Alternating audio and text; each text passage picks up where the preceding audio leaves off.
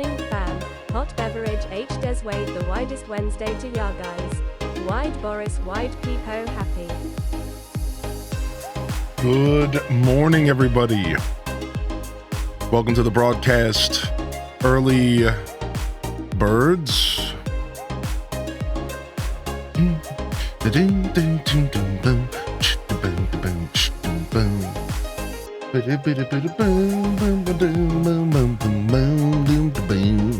Dude, this remix does go in. We'll go ahead and run that intro.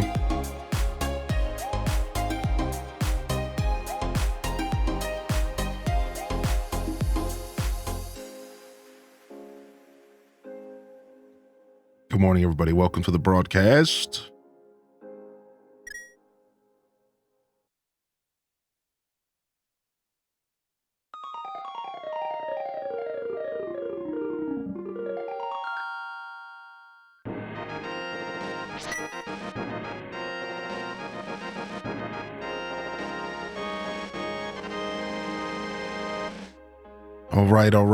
All right. We made it. We're back. Happy Wednesday, everybody. And good morning. Thanks for uploading the direct reaction to YouTube. Yeah. Yes, no worries. I love doing commentary over directs. Yeah. We made a point to get it on YouTube as fast as possible as well. I think that's pretty nice for those who missed the direct same day upload. I think that's pretty nice for y'all. Yo, Kita Bonita, good morning. Thank you, Chell Dog, for 26, and welcome to the broadcast. Thank you so much, Chell Dog. Good morning, Cast Assassinator, Star, Bowels Break, the pre-gamers. Can't express my gratitude enough. Thanks for hanging out. Thanks for your patience. Got here decently early today. We're getting there. We're bringing it back down to 8. We're bringing it back down. We got Taco in the house. Irish Winters. Welcome to the show. Kita Bonita, Cindy Alice, Oodle Doodles. Welcome in here. Good to see you today. Meg C, Raven, Rachel. How you been, Raven Rachel? Yo, good to see you wiggling in the chat. Joopy San. Yo, good to see you, Joopy. How you been? Ham Labs, the Hammy, is coming in with a tier 2 for 13 months, dude. No way. Has it really been that long? It don't feel like that, you know? It just don't. What the heck? Yo, Prager, good morning. H-Des Sips. Let me get some water real quick. Yeah.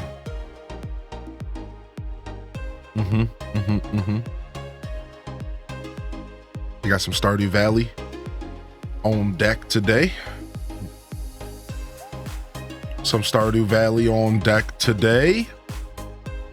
Marshmelly Melly Mel, good morning. Pine Crossing, good morning.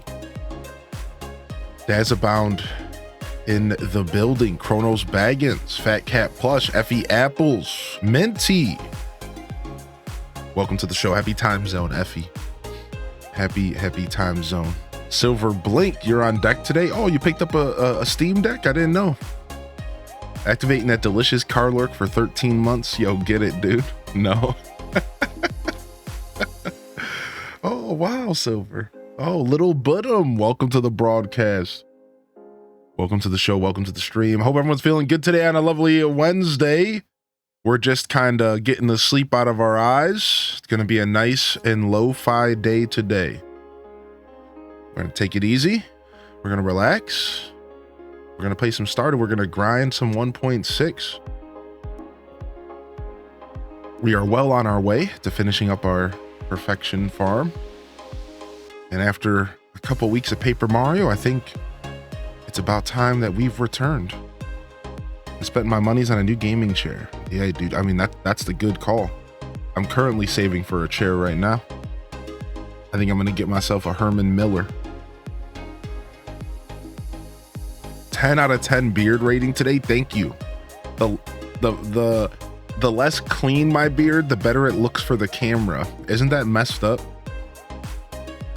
the less I doctor up and clean my beard, the better it looks for the stupid webcam. It's because it's a webcam. Webcams don't capture the light and the detail properly. So when I have like a really good beard day that I pamper and I like oil, you guys can't see that because it's like the camera just can't grab it. Good morning, Hillian. Happy So when my beard's the greasiest and the dirtiest, for some reason it helps the camera like better be able to grab it.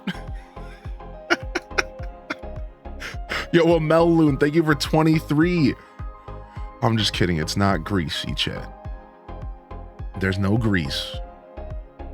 Maybe a little. What's up, Nug Isle? Good morning. Don't make me jealous now with that chair. Well, I don't have it yet, but I'll make a point to keep the praises low. Once I do get it, I'll keep you in mind, my friend. Yo, Amel, thank you for 23, Amel. Thank you so much. How you doing today? Good morning, everybody. The pollen is destroying you this year. Yeah, I destroyed my voice this week and it's just not coming back. I needed to do some honey and tea last night, but I didn't. So yeah, my voice is shot this week for some reason. Yucky Greasebeard. Greasebeard would be my pirate name. Yar. Oh my gosh. Everyone, hide your video games and hide your little Debbie snacks. It's Greasebeard off the port. Yar. Give it up or taste the wrath. Yo, Ellie Autumn, good morning. Welcome to the broadcast today with yo, Hylian Hero. Thank you for the biddies, dude. Welcome in, welcome in. I be here for the snack cakes, the little Debbie cosmic brownies. Yar, or my name ain't Greasebeard. Why is a train beside my name? That means that you recently started a hype train on my channel. You were the most recent train conductor, meaning you were the most recent hype train starter. Probably yesterday? Maybe the day before. Sparrow or Jones? Chew MF Chew. Yeah, so you were the train conductor. So you can also have a little purple train next to your name, and that means that you were the previous hype train conductor, and it like rotates to different people. Yo, Candy Boo, good morning. What's up? What's up, Boo Thang? Yo, Mega C, good morning. Welcome to the show. Hope everyone's feeling good today. This song is definitely very much the embodiment of Wiggles. Let me go ahead and get my Discord post going. I almost forgot. I almost done forgot about the let people know we're live thing on the Discords. Let's go ahead and do that real quick.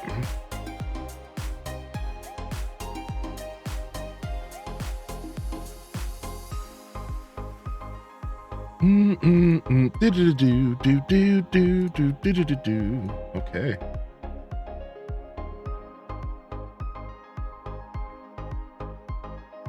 Okay, sick. What's up, Mama Jamma? Welcome to the broadcast. I missed this community when I left to take a break. Yeah, you got to take a break sometimes. Yeah, no worries. I'm glad you did. I'm proud of you for identifying that a break was needed to be taken.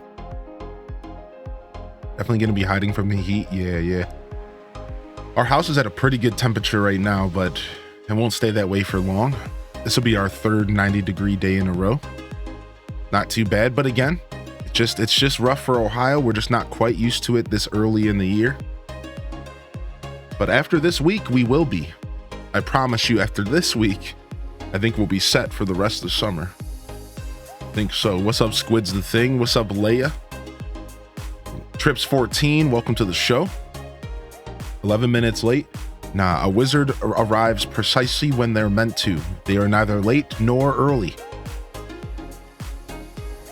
What's up, Starling? Good morning. Good morning, Dweeby Gamer Mom K. What's up? What's up, HGG fam? Good to see you, Dweeby. Thank you so much for popping in. And thanks again for the raid love the other day. I really do appreciate you bringing the fam on in here. That was very, very kind of you. That was very, very, very kind of you. Thank you very much. I think we have to go ahead and get wide. Yeah. I think it's that time. I believe today is Wednesday. And on Wednesdays, we do something special here. If this is your first time in the chat, all you have to do is get wide. Unbuckle those pants like it's Thursday and it's Thanksgiving on a crisp November morning, and you just ate a bunch of food even though the turkey's not done yet, because I don't know why you would do that. You would ruin your Thanksgiving meal by eating a bunch in the morning. You're supposed to save your appetite, but it doesn't matter because we're staying wide. As wide as possibly you can be. So use your widest emotes of the people variety. I wanna see those wide emotes in the chat. Come on, where you at? It doesn't matter if it's cat jams or goofy Shrek pleases or wide Borises or Peepo happies. As long as it's a stretched out emote that is all distorted and goofy looking, I don't care what it is, just put it in the chat. Yeah.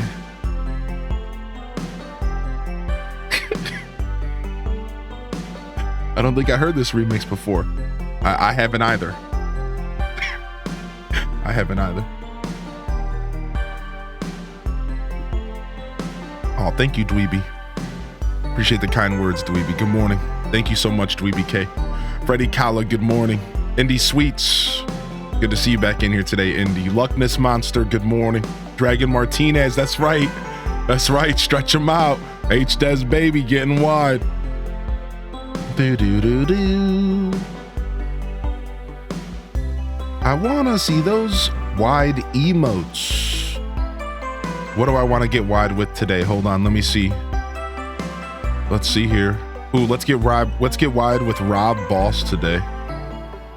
Yeah, boom. Yo, good morning, Liz. Welcome to the show today, Liz. What's up, Blinksy? Welcome to the show today, Blinksy. Woke up this morning still wondering if yesterday's direct was real. We did eat pretty good for that direct yesterday. We did eat pretty good. It was actually one of the best Nintendo Directs I've reacted to in 5 years. It's in the top 3. And that's how you get wide, my friends. And that's how you get wide. Let's go play some video games. Let's jump over and we can figure out the rest from there. All right. Let me go ahead and grab our Stardew Valley soundtrack. We'll go ahead and we'll throw up the original soundtrack today. And we'll get that going here in a minute. But before we do that, let's jump into our game. Stardew Valley, we're here. Let's go ahead and say hello to the alien.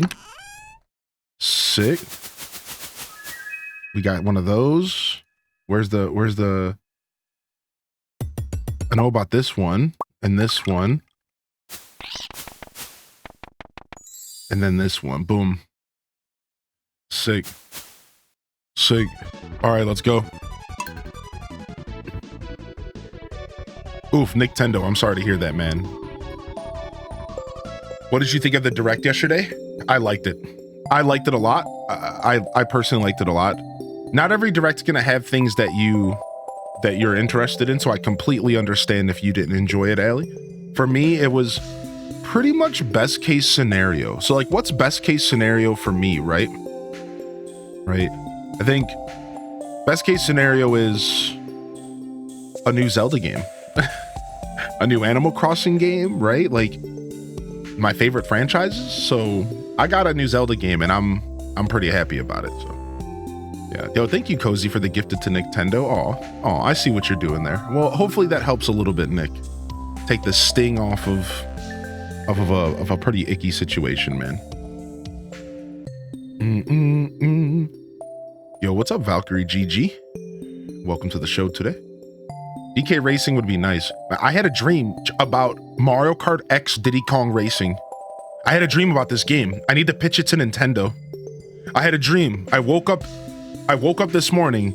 I had a dream. I was playing a game that was Mario Kart X Diddy Kong Racing, and it was a whole cast of Mario Kart characters and the whole cast of Diddy Kong Racing characters, and you could choose whatever you wanted. Like, so you would, that was like the gimmick. The gimmick was that it was like 15 racers from Mario Kart and 15 racers from Diddy Kong Racing, and it was a Mario Kart game but it also had elements from Diddy Kong Racing. So there was like a plane mode, a boat mode, but there was also like classic Mario Kart shells and items. It was like this, like I don't know, man. My brain is on it, dude. Like you're just reminding me of this. I forgot. I had this dream last night, like about Mario Kart X Diddy Kong Racing and how it would be the best thing ever. Was WizPig there? No. Thank goodness I wasn't dreaming about WizPig, dude. I don't want to dream about him. All right, dude. What the heck, dude? Yo, what's up, Pottery by Kelsey? The slightly racist element. Yeah, a little bit racist. Yeah, just a little bit. What's up, Fuzzy Dimples? Good morning. What's up, Fancy Mum? Welcome to the show today, and welcome to the broadcast. Good morning, everybody. And welcome, and thank you, Cozy, again for the love. I appreciate that. Thank you so much. Yes, I enjoyed the direct. I think that Zelda game is really, really, really gonna be good, man. I grew up playing the 2D Zeldas. I can't stress this enough. There's a part of me that almost feels like 2D Zeldas are I like 2D Zeldas more than 3D. Like, to an extent. You guys have all heard me, a lot of y'all that have been here for a long time. It's like, I used to say my favorite Zelda was A Link to the Past. My top 3 used to include A Link to the Past and Link's Awakening. My top 5 definitely includes both of those games. So it's like, as much as I love 3D Zelda, like, you better believe, like, I'm clearly obsessed with Wind Waker. I'm clearly obsessed with Twilight, or Tears of the Kingdom, and Twilight as well. Ocarina of Time. But there's something very special about 2D Zelda. It's always going to have a space in my heart. It's always going to be like my favorite thing. Link's Awakening was the first Zelda I ever played. A Link to the Past was the first Zelda I ever beat. I played the Oracles games like it was a religion. I played the Oracle games non-stop. I probably played through Oracles of Ages and Seasons like 7 times as a child, at least. Like, these games are so important to me as a gamer and like who I was growing up. Minish Cap, I played at least 3 times growing up. Like, that game came a little later as I was getting older. It's like, they really are special games to me. So to see them giving the 2D Zelda love, like, oh, I've only played A Link Between Worlds twice. I need to play that game again on stream. I think we will. I'm thinking that game might need to show up for the marathon. If not, the chat can maybe vote on it. But yeah, anyways, I'm getting ahead of myself. The point is I am excited for that Zelda game. I am excited for that Zelda game. I am excited, dude. It's gonna be dope.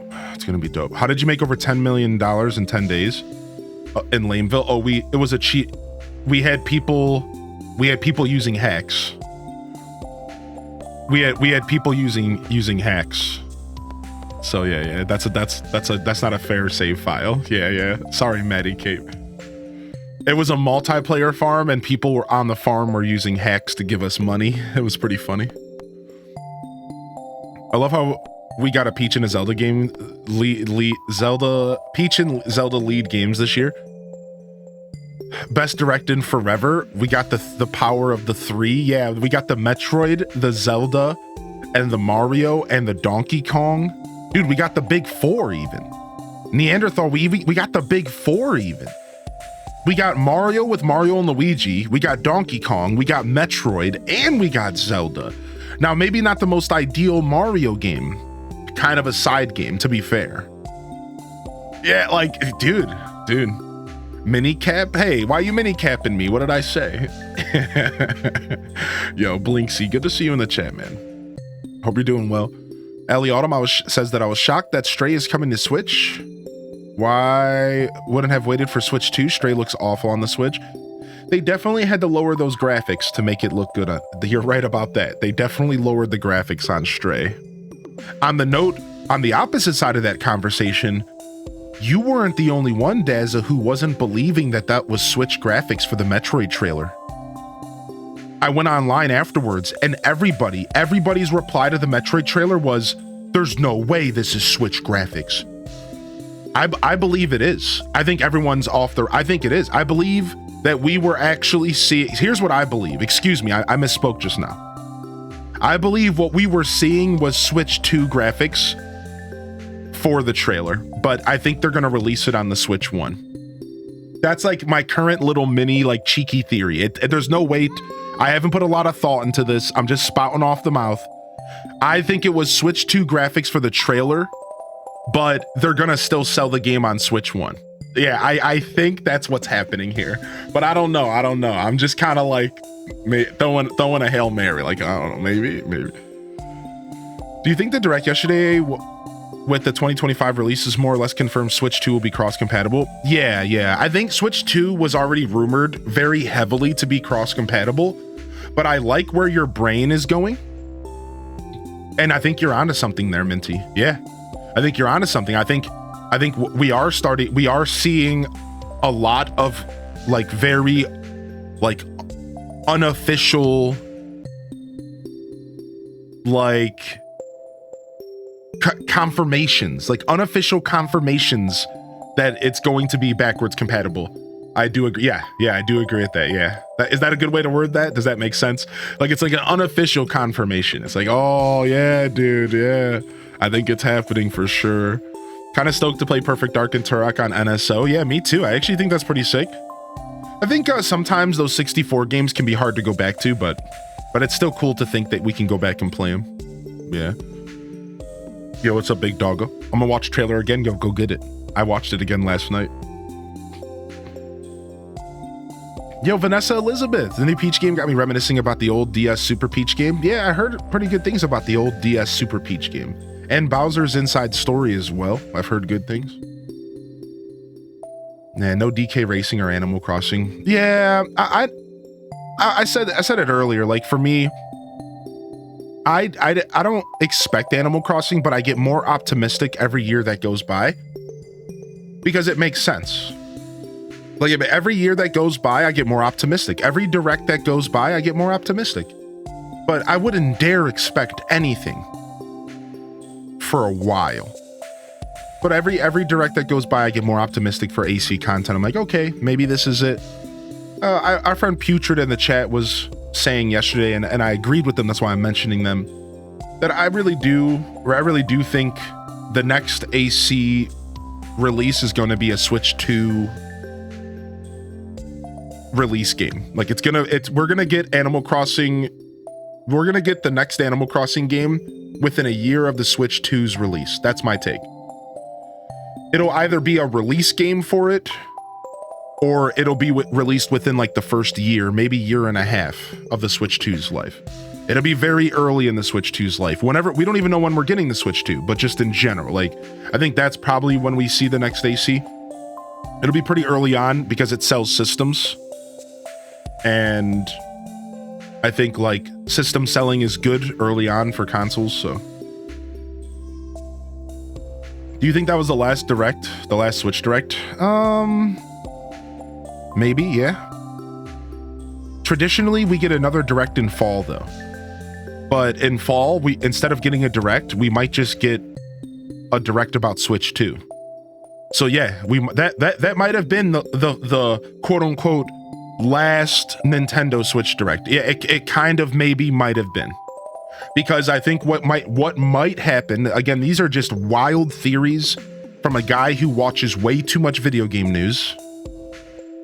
I think what could happen is that in fall, instead of getting a traditional direct in fall, they do a Switch 2 direct and they showcase the Switch 2 and they talk about it, and then they give us like an indie world or something. One of those, you know, like a partner direct or an indie world, something that like maybe sells some other games, reminds us of games they're selling in Christmas. So I don't know, maybe that's like my theory. My theory is like, if maybe one more Nintendo Switch direct in fall, maybe not. Maybe the next direct is focused on new hardware. Who knows, right? It's certainly fun to speculate where we're going from here. I don't think the Switch is done yet though, chat. I think if you're excited for a Switch 2, I think you should temper those expectations, because I don't think we see Switch 2 till the end of next year at this point. It's a little bit hard to gauge, but like, I don't think we see it till the end. I don't think they feel the need to sell us the Switch 2 yet right away. They just dropped a lot of bangers, man. And they just advertised the new Zelda game for this September coming up. Like, I don't know, like, we might not see the new Switch until like Christmas next year. We might not. It kind of feels icky saying that out loud. I hope I'm wrong. My original theory was fall 2020, or sorry, my original theory was spring 2025. So just for the record, that was my original theory for a long time. Spring 2025. But I'm starting to think that like it could be closer to winter 2025. That's just like, I don't know. I'm just starting to get a vibe like maybe they don't. It just feels more and more like they don't feel the need to rush into the Switch 2. They won't want to knock the wind out of their sails after that direct. The only thing that would be if they were like, all these titles will be enhanced on the Switch 2. Right, exactly. Or exactly, right. Like, so you're making me realize that we might not even see the Switch 2 until spring next year. Yeah, you're kind of making me realize that, you know, we might not even see the Switch 2 until spring next year. Imagine like March, or like maybe even like February next year. They're like, they give us the first trailer for the Switch 2 right at the end of their fiscal year. And then they give us like a release date in June next year for Christmas. Like that, like, right? Like that kind of sounds like a plausible scenario. I don't know. Again, it's fun to think about, but we have no idea. What have they got left in the Switch? Well, they just announced a lot of stuff for this year, and Donkey Kong doesn't release until January. So Donkey Kong's a 2025 game. Metroid Prime 4 is a 2025 game. That's why I'm saying this, chat. It's like Metroid Prime 4 is 2025. Donkey Kong is 2025. Like, they're actually lining up games for next year again. It's like the Switch is never gonna go away. It's like they still got gas in the tank, dude. Like, they're still got gas. It's like when you're driving and you don't want to go to the gas station, but your tank just hit E, and all of a sudden you just have that moment where you look into the rear view mirror and you look at yourself and you're like, we're gonna push it another 3 miles. Dun dun dun. Like, we're not doing it yet. We're not stopping. We're not stopping. There's an episode of Seinfeld that's pretty funny about that, actually. What's your go-to gas station snack? I like pretzel. I like to grab a bag of peanut butter pretzels from gas stations. If you're talking about like a hot thing, it would probably be like one of those, like the roll-ups, the meat and cheese like roll-up things. Roller grill stuff. But I just like a bag of peanut butter pretzels. I love them. Switch has been super successful. There will be 100% a long transitional period of simultaneous releases. Yeah, 100% agreed with that. Yeah, I have actually thought of that a lot. Yeah, taquitos. Thank you. Yeah. Taquitos. Yeah, I agree with that. Daz. I've thought about that a lot, and I think the Switch is going to be supported alongside the Switch 2 for a while. Yeah, for like a while. I think you're right. Like, I think we're gonna see simultaneous releases for a long time. Like, and what we mean is, like, because it's gonna be backwards compatible, they're gonna release some games only for the Switch 2, but then they're gonna release some games for the Switch 1, and you can play them on both. Stuff like that. Like, yeah, I agree. I think we're gonna see a lot of that. Like, we'll probably see a Just Dance release for the Switch in like 2028. We'll probably see let me take that. We'll probably see a Just Dance release for the Switch in like 2034. I'm calling it. It'll be the last game to release on the Switch. It'll be like 2034, and they'll be like, Just Dance 2034 releasing for Nintendo Switch. Meanwhile, we're all talking about the Switch 3 at this point, and it'll be the last game to release on the Switch.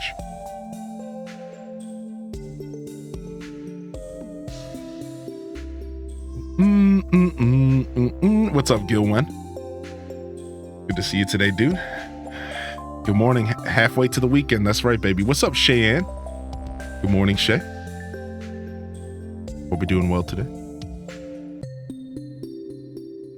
Don't forget Nintendo Sports. What's up, Kai the Trash Panda? Good to see you back in here, Kai. Lady of the Light, good morning. The fact that they only gave a year for Metroid makes me even more sure it's a Switch 2 launch title. Yeah, I found that a little bit odd. Running on fumes. All right, let's play some games. We can try to figure out how to play and continue to chat as we go forward, right? All right, day 23 of summer, year 4. Twitch Farm. 170 hours into this save file. Did they even stop releasing Just Dance on the Wii? They did, but it released on the Wii U last year. I swear there was a Just Dance game that released on the Wii U last year. It might have been 2 years ago. It's pretty funny. Spirits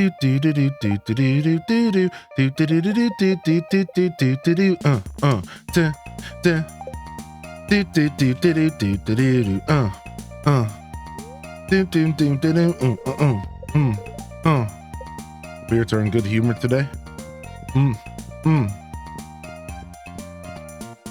Do do do do do do do do do do boo do boo boo do boo. All right, it's Tuesday. I know Cheese Day's Wednesday. The hat on your child, yeah, it's the squid hat. What's up, Ayla? All right. We got our mail machines in the nursery. Perfect. We got to start them young.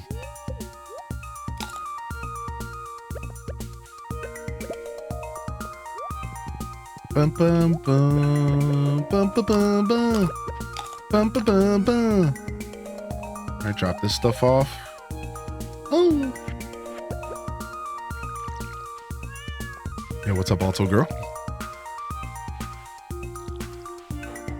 Empanadas.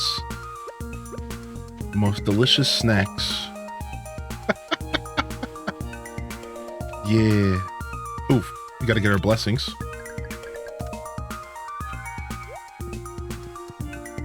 Empanadas.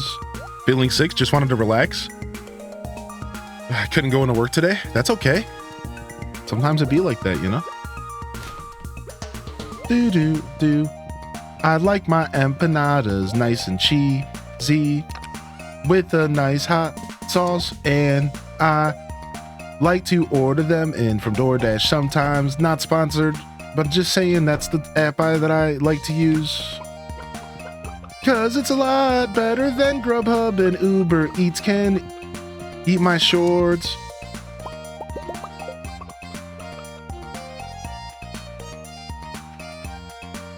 Oh, we closed the barns because we were running out of blue grass. Yeah, we have to check how much feed we have. Oh, oh, oh, oh, oh, oh, oh, oh. They're so cute, man. I love my little bottoms.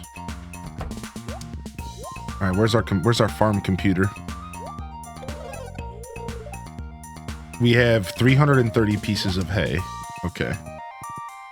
Yeah, I do have auto pet, but I still have to pet my ostriches because they are all newborns. So they're not at 5 hearts yet. Once I get them up to 5 hearts, because I want to get them to be at 5 hearts as fast as possible. And if you pet them yourselves, you get a little bit of a boost compared to if you pet them with the auto petter.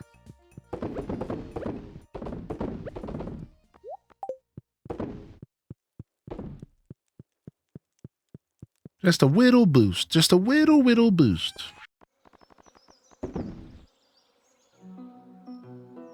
Currently working, but when 3 p.m. hits in about 15 minutes, probably going to zone out because I want to play Moonstone Island.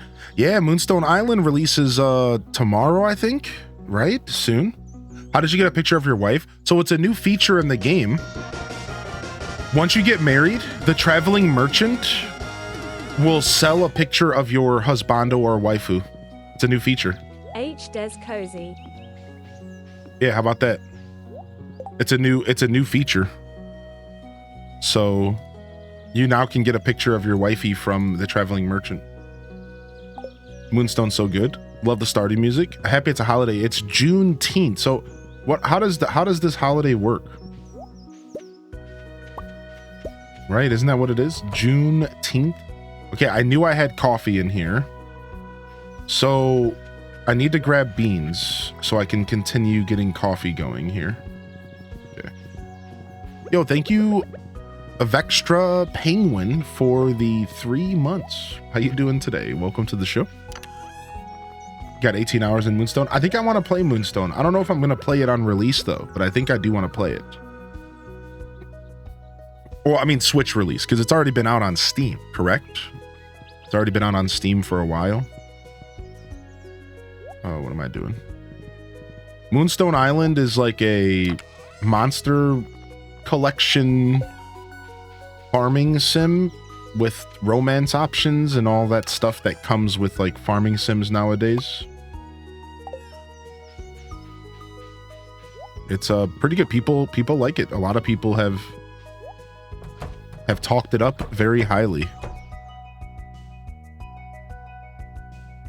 It's a national holiday that celebrates the day got rid of the last enslaved people in Texas. The war was over and they were free, thus making the day everyone in America got freedom. Ah, interesting. Juneteenth. So do some places get off of work and stuff for this? Yeah, I'm Eastern Standard Time Zone. Yeah. Yes.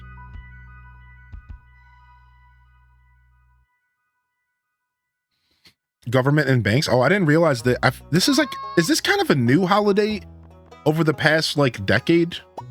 Or am I crazy? Oh, the game releases today. Oh, sick. Yeah, it's like a pretty new holiday. That's why I don't remember what this is. I remember talking about this last year. It's like a newer holiday that like wasn't observed when I was like a little kid, right? Not observed the way that it is now. Again, with like banks closing and stuff. Because yeah, it's finally being recognized. Yeah, that's what I thought. Because I'm like, dude, I vaguely remember this conversation last year as well. Thank you. Excuse my ignorance, and thank you, chat, for helping me figure this out. It's been a couple years now. Right, yeah. That's cool. I hope that whoever has off of work today is enjoying their day off. I appreciate y'all hanging out today. Thank you. Good morning, Talon says. So I watched the Metroid trailer a few times now. When she jumps out of the ship, there are some lighting effects I don't see often on the Switch. I'm wondering if the gameplay is actually from the Switch too, and they just don't say it. We've actually been talking about that all morning. Yeah, Talon, we think it is. My current theory is that it is Switch 2 graphics, but I still do believe the game is going to release on the original Switch. Yeah, I think that's my take. My take is that they are purposefully showing the Switch 2 graphics to make sure that people know that the game's going to be sick, but that it's still going to be releasing on the Switch, and it's still going to look good. It just might not look that good. The truth is that Retro Studios still got it. Retro Studios is infamous for taking the best out of systems. Like y'all have to realize that this is not Retro Studios' first rodeo. They've been around for a really long time. And like, they still got it. They are infamous for extracting everything that they can out of hardware. They're really, really, really talented studio. So that's why at first I didn't believe that it was Switch 2. At first I was like, nah. But then I went back and I watched it again and I was like, this could be Switch 2. Like, I went back and watched it again and was like, this could actually be Switch 2 graphics. Because it is a little bit too good. I do agree with y'all. But I wasn't even of that mind at first because I believe in Retro Studios so much.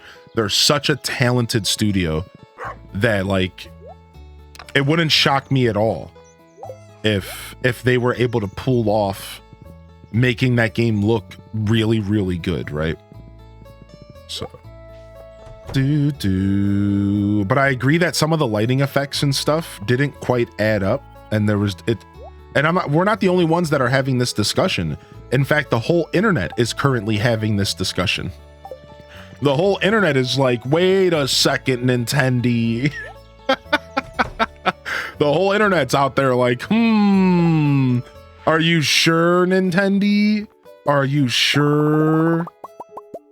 So it's definitely not just us. We are not the only ones speculating on this. I was curious if there's a recipe for bluegrass. There is, yeah. You get a recipe for bluegrass eventually. And it requires all new stuff. So fiber and then moss and mystic syrup. And mystic syrup only comes from the trees that you can have access to once you get forestry mastery. And it's relatively easy to make. And then you just have to give it time to spread. So that's what I'm doing now. I'm kind of giving it time to spread about before I open up my barns and stuff again. All right. So I know that we were doing a lot of lumberjacking because we're trying to get as much wood and then coal respectively as possible. Got those post-direct vibes and excited to chill with you all today. H-Des-Wiggle, H-Des-Cozy. Those post-direct vibes. Make it vibes. better would be a surprise drop of 1.6 on the Switch H-Desip. I know. I agree with that, Leafeon. I wonder if we'll see that within the next couple weeks. What's up, Leafeon? Thank you for 28. I got the same post-direct giddies, the bubblies.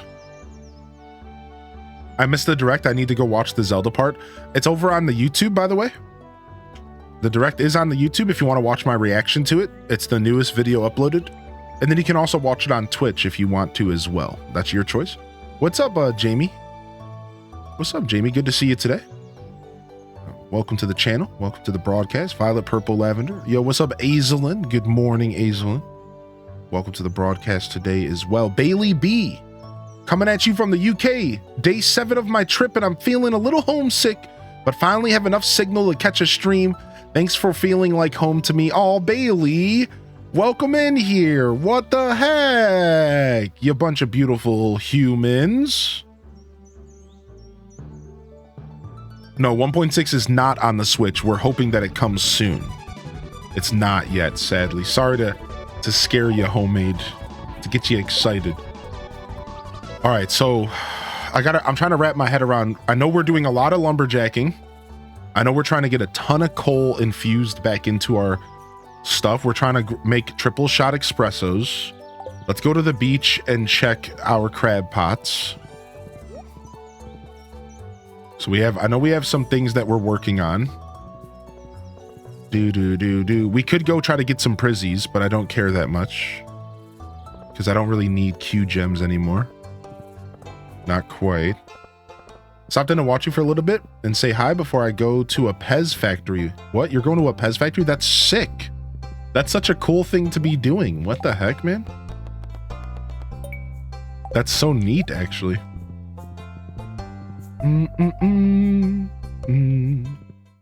Yeah, no worries, Bailey. Thanks for popping in. Enjoy a sub and hope you enjoy your vacation. Enjoy your vacation. So now, do I have to bait these anymore? I don't know if I have to bait them. I can't remember what the trait that I got was. Let me check. Resources required to craft crab pots reduced. Crab pots no longer produce junk, so I do need to bait them. Yeah. Sick.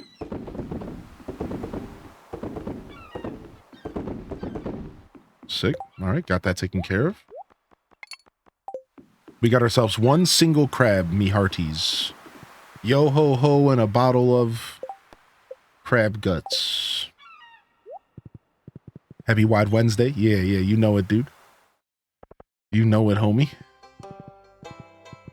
It's been fun but exhausting. We've been to London, Scotland, Northern Ireland, and Ireland. Oh my lord. I will say that I feel like vacations go like that very often, right? It's a lot of fun. You try to make the most of it, but then in turn, it ends up kind of being a little bit exhausting. Did the babe watch the direct? I believe they did, yeah. So they work, you know, they work through the day. But I believe they got a chance to catch some of it. And I know they watched it after, but I was kind of replying to watching it live. Yeah, and they have seen the direct. Yeah. A couple things that they're excited for sure. I'm gonna get them to play the Zelda game. I think they're interested, but because I think that Zelda game is gonna be a little less frustrating than Link's Awakening. So I think Link's Awakening is a bit of a harder game than people give it credit for because it's from an older era of gaming that really didn't hold back any punches, or, you know, didn't pull any punches. Whereas this Zelda game seems like it's gonna be a lot more approachable, and I think that's pretty cool. I think that's going to be a lot more approachable. So I was talking to them about it, how I want them to play it. Because I think Link's Awakening is a lot more difficult than people give it credit for. Like that game will kind of put you through the ringer. I don't think this new Zelda game is going to be like that. I think it's going to be very much approachable. What? Yo, what's up, weirdo of kings? True about difficulty. Watching Dazza get stuck has been a blast. Yeah, that game will get you, right? So this game seems like it's going to be a little bit more casual, a little bit more carefree, but still have a couple difficult moments, right? So, anyone besides me excited for Hello Kitty? The whole community blew up. The whole community blew up about Hello Kitty. Meanwhile, I protested that I will not be playing it. I'm not playing Hello Kitty. I won't do it. Link's Awakening while I'm back home for the week. A few years late, I'm starting in. Oh, I'm so glad you're playing it though. I'm assuming you're playing the remake, right, Random? I'm assuming. Lies. The game doesn't come out till 2025. Thank God. Thank God I don't have to think about that game until 2025. When I will not play it and have to be very, very firm on my stance.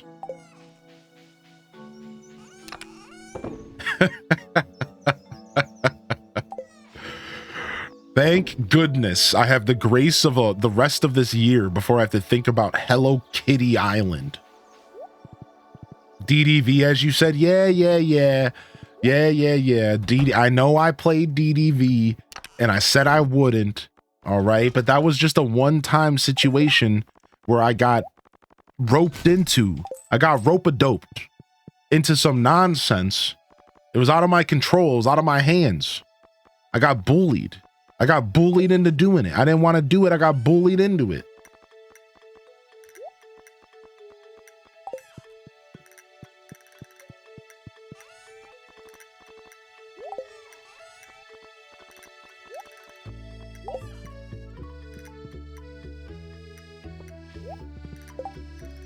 Just remember, we have Marbles game coming up in the 24-hour stream. The winner might just pick Hello Kitty Island. History can repeat itself. What's up, M-Chew? Remind me. Get out of here. Get out of here. Yo, what's up, Sailor Zelda? How you doing today? Good morning. I'm absolutely playing Hello Kitty just for Karo Karopi. Wolf Dad Duke says, I finished the game year 3. Grandpa's proud of me, patted my back, and raccoons did a song and a dance for me. I love this game. Wolf Dad, welcome back, dude. Congratulations. Congratulations on getting your raccoon song. I hope there's more content than the Mac version. I loved it, but I got bored quick. Yo, good morning, Sater. Good to see you today, Sater. Hope you're doing well. Ruby, good morning, just Ruby. Imagine Hello Kitty for Dead by Daylight. Hello Kitty, survivor or killer. Playing it for Karo P. Batsy Madu. My user was originally Batsy Madi because I love him. And Choco Cat. What's up, Rebecca? Happy Tuesday. Been looking for jobs, so been gone a lot. Hey, yo, do your thing. Do your best. Job hunting can be a bit stressful. Take it a day at a time. Yo, good morning, Bitsem. Good morning, Stella. Welcome in here, Wolf Dad, M Chu, Joopy San. Hope y'all are feeling good today. Good morning, fam. We're just diving back into our Stardew Valley 1.6 grind. We're on the golden clock grind is what we're on right now. I just got distracted. What was I gonna do? Oh, I need to start looking at what crops because I want to get I want to get this star that I'm missing. We need to ship 15 of each crop, so we need to look and see what crops that we need to ship. It's crops that we grow, and we need to write them down real quick, and then we're gonna start growing them in clay pots, or on Ginger Island or wherever we want. We're gonna start growing. We're gonna start growing these. We could do it in our house, doesn't matter, but always good to come home to Hylian. Aw. Playing for Peckle. He's the duck in Sanrio. Having way too much fun thinking about these things. I've been playing Poot and enjoying it so far. I just started Subnautica yesterday. No way. Makes me think of your old night streams. I want to play Subnautica again, man. I wanted to play that game again for a while, but I'm just kind of holding off for now. So we need to sell 15 of every crop. Is that what polyculture is? Yeah, ship 15 of each crop. I think I already know what crops I failed to do this on. It's not many. It's not many that I've failed to do this on.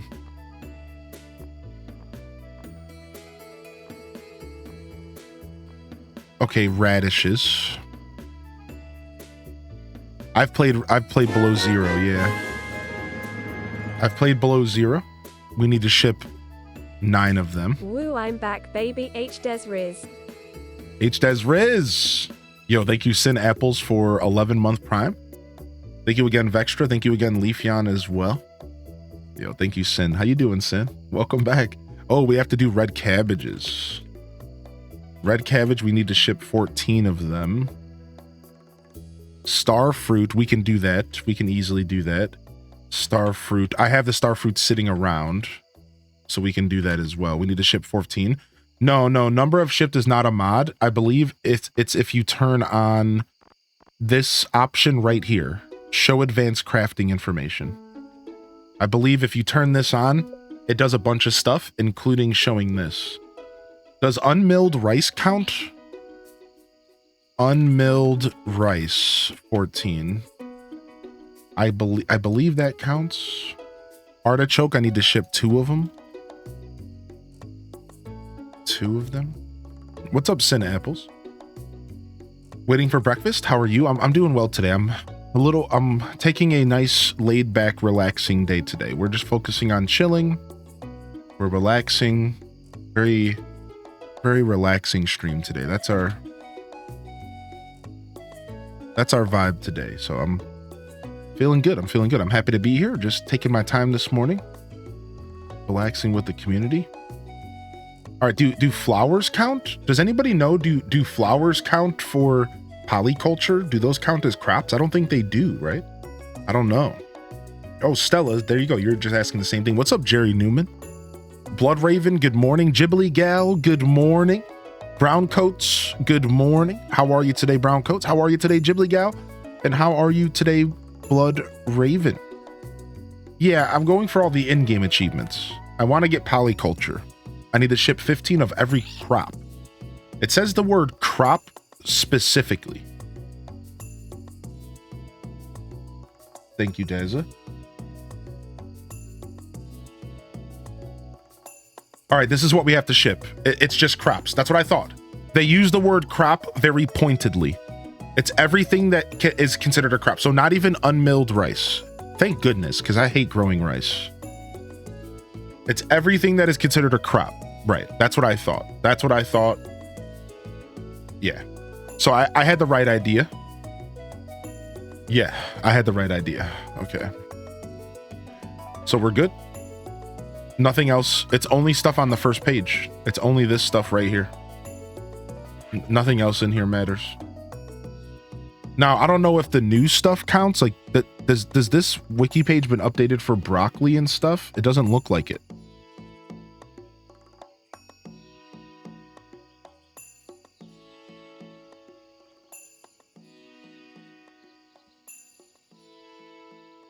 Nope. Yeah, they didn't. So that hasn't been updated.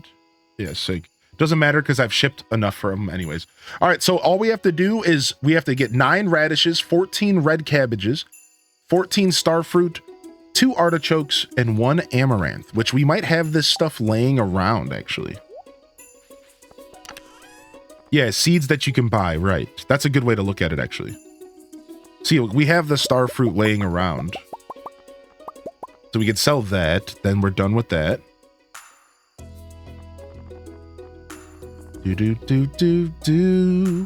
I know we don't have the red cabbage. The red cabbage is the one that I know for a fact I'm gonna have to grow. Yo, what's up, Plexers? All right, I believe I might have some of this stuff in here. There's 4 red cabbages there. There's a single amaranth, done. There's 2 artichokes, done. Radishes.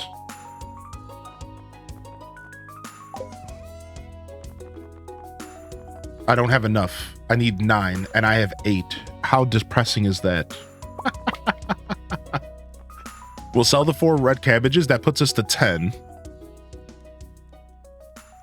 And I need 1 radish and then we're done with polyculture. I knew I was close. In fact, I was kind of shocked that I didn't already have polyculture. So when I noticed I didn't have polyculture, I was actually kind of shocked because I'm like, how do I not have this? Here's another red cabbage that puts us up to needing 9 of them.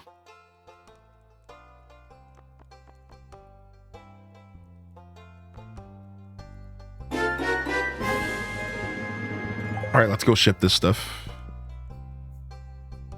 Here we are, 5-year anniversary. Proud to be a member of this community and getting to know you all. Much love to the chat fam. Dude, no mods, way. And of course, Helio. Tales from the Fandom with 60 stinking months. 60 stinking months, dude. What in the tarnation? Thank you, man. Thanks for sticking with me. It's been quite the journey.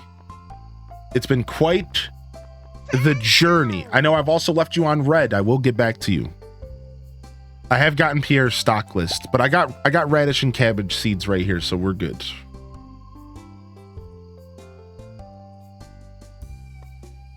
Thank you so much, dude.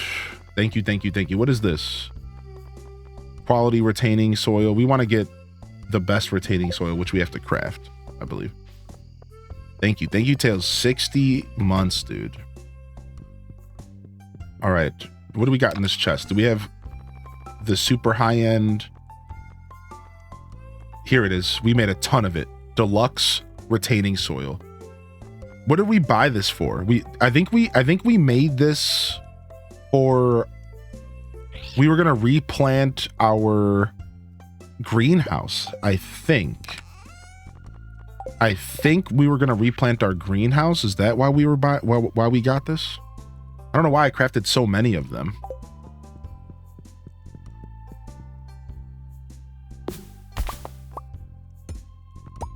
All right, let's grab these. And how many more clay pots can we make?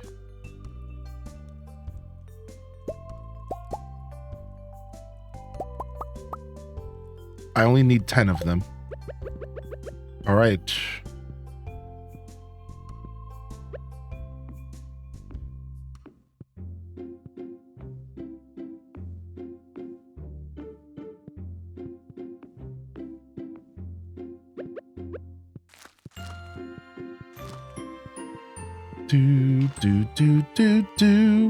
What are your thoughts? Do you plan to play lots? Do you plan to do lots of playthroughs of Haunted Chocolatier? I mean, I can tell you right now, for sure. Now, I don't know what to expect because we don't know much about that game. But I can tell you right now that Haunted Chocolatier will be showcased on this channel.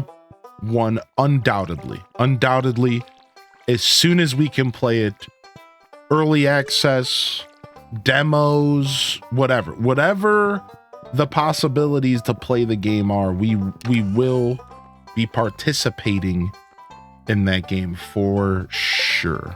For sure. Ba-dam, ba-dam, ba-dam, ba-dam. I know the direct was yesterday, but can we once again talk about The Legend of Zelda and the Echoes of Wisdom? Still over the moon by it? Yeah, me too, man. I'm so excited about it. All right, we got that going. Yesterday's stream was fun. Yeah, it was. We played that Zelda game. You're over here playing Cozy Game while I'm hearing Metal Gear Solid sweating. You're playing Metal Gear Solid sweating bullets? Wait, what Metal Gear are you playing, dude? Nice.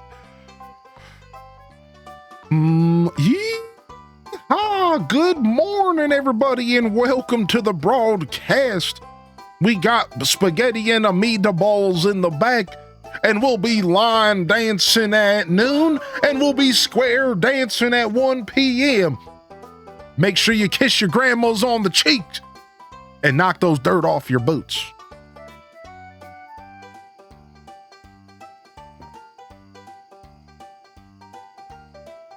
You're playing Metal Gear 5, dude. Nice. I never beat it either. I gotta go back and play Metal Gear 5. I think about it all the time. Dude, I'm so excited, Blood Raven. I'm so excited. Super, super excited. Thank you again, Tails. Thank you, Tails. Just making sure I didn't miss too much in the chat here. Doing good. Hoping for an easy work day. I feel that. What's up, K-Shay, baby? What's up, Instant Banana? Instant Banana. Good to see you here, man. All right, sick. Are you jumping on the massive hype around for a game currently? No, not at all. You're talking about Elden Ring, right? No, not even close. Not that I'm against Elden Ring. I just don't plan to play those games until I'm on my own time.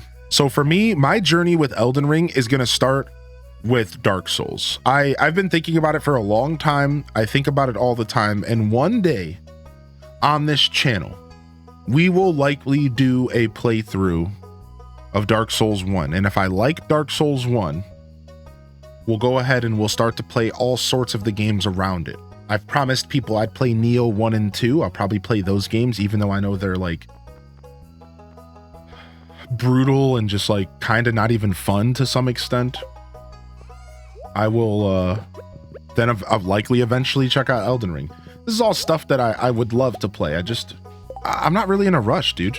I'm the guy that's always played games like 8 years later. I do that. Like, that's who I've always been.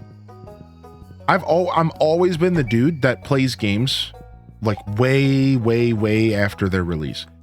Now, becoming a streamer has changed that a little bit. As you all know, sometimes you have to strike while the iron's hot.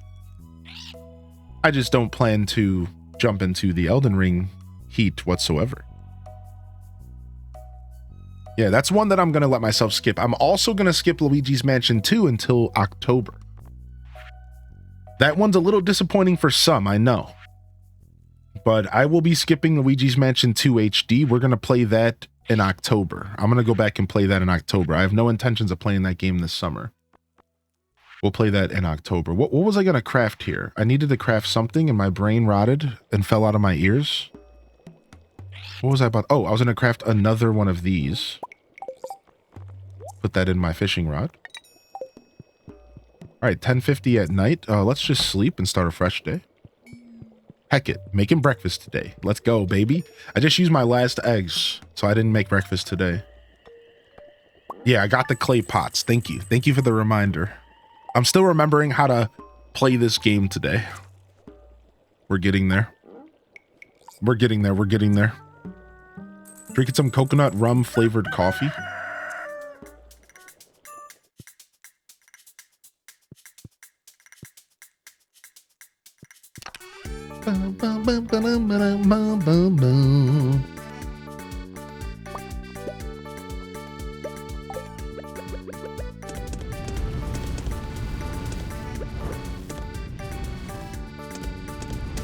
Get some of this stuff going.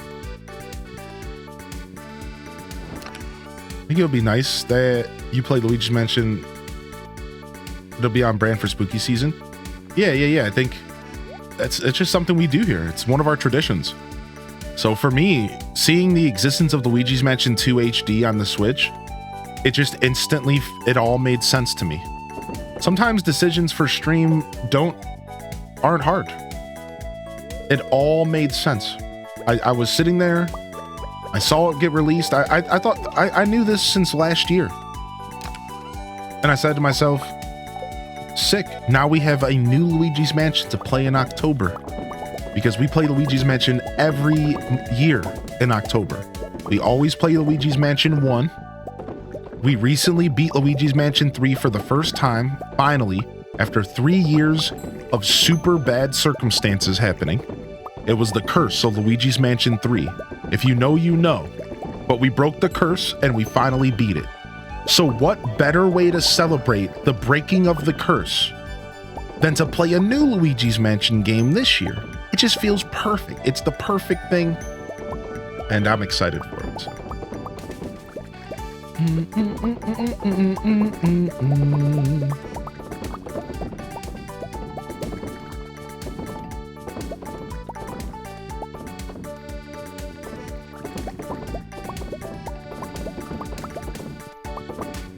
How much did she sell for? I'll tell you in just a sec. Let me make sure I didn't miss any. Hey, give me 1 second. Yeah. I'll get them on YouTube for sure. I'll 100% get YouTube VODs on YouTube. Now, I do have them all available in a collection on Twitch that I could share with you if you want. If you would like to go back and watch some of my original Luigi's Mansion 1 playthroughs. I do have them all in a collection. I think I have 3 years worth.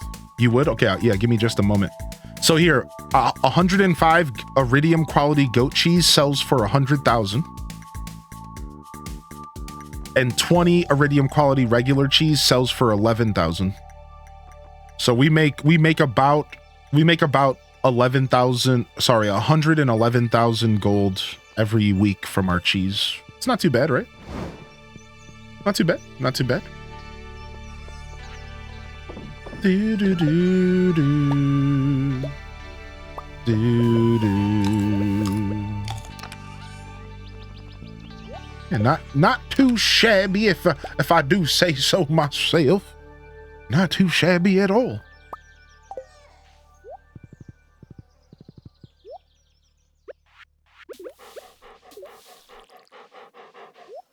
So Cheese Day, Grommet, is Wednesday. All right, let's go take care of our animals. Yeah, same here, Irish Winter, same here. I love that game so much. At this point in my life, especially if you include stream, I have probably played Luigi's Mansion 1 maybe 30 times in my life. Maybe even pushing 40, man. All the way through. It's not a long game, so it's the perfect little morsel. Sometimes, and how many of y'all can relate to this? Jump in the chat. Let me know if you have a game. What is a game that you play because it's short, sweet, and it gives you satisfaction of just like beating a game? It's like coming home for like a quick little trip. Like what's a game that you have that you like you pick up and play just for the nostalgia, just for like the easy access? It's like, you know what, I'm gonna just do a playthrough of this game because I've played it 1,000 times.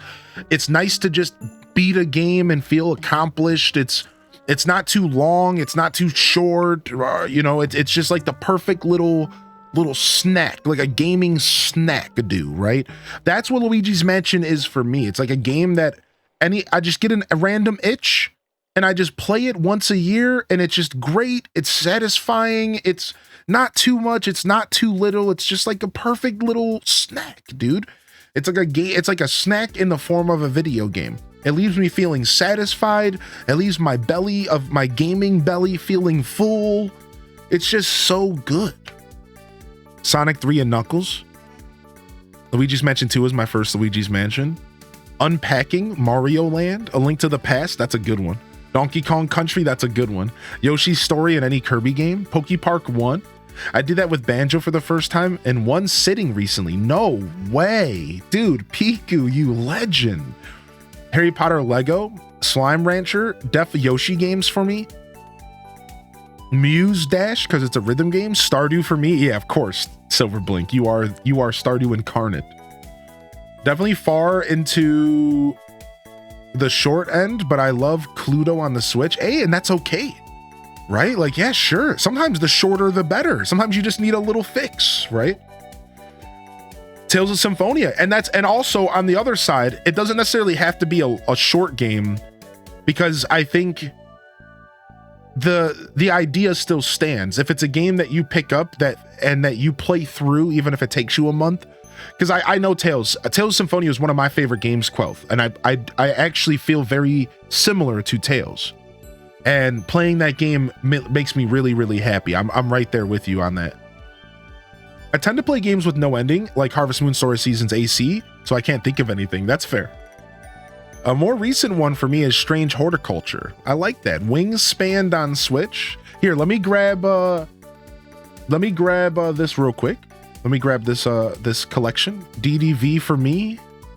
Mario Galaxy 1 and 2 a bunch of times. It can be bite-sized by doing one world at a time. Yeah, I like that.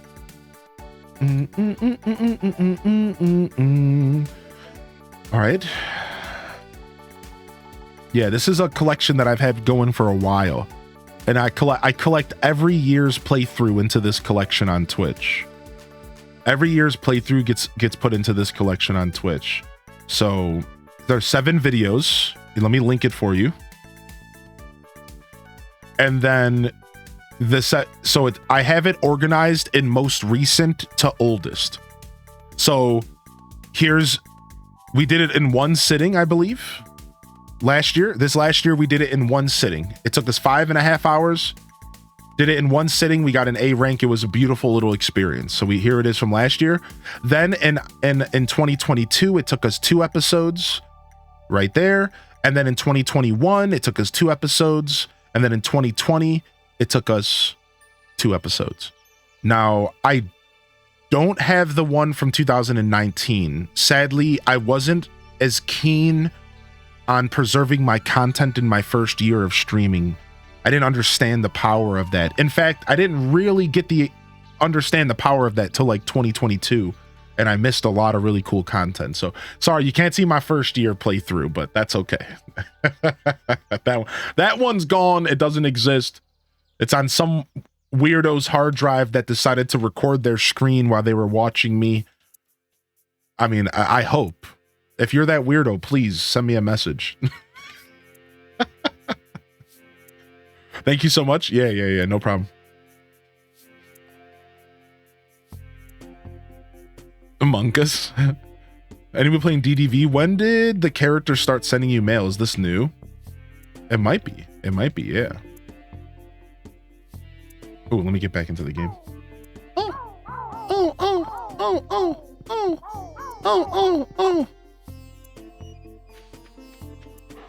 Do.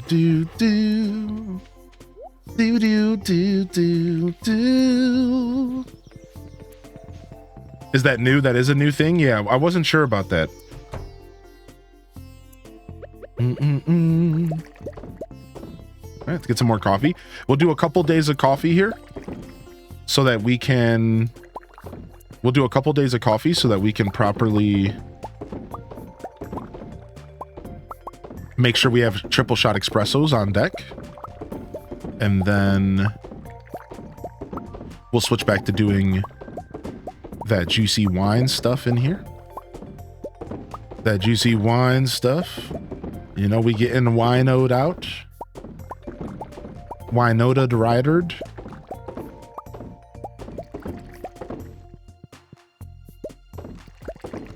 Don't be surprised if you see clips show up. Yeah, I don't mind at all. I love that. I think that's so cool. I think that's so neat. Be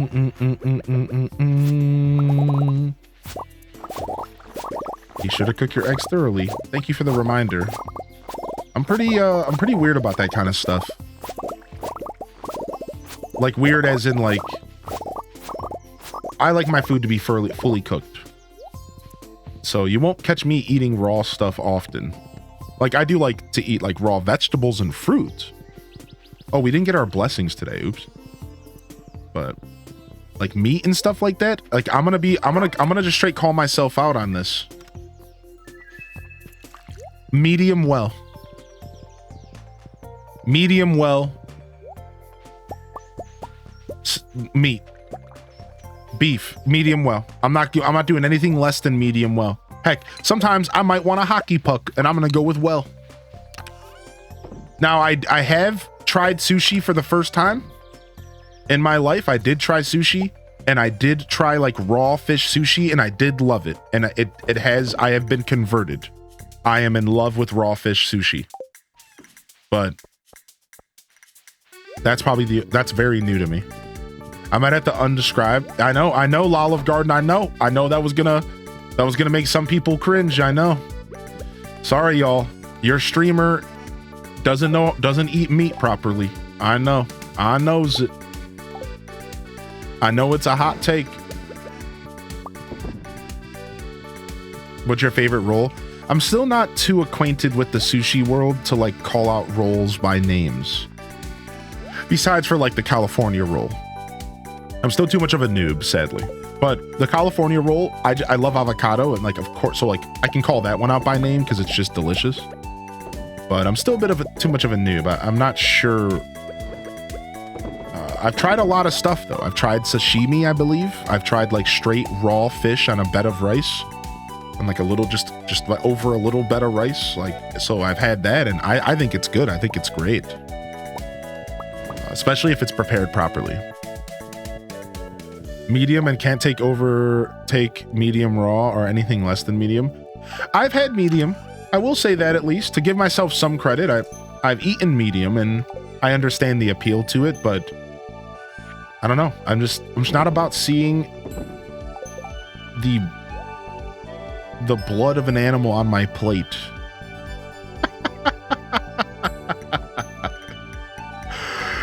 Like, I don't know, man. That's just me, man. I don't know.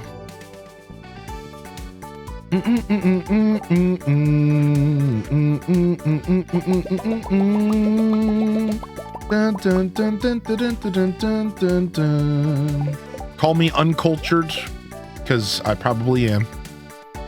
Spicy tuna. I do love tuna. I do love a tuna roll for sure. So I can talk about that. Like, so my favorite fish is salmon, and I love salmon. Anything with a salmon roll. Anything with the salmon roll, I'm into. Anything with tuna, I'm into. For sure.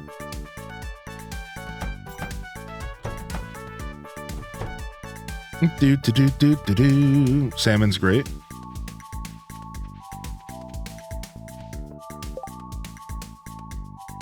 Yes, Mama Jamma. I being a cook, I do understand that, actually. Yeah.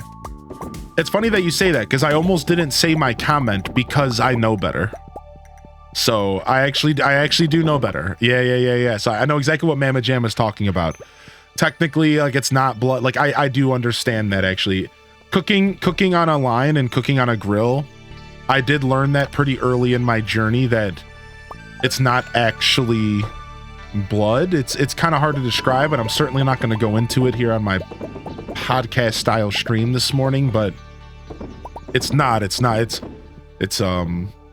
juices. It's just fat, and I don't even remember all the details, but I did learn that because of a chef. I had a pretty good couple chefs that actually sat down and taught me a lot. Instead of just giving me a recipe to cook, that actually sat down and like taught me things about food and cooking and like different cuisines. And I was very blessed, because this wasn't the kind of kitchen that you're going to get taught. It's the kind of kitchen you're going to work. But this guy like put me under his wing, like, more than once. I had two dudes. I was pretty much an apprentice twice in my life, under very phenomenal chefs. One that was a cold deli chef that had done all sorts of chefing in his life, but he was working at a deli, so he had to prepare cold food. It wasn't hot ticket order, it was cold ticket order, meaning food that was meant to be prepared and sold and reheated or eaten cold, right? And then I had another chef teach me on a hotline in a place that did to-order food, to-order cooking, right? So I've been blessed with a lot of knowledge and a lot of very wonderful individuals who helped me learn a lot about kitchens. Yeah. So I do know exactly what you're talking about. It's kind of funny. It's kind of funny that you mentioned that, because I was thinking to myself, should I even say this? Because this isn't actually accurate.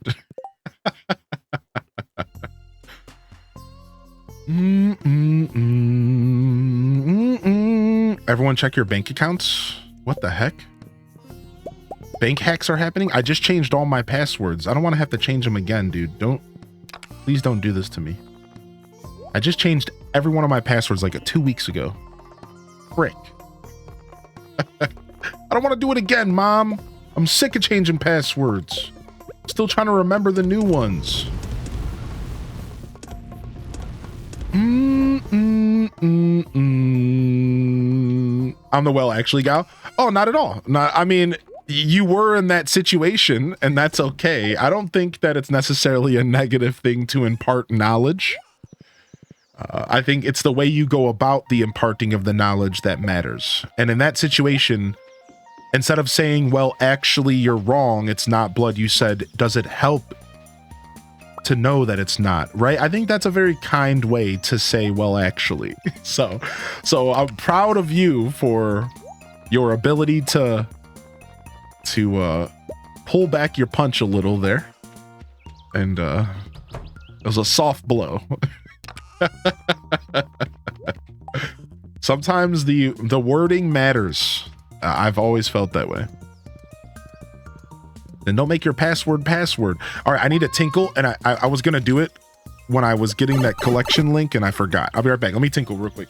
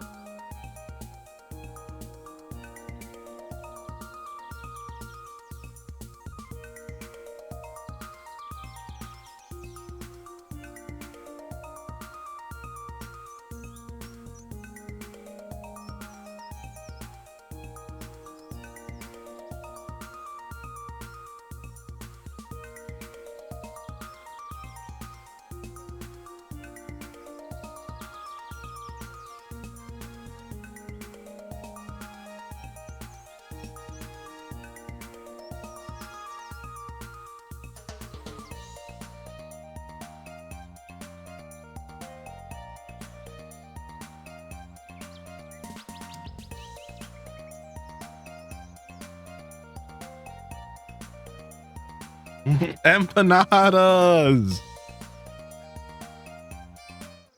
Oh my gosh, chat. I come back to the chat blowing up. How do you remember all your passwords? I'm at the point in my life where I have to write them down. Yeah, I know.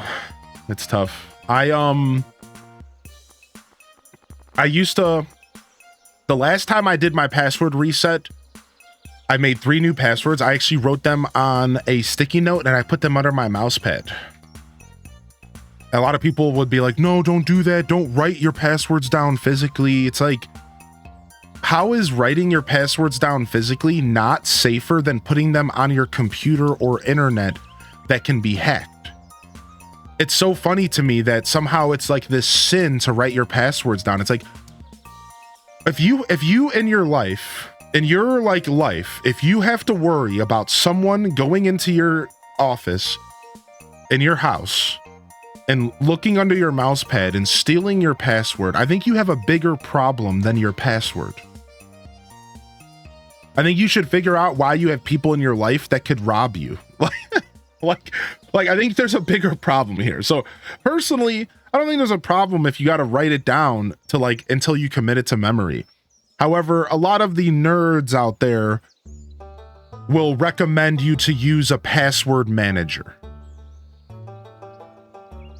So a password manager is like a thing you can get for like Google or Chrome in your browsers, or you can use like it's an actual thing you can download to your computer. So if you could use a password manager, and like I recommend that. It helps. They recommend passphrases instead of words. That's what I do. Yeah, that's actually what I do. I actually do massive like sentences and like phrases and stuff like that. That's what I do. So it's like super easy for me to remember, but then all I have to remember is like what kind of symbols or numbers I add to it, because I'll change out like a letter for a 0, or I'll add like numbers to it in the mix. So sometimes that can be hard to remember, but generally I've started using like phrases and sentences and stuff. It seems to be like a pretty good thing to do. Like my passwords right now are like 20 characters long. Like they're huge. They're like these 25, 30 character long. Like I'm sitting here like typing like a maniac. It's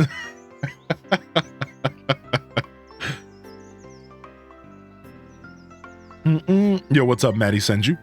By the way, what was the name of your first pet? Yo, get out of here. It was Reptar.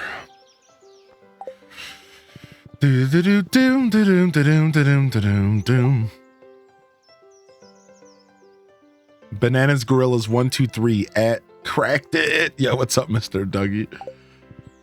All right, 5 p.m. Let's go and check the quarry for some woods.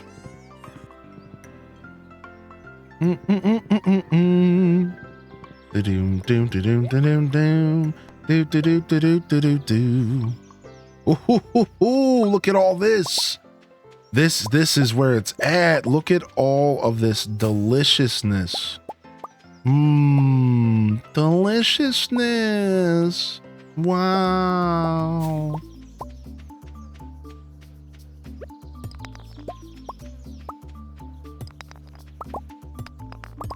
You smell that?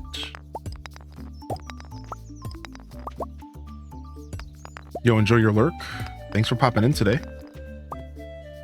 Do do do do do do do do do do do do do do do do beepity beepity beep beep boop beep.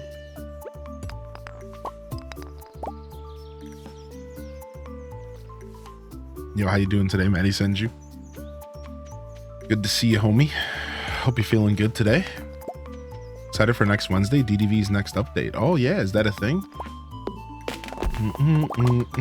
Have they announced it? Have they made it official?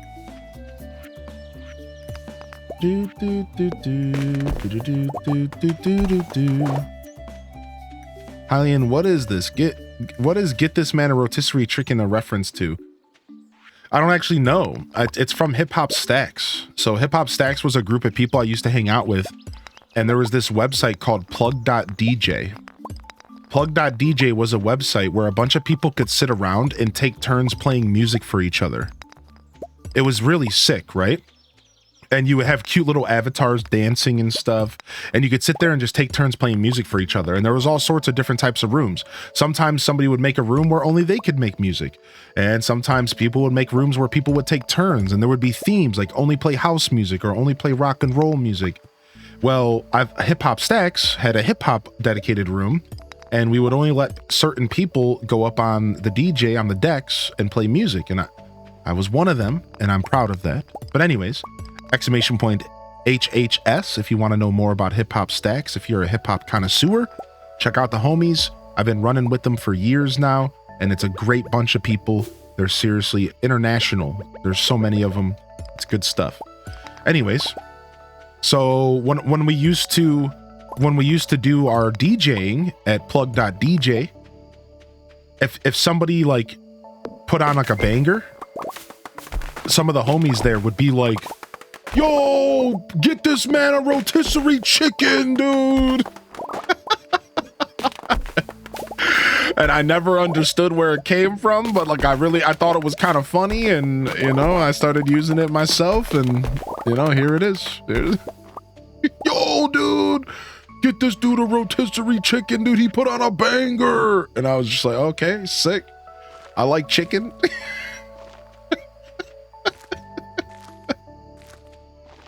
Because he be cooking, right? Yeah, I guess so, right? Regardless, there you go. That's the lore of the rotisserie chicken comment that I have commandeered for my broadcast.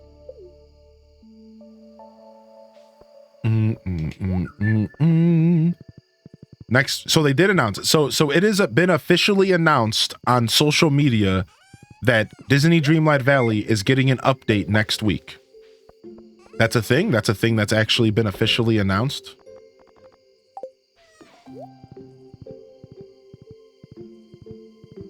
Dude, right? Look at that quote. Isn't that true, man? If only sitting restored my health. I'd be the healthiest dude around. Yeah, what's up, Mr. Will? Yes, and I'm hype. It's my first day back to work since 3 weeks. Holy heck, Cheyenne. I'm going through it, man. People can speak so effed up to customer service employees. Take it easy, Cheyenne. I'm sorry to hear you have to deal with that. Yeah, humans can be pretty disgusting, and it sucks, dude. I really do hope that you don't have to deal with too much of that today, homie. Yep, the Mulan update is on the 26th, and Mushu is official. They gave us Mushu. They gave us Mushu.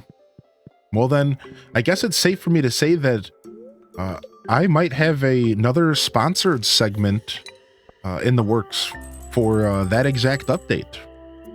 And we'll have to see if it comes to fruition, but how about that? So I'm pretty excited to be working with the Disney Dreamlight Valley team again. And we'll see. We'll see. It's not. I haven't signed any contracts yet, so it's not 100% yet. But yeah. How about that? Glad it's just live chat today. So pretty excited. And if things go as planned, I told y'all if I got a sponsorship, then you know what that means, right, chat? Like if I actually nail this sponsorship, if I actually go forward with it, you know what that means, right? What did I say? Do y'all remember what I said? Yeah, Dark Link remembers. If we get it, I will be officially buying the Deku Tree Lego set, and we will build it on stream. Yes, if I land this sponsorship and everything goes forward, then I will be purchasing the Deku Tree Lego set. I might even buy a second to give away, because I might get sponsored for 2 segments, not 1. So we'll see. I clearly can't say much else because I have to wait until contracts are signed and stuff. But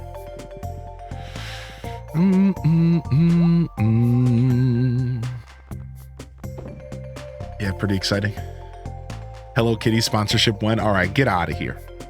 Get out of here. I mean, I would play Hello Kitty if they paid me. For the record, Hello Kitty. There we go. Y'all want me to play Hello Kitty? Send them an email and tell them to pay me.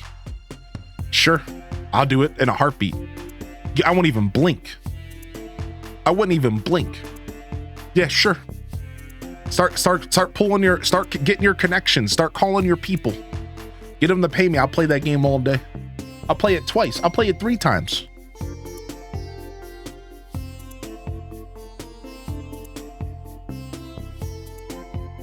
In fact, let me go ahead and just reply to this message now, since I'm a degenerate and I didn't reply to it over the past week. Let's see if we can get the ball rolling right now.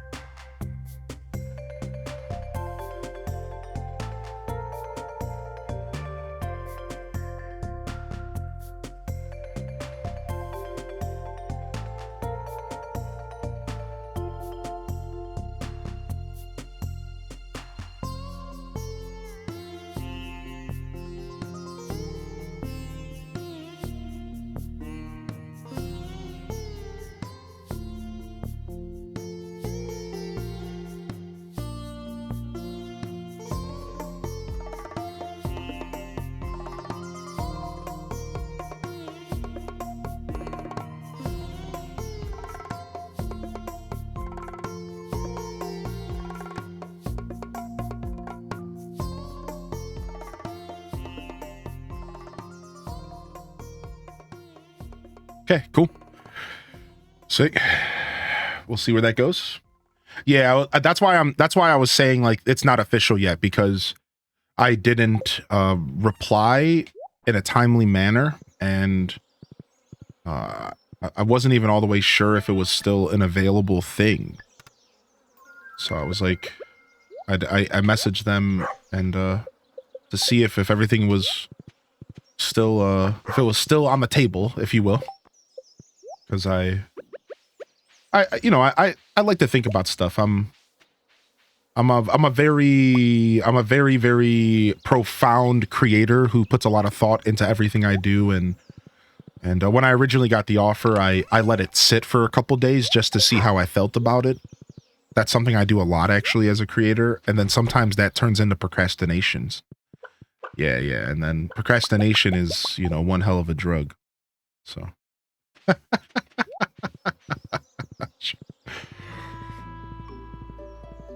Mm-mm. 210 left. Okay. Do you have a Ko-Fi? No, I don't have a Ko-Fi or anything like that. If you would like to support me, the ways that you could support my channel monetarily would be through donations, which a link can be found in the panels below, or !, I think, donate. It has a link as well. All donations go directly to my PayPal, and I don't even think PayPal really takes much of a cut from it. And if they do, it's very dismal. I don't think they do, though. I'm pretty sure they don't, unless it's like a certain amount. You also can support me through subscriptions here on Twitch. The price is going up soon, by the way, which is kind of sad. It's going to go up from $5 to $6. I get a bigger cut, so I'm getting technically a raise. However, 70 cents raised, to be transparent, but I mean, roughly. I'm sure there's like some semantics there that I'm not realizing, but whatever. Regardless, though, you can subscribe ahead of time. Before that happens, you can get up to 3 to 6 months ahead of, and at the current price. So if that is something you're interested in, I do encourage people to consider that. I don't really care what you do. I'm not trying to get more money out of you. I'm just reminding you that if you already plan on supporting, maybe consider getting yourself a 3 or a 6 month sub, because you can get it at a but cheaper before it goes up to the $6 number.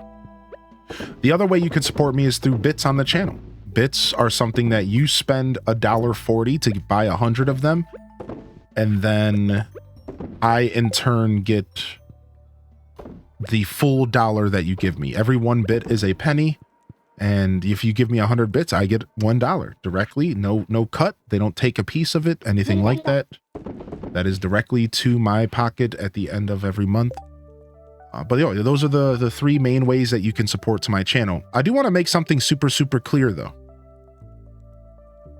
You can also support me by just being here and tuning into the broadcast, hitting the follow button, jumping in the chat saying good morning to me, lurking, please, ! Lurkers, even if you're out there enjoying the broadcast without a Twitch account. Just being here, you're doing enough. Please, I'm not saying this to virtue signal. I mean this. I feel this in my heart. This is who I am. You are doing enough. Like, that is enough. I get a lot of support. I don't really, care to take from those who can't give. If your form of support is watching a little pre-roll ad when you come into the stream and you're hanging out and enjoying my show, if my content is something you enjoy, like, you're doing more for me than you realize, because through your enjoyment of my content, I find purpose and I find meaning in life. This is where I belong, and this is something that I don't take for granted. I'm very grateful to be in my position. So just know, like, you could just hang out and chill. You don't got to do anything. Yeah, just chill. Just come and hang out. It's good to have y'all here today. Yo, happy Tuesday or Wednesday. Happy Wednesday. Sorry to fake y'all out for a second. Welcome to the broadcast today. Watching whilst on the Minecraft server, AFKing for sea lanterns. Nice. But yeah, thank you for asking. I don't have a Now, Ko-Fi. Yeah, Ko-Fi is This is epic. Ko-Fi is like is pretty good. Ko-Fi is pretty good. Right. Yeah. So I do not have a Ko-Fi. I do actually. I should talk about this a little bit more. I have recently. Yo, thank you by the way, Ham. First off, thank you, Ham. Thank you for the follows. Thank you for the 100 biddies, Indie Sweets. Thank you so much, Hammy, for the 5-pack. Yo, chill, homie. Chill, homie. I do want to say I have recently started offering. I will be diversifying things in the future. Thank you for the 420 bits, Minty. It's basically Minty's alert at this point. I do want to say I am going to be diversifying stuff in the future. I might do a Patreon. I might do a Ko-Fi. I currently offer a subscription option on Discord. You know what else goes directly in your pocket? Our love for you and your Shreky shenanigans. All right, thank you. Thank you. Thank you for the $7.77, Blood Raven. Thank you, homie. Yeah, I will be offering other options in the future. I just want to let you all know. Like, I do think about it, and I do know that some people like to support in a more direct way. And I might try to offer like a Ko-Fi with like offerables or a Patreon with offerables. Right now I have a little Discord subscription that if you're not on Twitch regularly, you can subscribe for just $2.99 and you get all of our emotes, but just for Discord. You get access to the subscriber lounge and it's a way for you to support, and Discord takes like only 10%. So like that is like a way that you could consider as well. And I might even be offering YouTube memberships again in the future when I get YouTube going, and they give a better cut as well. So I will be diversifying your options for sure. But yeah, just since you asked, it's worth it to mention sometimes that stuff exists. That stuff will exist. You bunch of B-songers. I've never gotten sick of this song. Anybody else?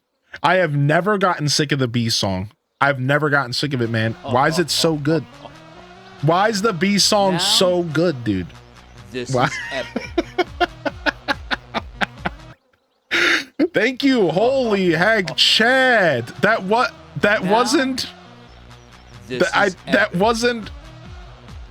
You were like I was being genuine. Like you're supposed. That wasn't like a secret code to start dropping subscriptions on the channel. That was. There wasn't like a secret code. I didn't input the cheat code. The GTA cheat code. That's not what that was supposed to be, dude. What the heck, man? So close to the points of the B song. I was just thinking the B song would be epic. Hold on, I gotta get some thank yous real quick. Yo, we'll see you later, Bell Bun. Have a great day today. Yeah, safe travels. Thank you, Ham Labs, for the 5 gifted subs. So thank you again, Minty, for 420. Thank you, Mr. Will, for the 3 gifted subs. Looks like I'm gonna have to make a 3 gift sub alert. Thank you, Irish, for the 2 gifted subs. And thank you, Random, for the 100 biddies. Good morning, Random. Thank you, Lady of the Light, for 5 gifted subs. Holy frick, thank you for your generosity. Thank you, Cheyenne, for 5 gifted subs as well. Thank you, 222 Bits Cozy Bussers. Oh, it's the cheeks. Okay. And then thank you, Lilo, for the 100 biddies as well. How you been, Lilo? I hope you've been well. I haven't had a chance to lurk on you lately. Do you not love DDV? No, I do. I like DDV. Yeah, DDV's cool. My relationship with that game, I like DDV more than I like Palia, if that counts for anything. For a couple little reasons. Yeah, I don't know. I just don't play a lot of that game because I have a lot of cozy games in my life. And it's hard to keep up with all the cozy games. If I had less cozy games in my life, I'd probably play more DDV. But I have plenty. And Animal Crossing kind of fills that niche for me. So like, when I get sick of AC, I play DDV. But yeah, DDV's cool. I've always said that. I've always thought DDV was a great game. I've always thought that. I've always thought that. It has great updates. It has a great flow. It's the closest thing to Animal Crossing I've ever seen release. It has a real-time clock. I find it awesome that they've stuck to their guns about the real-time clock and didn't let the community bully them into changing their own individual plans. I think it's cool. Yeah, it's a good game. But the Gale's Temple, yeah, I mean, I do love Palia, but I guess the reason I compared those things was because they're both cozy games. I like Palia, but I think if I had to choose between, I think I like DDV a bit more. And then I like Animal Crossing more than all of them. You've been getting more into Palia recently? I'm kind of a diehard Animal Crosser. I don't think anything will ever replace Animal Crossing for me, like fully. Whether that is a like stubborn take, whether that's just me being like an old man about it, nothing will ever replace AC for me, ever. But I will branch out occasionally. I kind of feel the same way about Story of Seasons and Stardew Valley. Right? Stardew Valley and Story of Seasons will probably never really be replaced for me by any other farming sim. Fully. Play Hello Kitty. I will always come back to Stardew. I will always come back to Story of Seasons. Thank you, Meg Odachi, for the gifted community sub. Thank you for that. And thank you, Homemade Alien, for the 3 months. Please play Hello Kitty. That game doesn't come out until next year, okay? I'll think about it. Frick. Yeah, what's up, Alpy? The OG forever for me personally, yeah.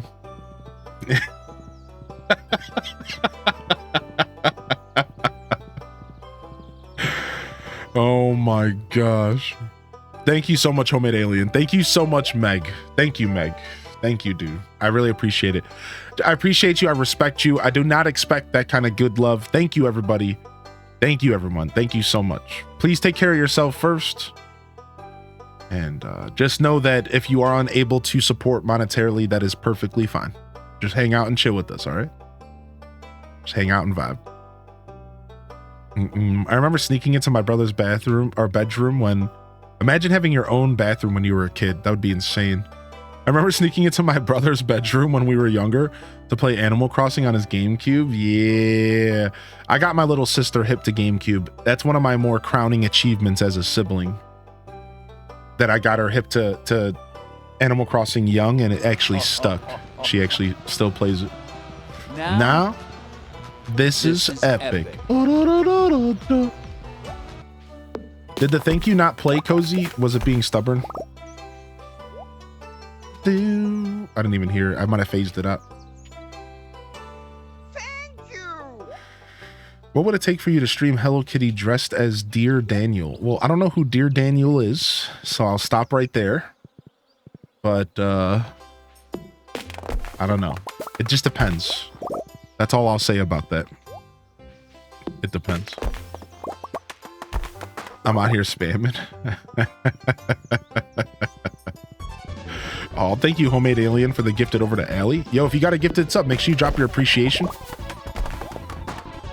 I know, I sincerely appreciate all the support. Thank you. Yeah, make sure you drop some love out there. If you got a gifted sub, drop a thank you. You don't have to do anything, but it's appreciated if you do.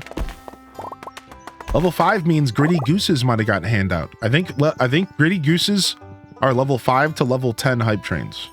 Any goosers out there? Anybody get gritty? Level 10 is gritty. I heard it was level 5 to level 10. Am I wrong about that? I could be wrong. Hylian, you need a pink t-shirt. I want to get one. I want to get the Vegeta pink t-shirt. I want to get the Vegeta pink t-shirt where that says Capsule Core on it.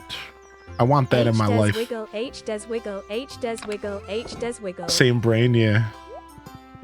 Should be 5 to 10. Yeah, I think it's 5 to 10. I think so. But I don't know. I don't know.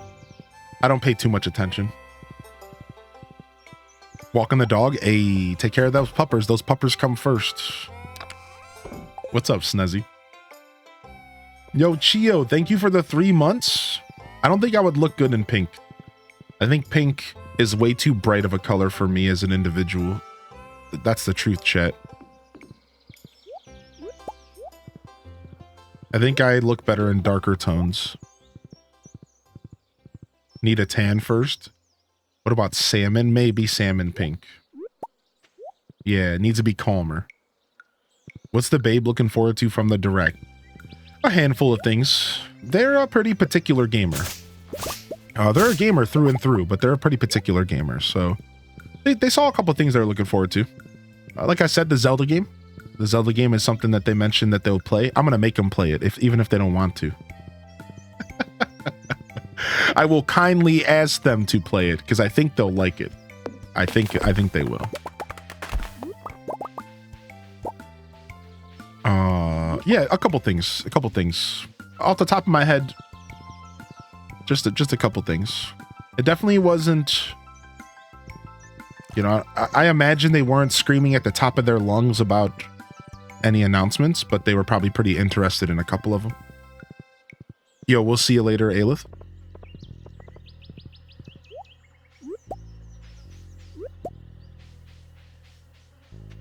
Meep. An Animal Crossing announcement would have definitely sent them sailing for sure. A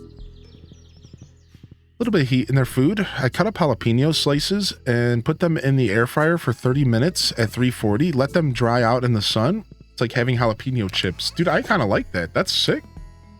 I'm a big fan of jalapenos. That sounds great.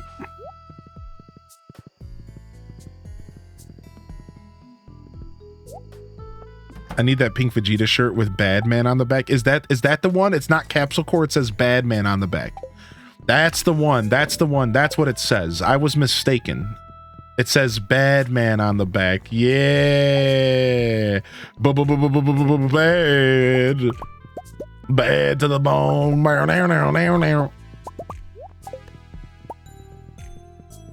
Be good on salads, yeah. Hello Kitty pink. I like that DBZ abridged versions of that shirt. I don't remember that, but I do. I have seen DBZ abridged, but I don't remember that. Hessian. Yo, good morning, Hessian. Welcome to the broadcast, dude. Welcome to the show today. You look fantastic in pink. Driving back into the ever-loving work lurk. Yo, diving back into it. Yo, enjoy that work lurk, and thank you for the hype train, everybody. That was massive. Massive hype train. Thank you, and good morning, Chio. How are you today? We met your Chio. We met your significant other, and they gave me a message for you. They said that this is their stream now. I remembered. They said thanks for introducing them to the stream, and now it's their stream, and you have to deal with it.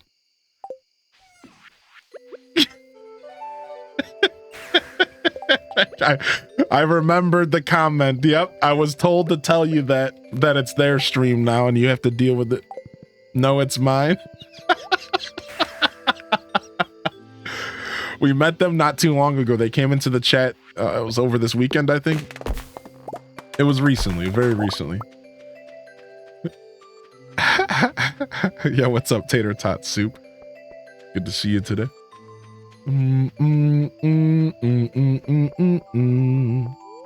Now we both love you. It was pretty dope. Yeah, it was during Fallout 3, I think. That's when I met them. It was during Fallout 3 last week. Yeah. Looking for a new leather jacket. I found a Future Trunk capsule core jacket that I'm highly considering getting. We're claiming stream plots now. What's up, Dark Desert Fox? When you get the Badman shirt, you should style your beard like Vegeta's hair. Reverse Vegeta? It's on my chin? Why's that actually not the worst idea? Why do I like that idea so much, actually? Yo, thank you, Dark Desert. Appreciate you, buddy.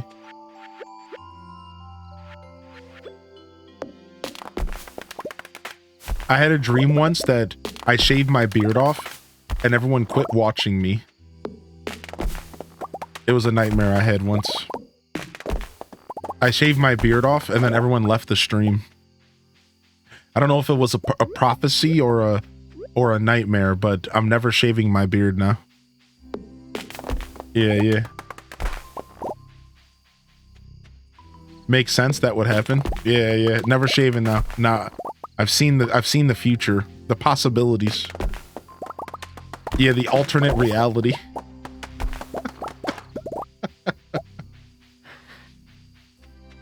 We came for the beard. The audacity.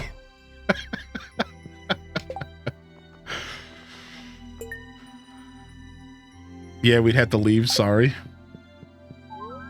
90%. 174 Q gems. What the heck, man? We have a lot of those. Yo, what's up, Frank? By the way, Chio, you're supposed to be working, not coming into my stream.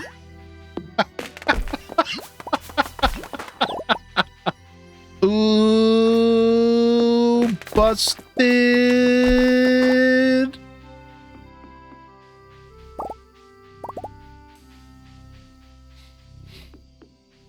I would not leave. Well, thank you, Allie. Alternate reality is that you're Bryn Star Descent and you have hair on your head. Bryn Star Descent. You can shave the beard, but only if you grow a twirly villain mustache. All right, that's a fair deal. Thank you. It's nice to know that I have alternatives if I need. I'm just gonna ruffles this up. Yeah, good to see you, Frank. Thanks for popping in, bud. Ah, who's calling me so late? You hear a squeaky voice on the other end. Hey, Pokey, me sell good hat. Please come and bring coins, Pokey. Me like coinies. Click. Freaking telemarketers trying to sell me hats again.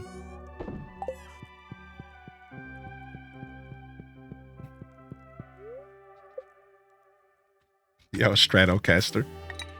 Hope you're enjoying Metal Gear this morning. You gave me the itch, dude. Just mentioning Metal Gear gives me the itch. Just Metal Gear being mentioned gives me that itch. You need hats for your bald head. True. Don't they know not to call after 5? Dude, that stuff actually makes me angry. When people disrespect and call your house after like 5 p.m. trying to like sell you stuff, I find that to be so disrespectful, actually. I'm not even fronting. I find that to be like maximum level of disrespect.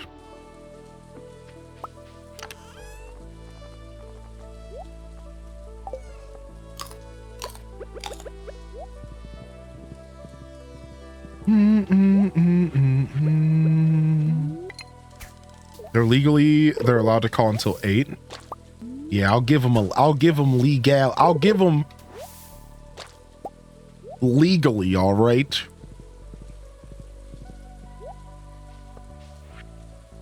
I don't know what I'm trying to say.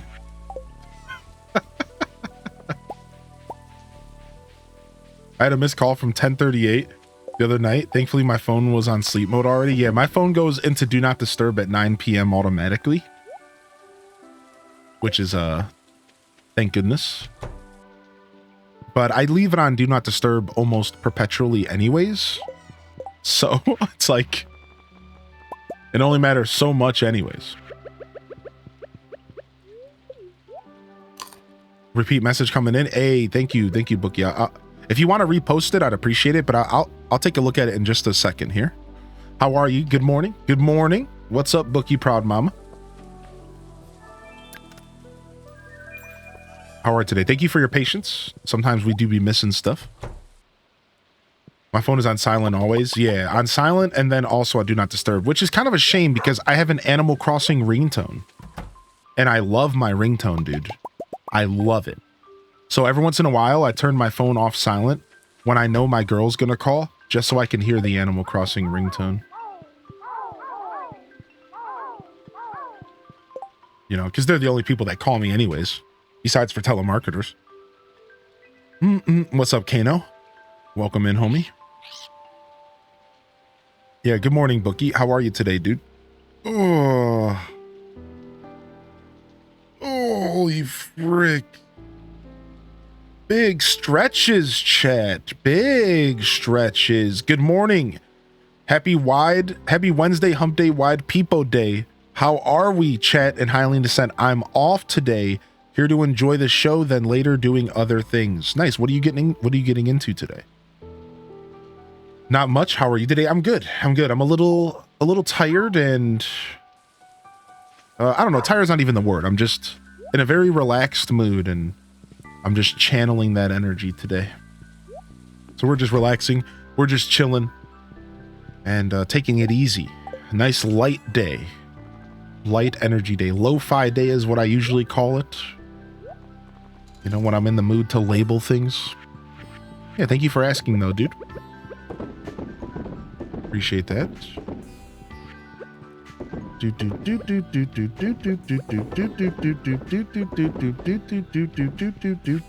Yeah, thank you. Thank you for asking. Yeah, laid back kind of day. That's right. That's right. Laid back with my mind on my money and my money on my mind. You know what I'm saying, dude?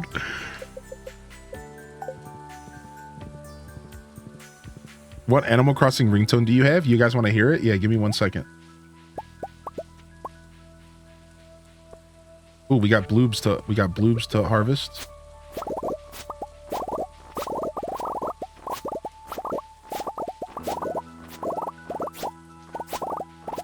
Sipping on gin and juice, laid back with my mind on my money and my money on my mind. Or even better, the radio version. You ready? Sipping, laid back with my mind on my money and my money on my mind. That was my favorite. The clean version. Sipping. It's like it was like a twitchy, like a twitch. Sipping.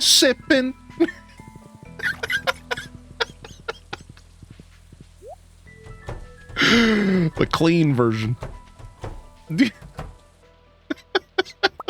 Like there was like a glitch in the Matrix. That big chest, yeah, that's a new feature with 1.6. Dude, I hate censored music, especially hip hop. If I'm listening to hip hop and it's censored, it instantly takes me out of the groove. I genuinely do not like censored hip hop. I'm right there with you.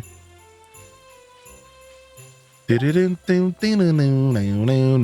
is a Christmas song. At least maybe this Christmas song will make me feel cooler in this heat wave. Let's keep this song on. Yeah, I'm gonna embrace the winter. Hold on, let me close my eyes for a second. Yeah, it's 20 degrees Fahrenheit outside and there's snow falling. Yeah, give me them jingle bells. You ready to jingle your bells? Do.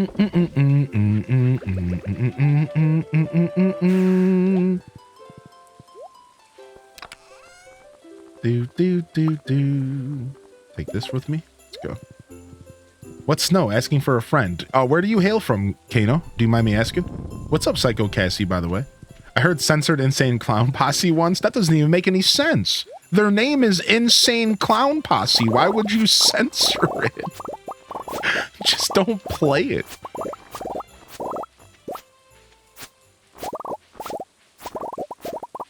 What's up, Ike? Good morning. Oh, you're an Aussie mate. I might have already known that, actually. You're an Aussie mate. Nice. Nice. Very nice.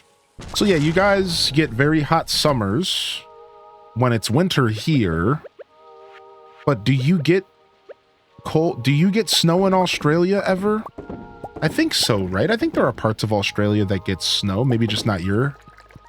It's cold here, but it never snows. Interesting. So that's just a product of you being so far south, maybe so close to the equator. There's one place in Australia that it snows, maybe Blue Mountains. That's cool. That's interesting. Yeah, I'm in Ohio in the States, so I'm not sure how acquainted you are with Ohio geography, but I'm like pretty far north. So we get a lot of snow. I've been dealing with snow my whole life. And being a January baby, I kind of consider myself a snow baby in that sense. Like I love the winter. I love the winter. I'm a big nerd for it. I'm not sure I would like to live somewhere without snow. personally. I don't think I would like to live somewhere without snow, personally. I don't really think I would like it. I think I would very much yearn for the snow. See, there's Emily's portrait. You can buy it once you're married in the game. Potato, caviar. We don't need any of this junk.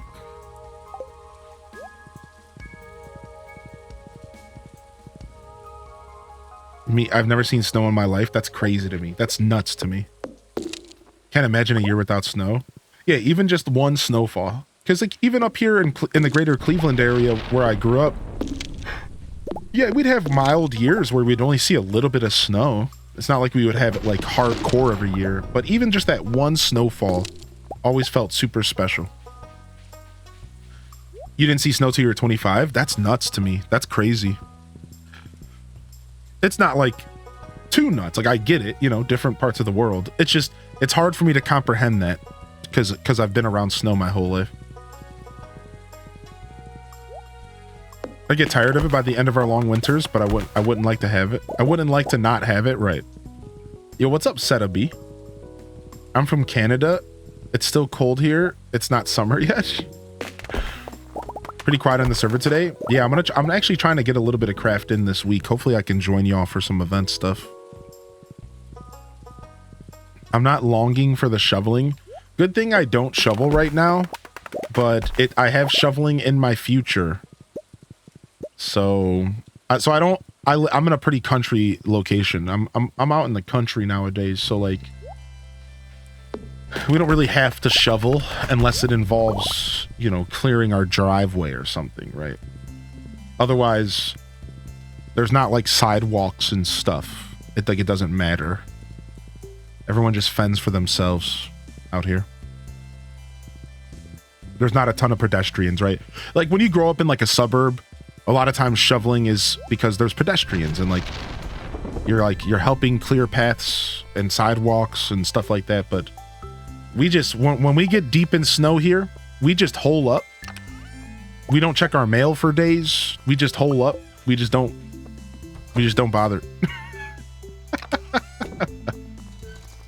It's like, well, there's 2 feet of snow outside. Looks like we're not checking our mail for the next week. See you later.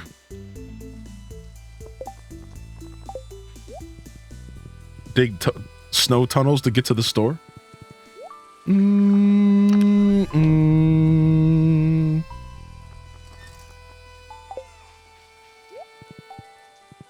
All right, all that stuff should be good still.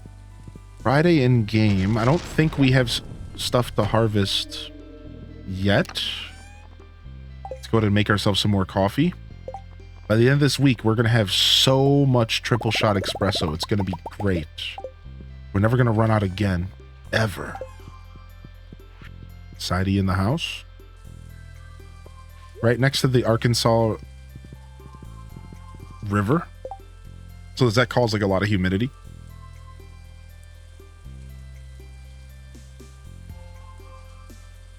I've skied in Mammoth. Wait, you've skied? Anybody ever ski or snowboard in their life? I've never done that. There's like a decent amount of that happens out here in Ohio because we're close to the Appalachians and stuff. And you could find some ski places even in Ohio, but usually you drive a little bit out of state. You start going towards Pennsylvania. I've never done it myself. I've never skied. I've never snowboarded. I've always wanted to, but I've never ever taken the plunge. I did a little bit of skateboarding growing up. The baby with the squid hat. I know, right? Isn't she cute, dude? My little babe with the squid hat. Do do do do do. I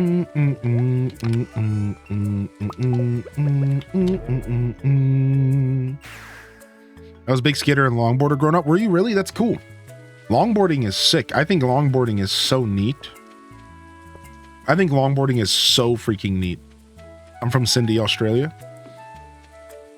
One of my good friends one of my good internet friends, I believe, is around Sydney. I believe.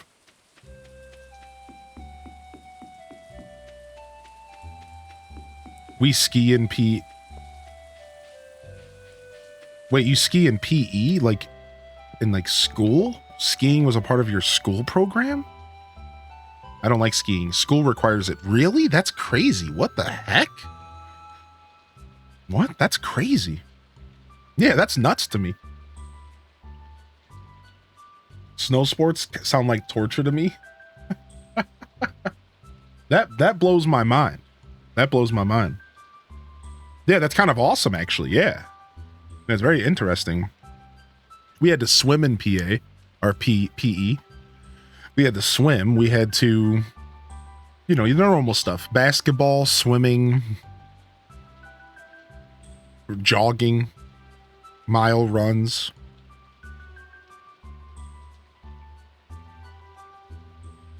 We could choose between skiing and ice skating. Dude, I was terrible at ice skating.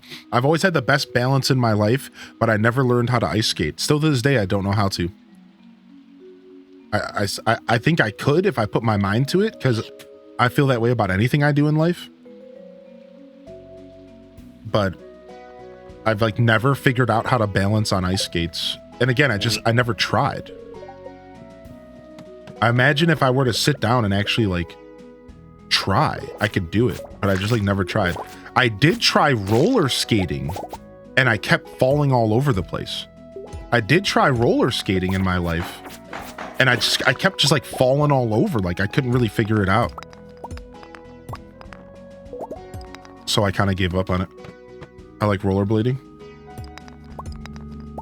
Took my kids ice skating and it was the most difficult thing to watch while remembering how to skate. That's so funny. Yeah. I've never skated. Would it be possible to learn with enough dedication? Yeah, I feel that way for sure, right? Some people are just naturals at it. What's up, Ginger King?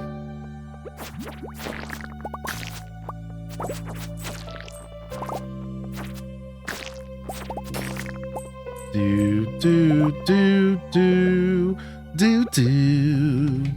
I actually love this song. It's so emotional. This is such an emotional song, I feel. There's a lot of emotion in it.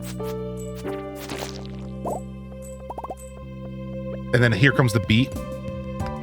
Oh. I feel like I'm listening to an Elton John song. Super slow drums come in. Yeah. Emotion. You're in the caves. You're slaying monsters. You're pickaxing rocks.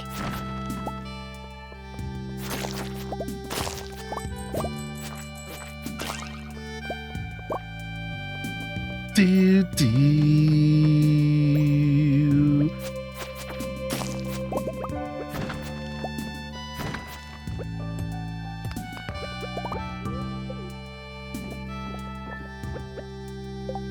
Have a wired controller to play DDV on the big screen. Nice.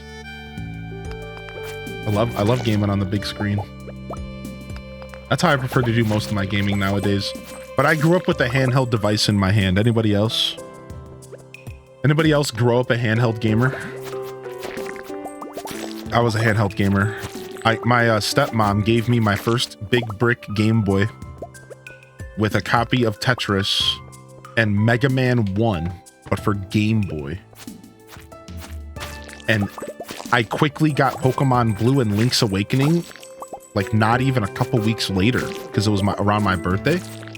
So some of my family collabed and they found out I was getting a Game Boy, so they got me some games. And that's when I got introduced to The Legend of Zelda for the first time in my life. And Pokemon Blue. Imagine, dude. Imagine being a little kid.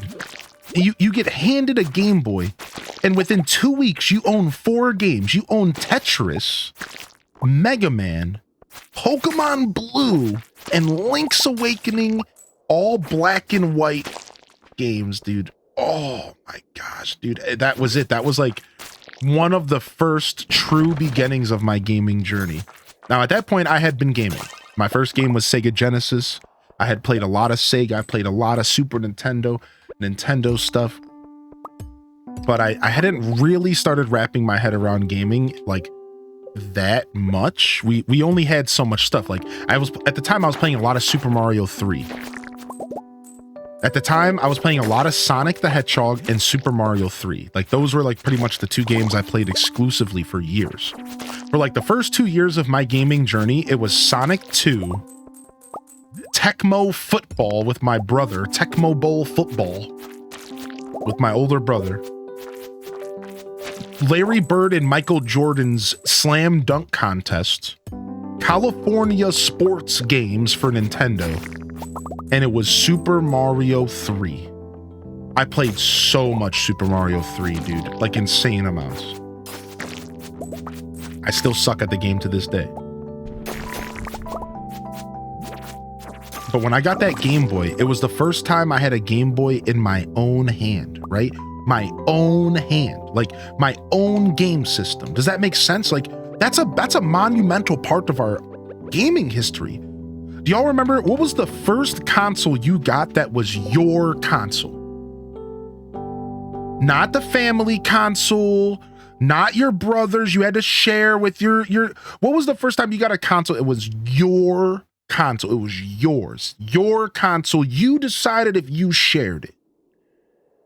See, for me, it was the original brick Game Boy. And that's when it was mine. I was selfish with it. No one could touch it. It was my jam. It was my germs. Yeah. Yeah, dude. Game Boy Color in green. PlayStation 1.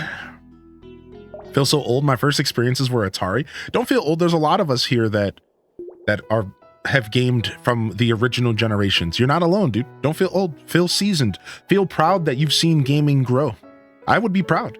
I wish I was old enough sometimes. Believe me, I respect my age at this point, and I'm happy I'm still 35. However, sometimes I wish I was around for like the original era of gaming, but I'm happy with what I've seen because I think that 90s kids truly got to see gaming perfectly because it wasn't so old that it was crusty, but it wasn't so new that it didn't quite make sense and that nobody knew what was going on. We got dropped into the perfect era, right? Super Nintendo just came out, 64, PlayStation 1, like I think we got dropped into like the perfect era of gaming because we got to see the crust and it was sure dang crusty. Original Nintendo. But then we also got to see gaming evolve. The first introduction of 3D. Now we were young, right? I was young. Like when 3D first got introduced, it was like 95. So I was like a done. Like I wasn't understanding the importance of 3D in gaming. I was still playing my Game Boy. I was still pooping my pants. You know, I was on some goo goo gaga shit. So like I didn't know. I was still playing Link's Awakening for the first time on my Game Boy. So to be fair, it's not like I was like coherently understanding the revolution happening. But by the time I got to the 2000s and I was 10 years old, the 64 had been out for 4 years. Then I got my own 64. Then I got my own PlayStation, Castlevania Symphony of the Night, Jet Moto, Twisted Metal, Spyro the Dragon. So like being able to turn 8 years old and like load up Ocarina of Time, like that blew your mind. It was like, whoa, like I was playing on a Game Boy. I'm like it was insane to like comprehend what was happening. Like right around like 8 to 10 years old, it was probably like the first time like I truly was like, whoa, bro, like, whoa, like what is happening, right? And then from there, it just popped off. Gaming just popped off, dude. It was like, from there, it just kept going. All of a sudden, I got introduced to Diablo 2. It was over, right? All of a sudden, I got introduced to GameCube, Animal Crossing, Wind Waker. Like I'm going into high school. I'm like, it was like insano at that point. Like once I got introduced to PC gaming, I think that things got even crazier for me because I went from thinking that I had to only game around the house, right? To like Like I went from thinking that I had to game only like on the stuff I had. Like you grew to appreciate the 5 games you had. I didn't have a lot of money. So you just played those same 5 games. Maybe you got a new game a little bit later, right? Like you grew, you would sit there and play those same 5-10 games over and over and over again, you know, like, and then my brother somehow talked my mom into buying a PC, dude. Dude, you're getting a Dell. It was 2003, 2004. And the dude you're getting the Dell ads were going on, and you could spend $300 to get a decent PC. It was like a sale that happened with Dell. And my brother was like, you should get one. We really should be stepping up to the next era. Thank goodness my brother talked my mom into it. We would have never gotten one. And she bought it, and it was over. Diablo 2, Neverwinter Nights, all RuneScape, Neopets, Maple Stories. Right, like it was over. I was like, whoa, emulators. Dude, my buddy's cousin showed up at our house in literally 2000. My buddy had a computer before I did. My best friend, right? He showed up in like 99. I kid you not, it was like 99. And this dude showed up at our house with a disc. And this disc was gold. It had every single Super Nintendo game ever made, every Nintendo game ever made, every Sega Genesis game, every Game Boy game ever made on a disc. And we plugged that into our computer, and it was literally over. It was like we cracked the code in the Matrix. We were like, you're telling me that we have every single game ever made on a single CD-ROM with emulators included? It was literally over. Like at that point, we were digging into games that were older than we were. Like, oh, what's this? Oh, what's this game? Oh, we might as well check this out. Oh, what's this game? Oh, what's this do? That's when I got introduced to Tales of Fantasia. Anybody play the original Tales of Fantasia game? I think it was on Game Boy Advanced or Game Boy Color.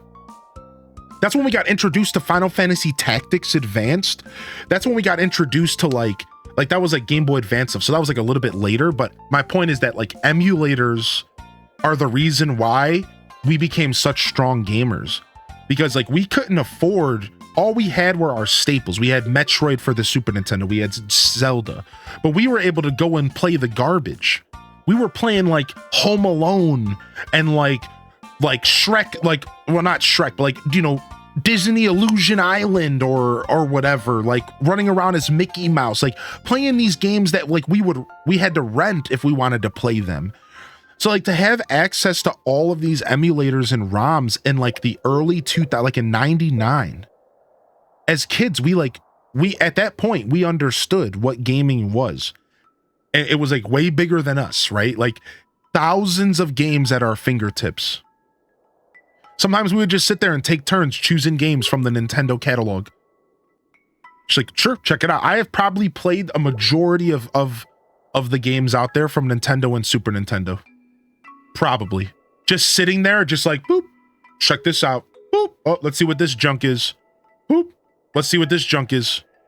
Like just sitting there, just messing around, right? Like, see what this nonsense is, right? Like, it was so dope, man. Holy heck. Our parents would get me and my little brother a new game for good report cards. Nice. I only got games at Christmas in my life. Only Christmas. I was born around the year before Twilight Princess came out, but my first Zelda game was Ocarina of Time. Achievement unlocked, Hoist the Mast. We are arguing that era. Yeah, dude, I was a massive pirate for sure. I had a pink DS Lite, which I got in your country, and my love for Animal Crossing came into my life. Yeah, same. So, all right, here's a good question though. So we're talking about the first console we ever owned that was ours, right? So here's the next question while I get back to the game here. I have another one for y'all. What was the first console you ever bought with your own money? What's up, Acrylic, by the way? What was the first console you ever bought with your own money? Tub of Popcorn says they were gaming in 1982. Damn, dude. Damn. What was the first console you ever bought with your own hard-earned cash? Like your money, you saved up your allowance, you had a job as a kid, you were in your 20s, your first job into college, whatever it is. What was the first console you ever bought with your own hard-earned cash? For me, it was the Nintendo 64. The Nintendo 64. I bought my own Nintendo 64. I bought it. I had a job when I was young. I actually, since I was 12 years old, I've been working. But my job was snow shoveling. So get this, I've told this story before. The city I grew up in had this super sick program for old people. And old people could sign up and then they would get assigned a kid. That kid was me. I was able to do this at the age of 12, right? And the way it worked was that I would get assigned like 5 grandmas or grandpas, respectively. And every year when it snowed, these old ladies would get 10 vouchers each. And these vouchers were worth $10 a pop. And the way it works was that they were technically only allowed to call me if there was at least 2 inches of snow on the ground. And they would call me, and then I would come and shovel their drive. I basically had to do whatever they wanted. I was like their little slave. Sometimes they would make me take out their garbage. Sometimes they would make me do the porch. Sometimes they would feed me soup and apples. You know, they're old ladies. They're sweet usually. But a lot of times I had to do stuff that was out of the realm of snow shoveling. However, though, they would hand me a yellow voucher worth $10. And at the end of the Christmas season or the winter season, so around February, I would cash these vouchers in. Listen to this. At the age of 12 years old, I got $210 from one winter's worth of work. Imagine being 12 years old and getting $210 in like 2002 or whatever, 2003 it would have been. It was insane. The first thing I did was I saved up all my money and I got myself a Nintendo 64. I think I ended up buying the 64. Like I might have gotten a little bit of help from my ma or something like that, but I know I got it used. I got the 64 used. So yeah, like it was insane. It was insane. So yeah, we would turn the vouchers in, I would get the money. And here's the cool part. Dude, if you were good to these old ladies, they would give you extra vouchers. They would call you when there was a light dusting. Because they're old, they're like, they see a little bit of snow and they'd be like, oh, please come help, Sonny. I'd show up, dude. I'd do like a half hour's worth of work and I'd get like $10. Right? So every time it snowed, I'd go around the whole city and I'd shovel for 5 different people around my whole city. It would take me hours just of walking. And I'd come home with these vouchers and I would farm. I was grinding out there, right? So much cash. I did this from the age of 12 to the age of 17. And I would get about $150 to $250 every Christmas season. And I felt good afterwards too. Yeah, exactly. Like it was seriously so dope.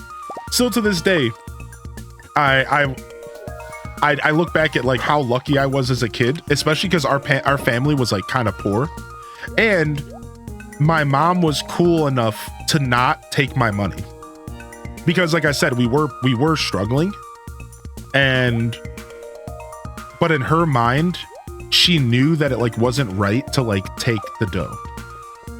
Because she's like, this is his money. Like he should be able to do what he wants with it. So like, even though we were broke, and I'm sure like my mom could have used the cash, right? Like, and she never touched it. So like, shout outs to the Mom Dukes for like never ever touching the dough.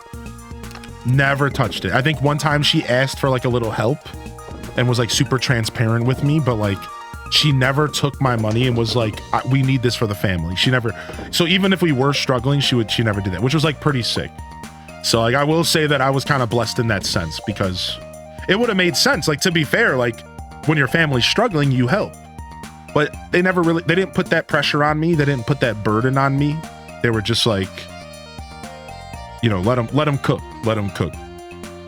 Yeah, so better than mine. Well, the truth is, Silverblink, later in life, when I turned 18, 19, I found out that my name was used for bills before I was of age, and I literally entered adulthood already in debt and already with terrible credit. So to be fair, I got later anyways. Yeah, I literally entered adulthood with bad credit and already in debt with the electric company and the gas company because my name was used before I was even an adult. So to be fair, I've been fighting an uphill battle my whole life. I was like, yep, that happened, dude. Yep.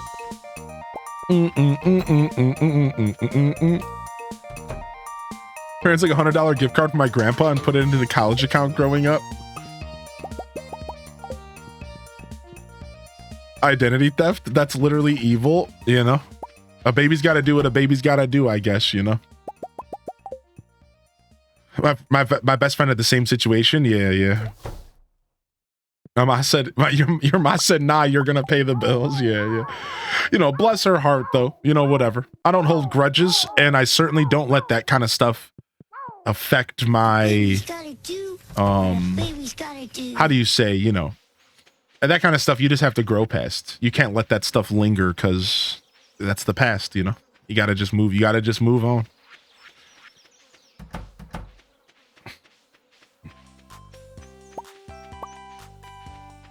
I am that old that my first console was a Nintendo NES that I played on a black and white TV. Yo, V Psych, thank you for 17, by the way. And thank you, Munron, for 17. How you doing today, Munron? How you doing, Munron? What's up, man? Yo, thank you again, Dark Desert, for the 22. Yeah, it's cool to hear all of your first consoles. It's so interesting. Look at this. Super Nintendo from Patry Payton. PS3 from Lady of the Light. I bought my own PS3. I was pretty proud of that. Cushy Bear says Switch. Wow, the Switch. Some of y'all first consoles you ever bought was the Switch. Wow, that's so cool. What? That's so interesting to me. We have such a diverse population of gamers here. We have people in here that their first console was an NES that they bought with their own money, and then we have people in here where their first was a Nintendo Switch. Like, that is so cool to me. Like, what? What? Nintendo 64, GoldenEye, PS2, DS. The DS was my second that I ever bought. My DS was the second console I ever bought for myself. Yeah, I was so proud of my DS. I was so proud of my DS. Yeah, that was the first one that was the second console I ever bought for myself. And then I got a GameCube for Christmas, thank goodness.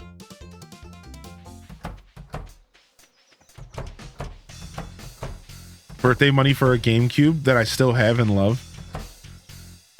Okay, here we go. Boom, boom, boom, boom, boom, boom.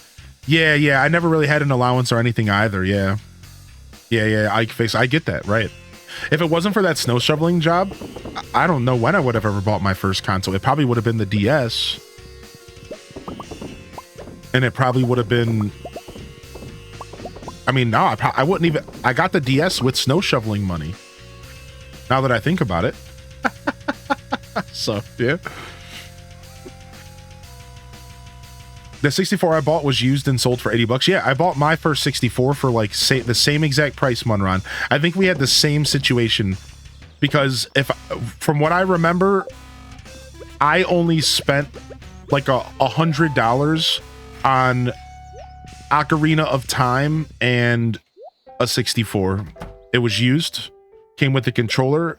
We had and still do have a really good used gaming scene where I grew up. Anybody else out there got lucky enough to have one of those?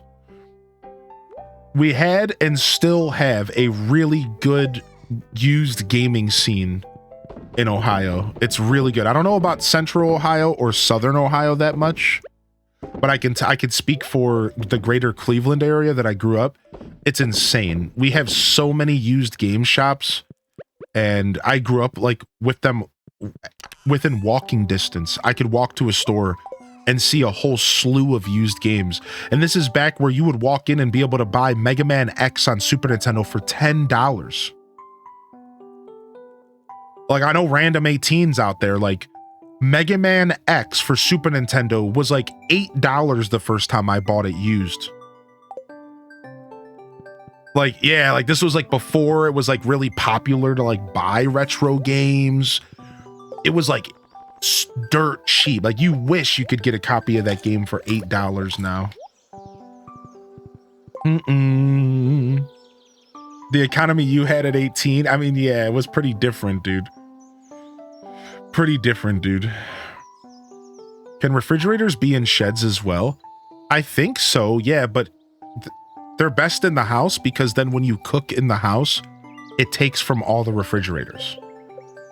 So if you put the refrigerators in your house in this game, when you cook, it considers every refrigerator in your house for your cooking. And like, that's like a really nice perk, right? Does that make sense? All right, we have to go do this real quick. I guess we could do this first. So they're best in the house, but yeah, technically I think you could put refrigerators anywhere. I think so. Thanks for explaining that. Yeah, no problem, dude. Yeah, you're always welcome to ask questions. No worries at all. I take in fact, I think my title today says new player friendly, questions welcome. You might have been the first Stardew question of the day. No, you were the second. Thanks. I think so. Is that what I kept my title? I was doing it on the fly. Our nest was a Christmas gift. I have 3 siblings, so it was a great gift. We played Mario and Duck Hunt for months. For months, right? Rushing home to play more Mario, man. Oh, what a journey. What an absolute journey. I definitely look back fondly on those years for sure. The good old days. Playing... Yeah, but that's true. But nowadays you can borrow games from libraries, so that things have definitely gotten different, right? I find it nuts that you can... I find it nuts that you can rent games from a library now. Like, that's so crazy. We would have dreamed of that as kids. We would have dreamed. Do you understand how powerful that is, dude? To be able to rent video games from a library. Like, you could go to the library right now and you probably could rent a copy of Tears of the Kingdom from your local library. Probably, as long as it's not already taken out, unless you live in like a pretty small town, maybe. That's pretty nuts. That is pretty nuts. Like, there is advantages for every generation, and that's one of the advantages of this generation. Like, that's nuts to me.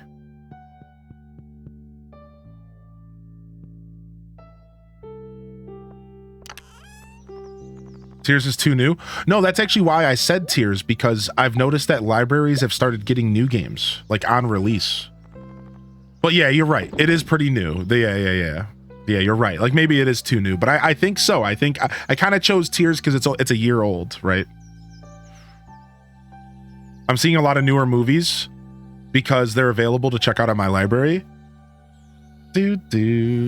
How am I in year 3 and my farm still looks like it did when I started? How do you do this, yo, V-Psych? I just have a lot of experience with Stardew Valley, homie. Yeah, I just have so much experience with Stardew Valley. It's really what it comes down to. Just a lot of experience with this game. I've been playing it. I think I'm up to a couple thousand hours at this point in Stardew. It's pretty nuts. What are the odds that I just pulled up to my library and it came into your stream saying that? Yo, what's up? What's up, Tip? What's up? What's up? How many of y'all still go to the library in the modern era? I miss going to the library. I actually miss the feeling of walking into a library. I'd really, really like to get that feeling again someday. But I miss it. I miss it, dude. I haven't gone to a library since I moved out to the country.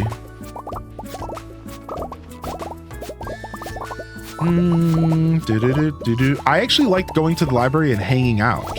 Does anybody else like going to the library, finding a nice cozy seat, and just like relaxing with like a comic book or something nerdy?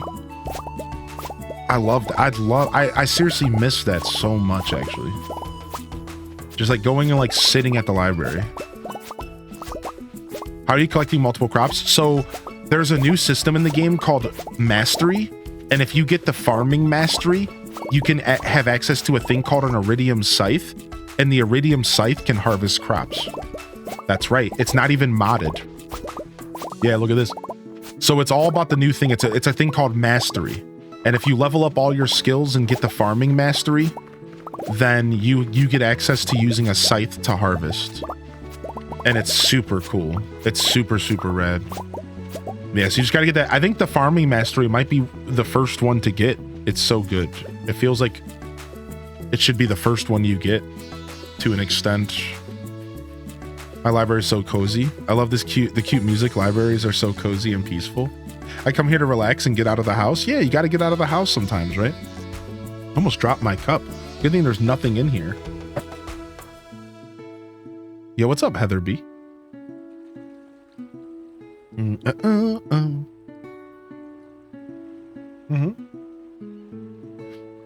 I go to Barnes and Nobles regularly.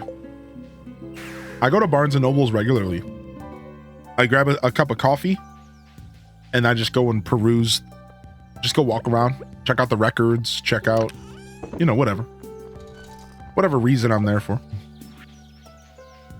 Usually just walking around. I love my library. Always support the library. We have online ordering and drive-through pickup. Oh, that's nice. That's very modern. Musical instruments and sewing machines and games and cooking supplies. That's crazy. Big shout outs to the public libraries out there. Also, big shout outs to the public libraries that I accidentally robbed in my day. Like the one that I went to in Cleveland, and I checked out like 30 CDs for my car at the time to listen to, and it was all old hip hop. And then I never gave it back. I feel so bad. To this day, I feel like a mongrel for it. I feel like such an animal, man. I can't believe I robbed a bunch of people's experience with delicious hip hop. I might even still have the CDs somewhere. Maybe I can take them back one day. Yep, I'm that dude, man. I'm that dude. Do you recommend Defender or Brute? So what am I using? I like Brute. I like Fighter and Brute because I like the 25% damage. Hylians owed late fees. I bet they're replaced by now. Yeah, I would just have to pay for the CDs if I went back, which, to be fair, I should probably go do that. Like, I should probably pay my dues, you know? I should probably suck it up and just pay them and just be like, my bad. Like, yo, here's 50 bucks or whatever, dude. My bad. Yo, good to see you, Ash. Shamelessly creative. Good morning. Talia, welcome to the broadcast as well. Tiff Trilla ain't no Rilla. Thank you for popping in today. Appreciate you. Yeah, I used to go to the library to play computer games as well, Mama Jamma. Actually, the first computer I ever used outside of my best friend's house was the library. Yeah. We have a place called One Up that rocks. Hey, I know One Up. I think there's a One Up in Ohio somewhere. Pretty sure there is. I'm fairly certain there is a One Up. Yeah, what's up, Enchanted Ascari? Good to see you today. The death of Blockbuster was pretty bittersweet. And Hollywood Video and Family Video, and when Drug Mart used to still offer movies. Actually, there's a Drug Mart. I went to a Drug Mart maybe 2 years ago that was still renting DVDs to people. I was like, what? You're still doing this? You're still renting DVDs to people? Like, people are still doing this? I was shocked.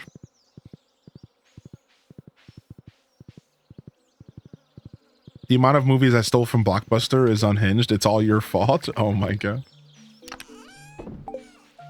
I didn't know Hollywood Video was nationwide. I mean, there was definitely one in Ohio for sure.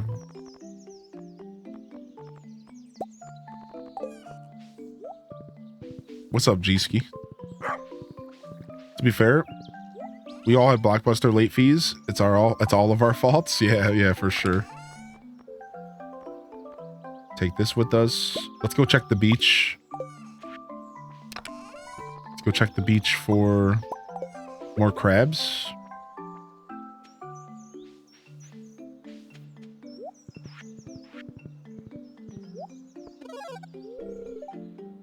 Okay, we have 90 hay left.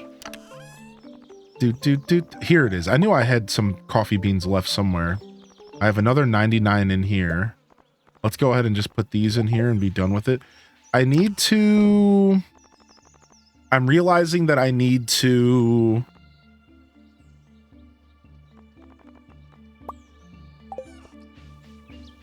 I don't know, brain fart.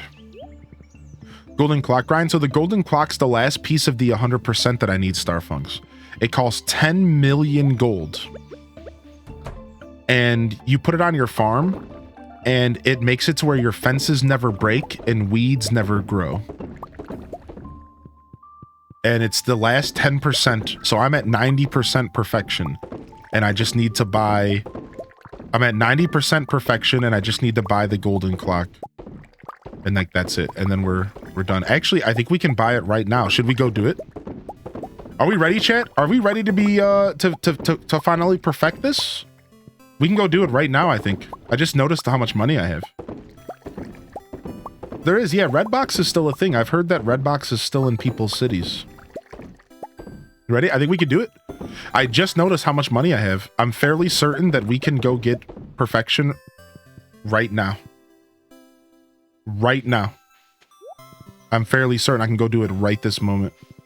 What's up, Flo Dunn? It just dawned on me that we can do it right now. All right, we take all of this. All right, we sell all of this.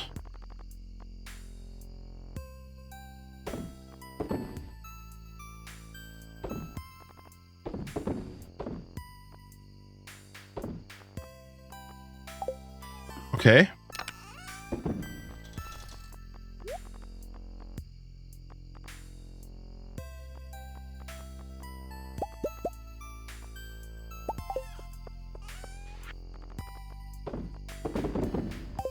Okay, we're pretty close. Okay, 90,000 from the star fruits. Let's go ahead and sell the last stack of ancient fruits. Screw it. Screw it. That's another 500,000. I think that's all I need. I think that's it. I think that's it. Just put that in here. Boom. Just for good measure, we'll quickly go check some of our other storages.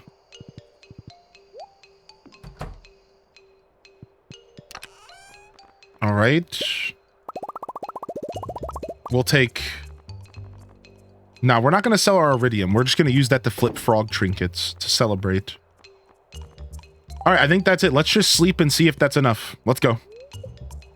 Here we go. 4.4 million. 4.5 million. 4.5 million. The last day of summer, year 4. 10 million gold. 11 million gold. There it is. We're going.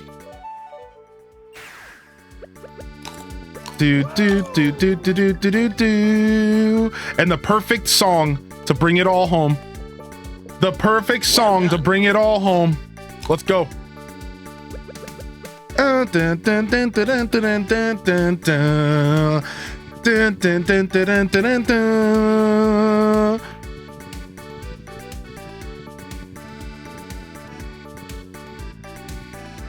Oh, frick, dude.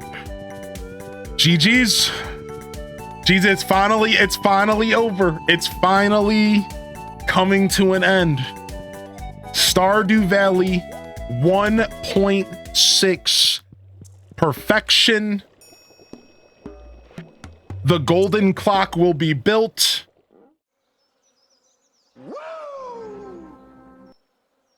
Stop, mouse. Boom.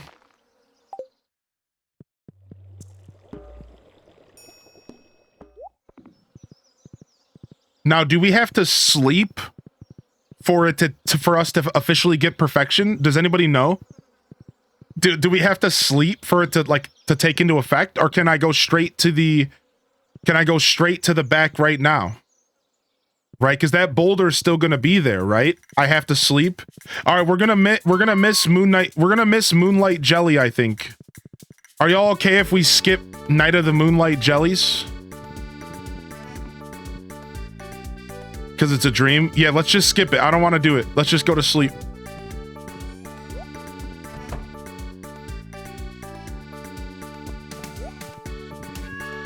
Oh, and let's actually open these up as well. We got to get these animals out here.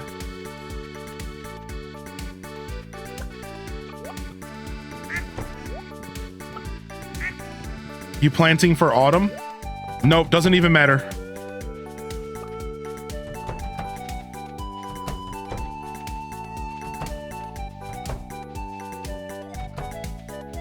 Any planting we do for autumn will just be for aesthetic, because we might do some decorating. So yeah, none of that, Matt. That's okay. Yeah, because I think we're gonna do some decorating. So any planting we do for autumn will be just for that.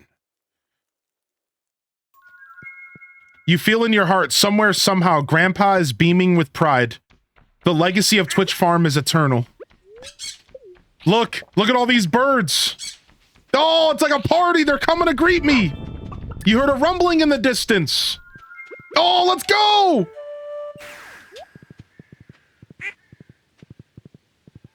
Does this mean you beat the game? Yes, this means we beat the game. Yes, that's exactly what this means. We beat Stardew Valley for the second time. Yes, that's exactly what it means. Yeah, we just did it. We just did it. Here it is. We're going up right now to get our reward. Thank you. It's been a good journey. Thank you, horse. You can stay down here.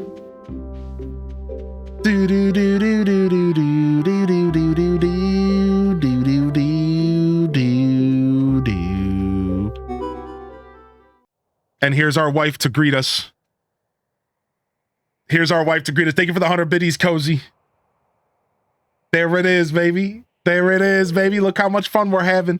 Hey, Animal Papa. Listen, if you've never done this before, if you've never seen this before, but you do plan to do 100% Stardew Valley, part of me kind of encourages you to click away for a minute. If this is something that you plan to do and you've never seen this, this is super special. And I just kind of want to say, it's worth it to say spoiler warning.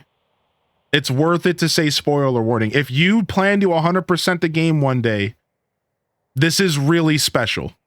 Come back in maybe 5 minutes. Let's go. It's so beautiful up here. I was just thinking about the last 4 years. And she pushes you off and takes over the perfect farm. Emily was playing the long game. We've been through a lot together, haven't we?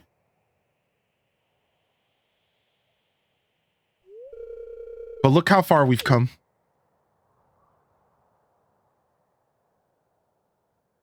This is Sparta!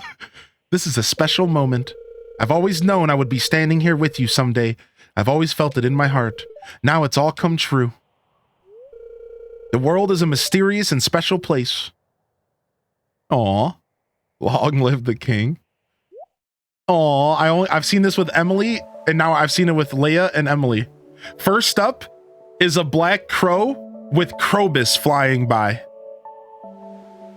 Next up is the dwarf in his Dr. Robotnik style machine. Next up is the wizard on his flying carpet. Yeah, Bowser machine. The witch which is odd that they're following each other. The fairies that have blessed our crops for 4 years. The UFOs that have dropped their capsules on my farm. And there it is. Yeah, dude, let's jam, baby. Chat, show me your best dance moves, baby. Let's get it, dude. There it is, man. There it is, dude. Yo, Kels, good morning. Does this mean the end of the run? Yes. We finally completed 1.6 Stardew. We still got plenty of Stardew on the horizon. We will never stop Stardew Valleying. We will never stop Stardew Valleying. But that's it. That's it. Another run down. Another run finished. Another run completed. Golden chicken height. There it is, baby. There it is, baby. Yeah, H-Des made pals, baby. Add it to the list, baby. Add it to the list. Thank you, Fluff and Bite. Thank you. What's up, Snow the Divine?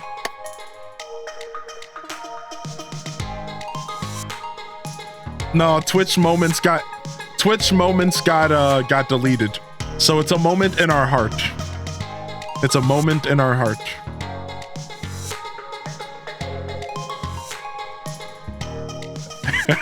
That emote cozy.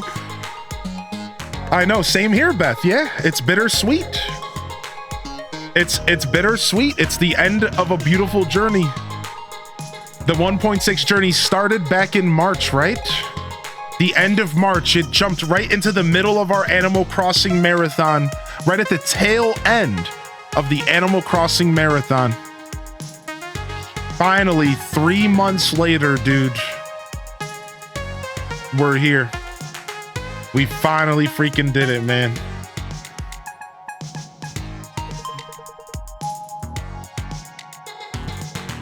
Boo, boo, boo.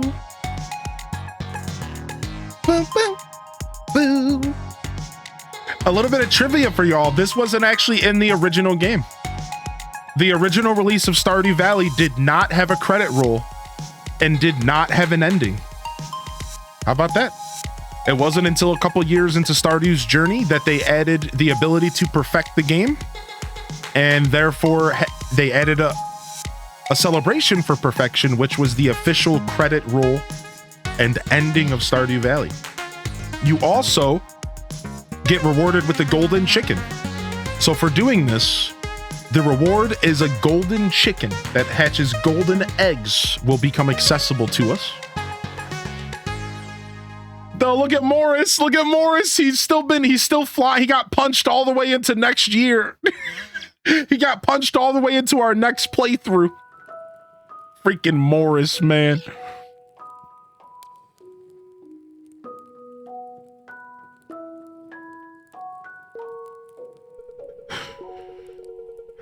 It's been a long road. It sure has. You challenged yourself to reach the summit. See, I love this because this is Concerned Ape talking directly to us. What an accomplishment. I love that. This is the developer talking directly to us. We've been watching every step of the way. And you've made us very proud.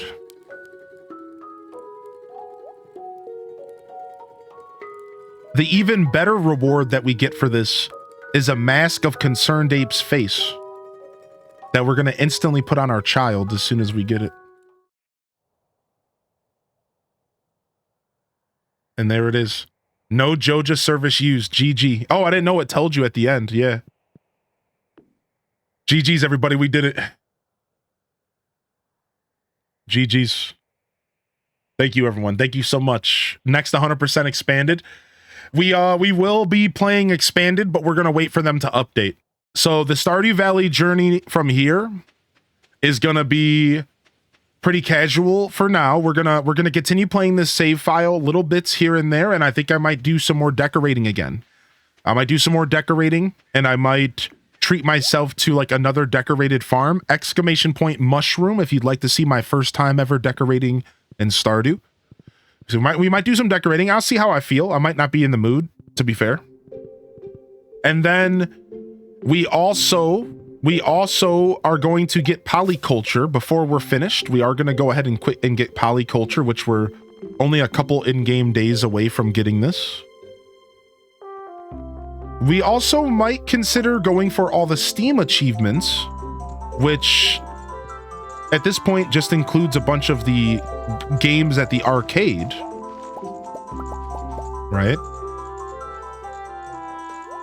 Yo, what's up, Tinkerbell Rock? Welcome in. Ooh, starfruit wine. Good morning. Good morning. We also might... So we also are going to attempt to bring back the community farm. In fact, attempting to bring back the community farm is going to be the first priority in the Stardew journey for us outside of this. After that, I have a couple ideas for challenge runs, stuff that I would like to do, like a fishing only farm or a lumberjack only playthrough, just silly stuff. I would like to play Expanded again, but I'm going to wait for Expanded to get further expanded because I hear that there's some updates on the horizon, maybe about a year from now. All right. So that's kind of Stardew Valley plans. We will still be playing plenty of Stardew, and we will clearly like kind of, you know, play it casually for now. Just load up this farm whenever I feel like it and do some, like I said, potentially some decorating, stuff like that. But that is neither here nor there.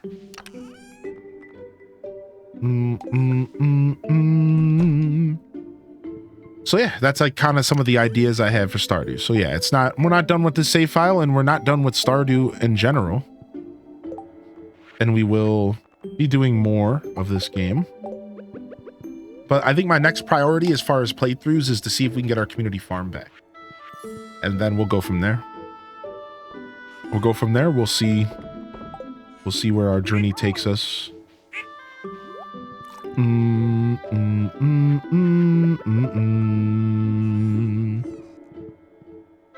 Fishing challenge on the beach farm, maybe? Yeah, something like that. Yeah, the heat wave is no joke. Something like that.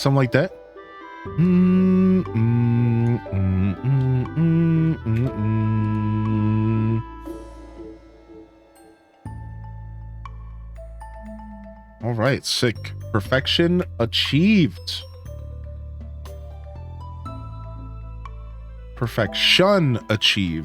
Excuse me.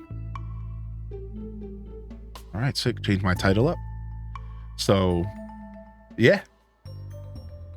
Yeah, that's the plans. I know I saw some questions about like what's going on with Stardew.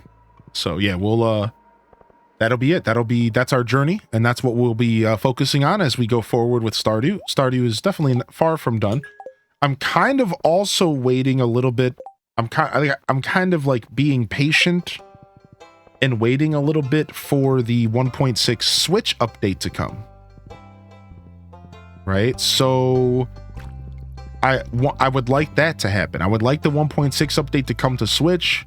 There will be a decent resurgence of streamers and viewers alike returning to Stardew as they finally get their hands on the update, especially if they didn't play on PC. And that'll likely be the next time I start another playthrough solo. My next solo playthrough will probably start when we get 1.6 on Switch. Until then, like I said, I'll probably just be focusing on this playthrough, and I'll be focusing on decorating and the community farm. I'm gonna try to get the community farm going. So that's the plans for Stardew. You Stardew Valleyers.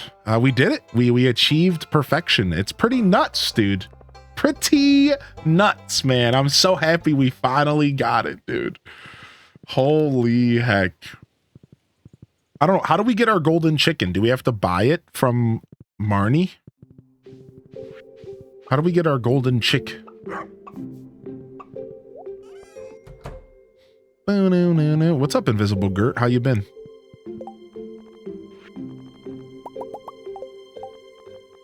Booty doody boo, doody boo, boo, boo.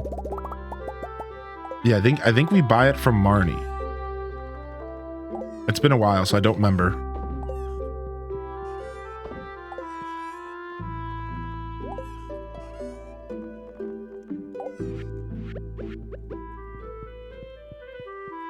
We haven't gotten a heat wave at 17 degrees here. That's not too bad.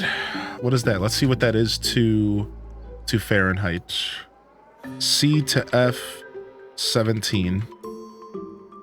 Oh, that's not bad at all. That's perfect.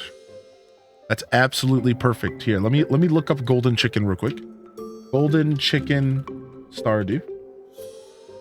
See how we get this? I don't remember. Golden chicken in Stardew is an animal that lives in the big coop. Golden chickens, blah, blah, blah. Selling.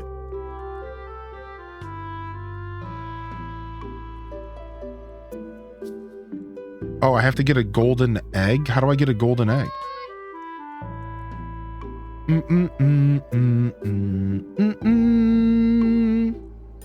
Are you taking off tomorrow? I haven't decided yet, which is pretty bad, right?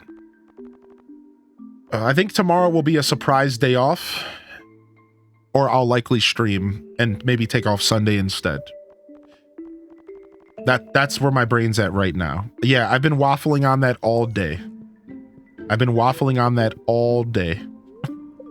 Like, I don't really know what I want to do, so I'm just gonna let myself decide later tonight or tomorrow morning. I'll make a Discord post.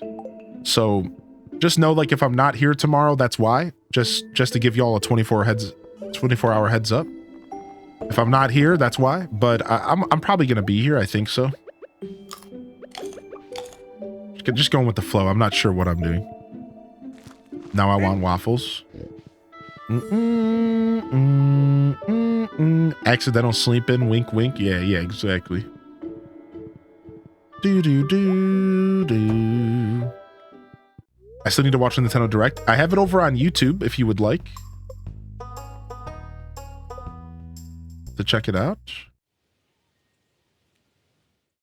You can go find it on the YouTube. Yeah, I don't remember how to get a golden chicken. Do I just get a golden chicken egg randomly from my own chickens? And then that's where it's gonna go. All right, so clearly now that we're retired, what we're about to do is go buy that purple turtle. So let's go do that. Let's go get ourselves some animal bowls and go get our new turtle.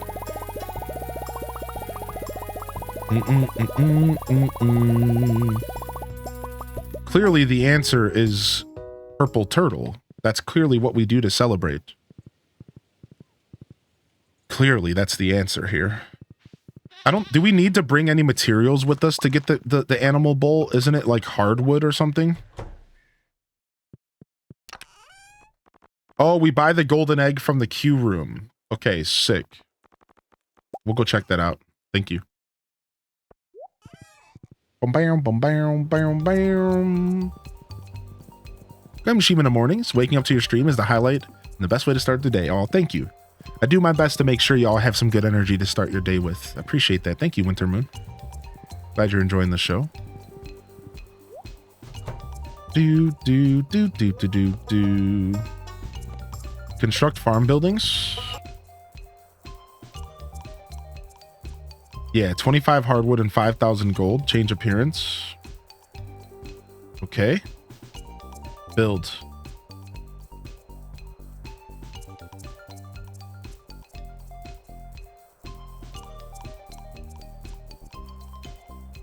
All right, that goes there. Then we'll buy another pet bull. Oh, I never built Pam a house. Oops. Damn, Pam. Pam's out here still living out of her trailer. My bad. I thought for sure I bought that already.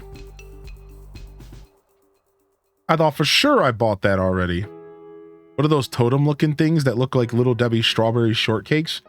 Those totems are warp totems. You buy them from the wizard, and they let you warp around to different places. They're really nice, actually.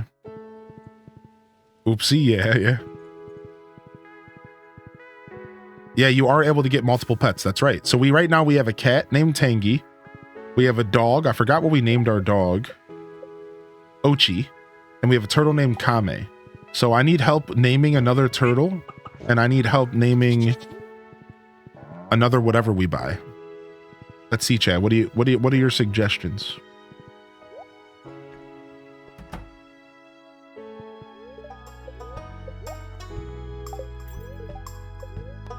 Adopt pets. All right, so first off, we're getting the purple turtle. What do we name the purple turtle? Donatello? Oh, okay, that's kind of has to happen, right? Glizzy? Ah, don't tempt me. That's the best name. Crush? Franklin? What's up, T-Blade? Donnie for sure? Oh, man. Donatello, absolutely. All right. All right, what else we got? What else can we get? We got both turtles. Let's get we have one cat. Let's get another cat. Let's get this black cat. And then what do we name the black cat?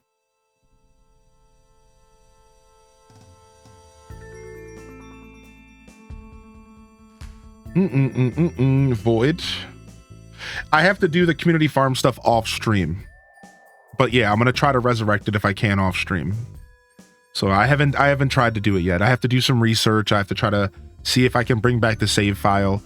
And if I can't, I'll figure out what I want to do from there. Like, do I want to start fresh? Do I want to try again? We'll figure that out. But no, I can't just jump right into it because I have to do some research. Gigi? Kiki? Okay, I like Kiki. But yes, finishing 1.6 does mean that I can start working on that. Yeah. Gritty? Yes.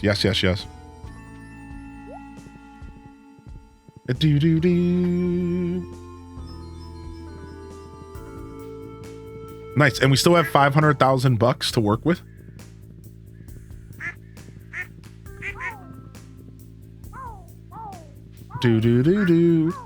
So we're not completely broke, which is like ideally what you want when doing something like selling all of your back stock in the game.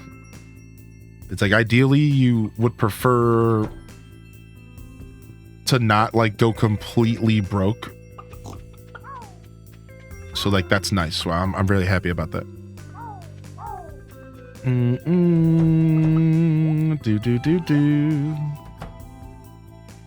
Oh, I did drop a couple frames. Sorry, chat.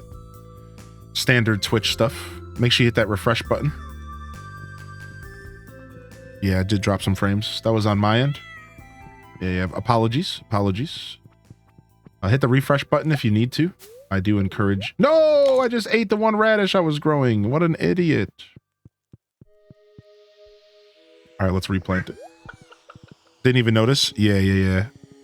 It looks like it was a pretty big drop, but nothing too bad. All right, let's grow another radish. Do.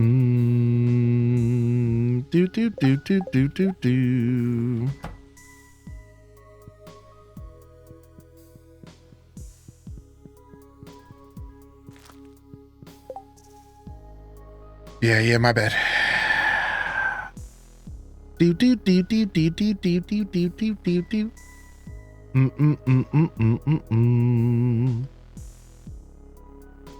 He was running in the background, it didn't break. Yeah, it doesn't happen to everybody. When those types of hiccups happen, if your internet's strong enough, you might not even notice. Just some people. Yeah.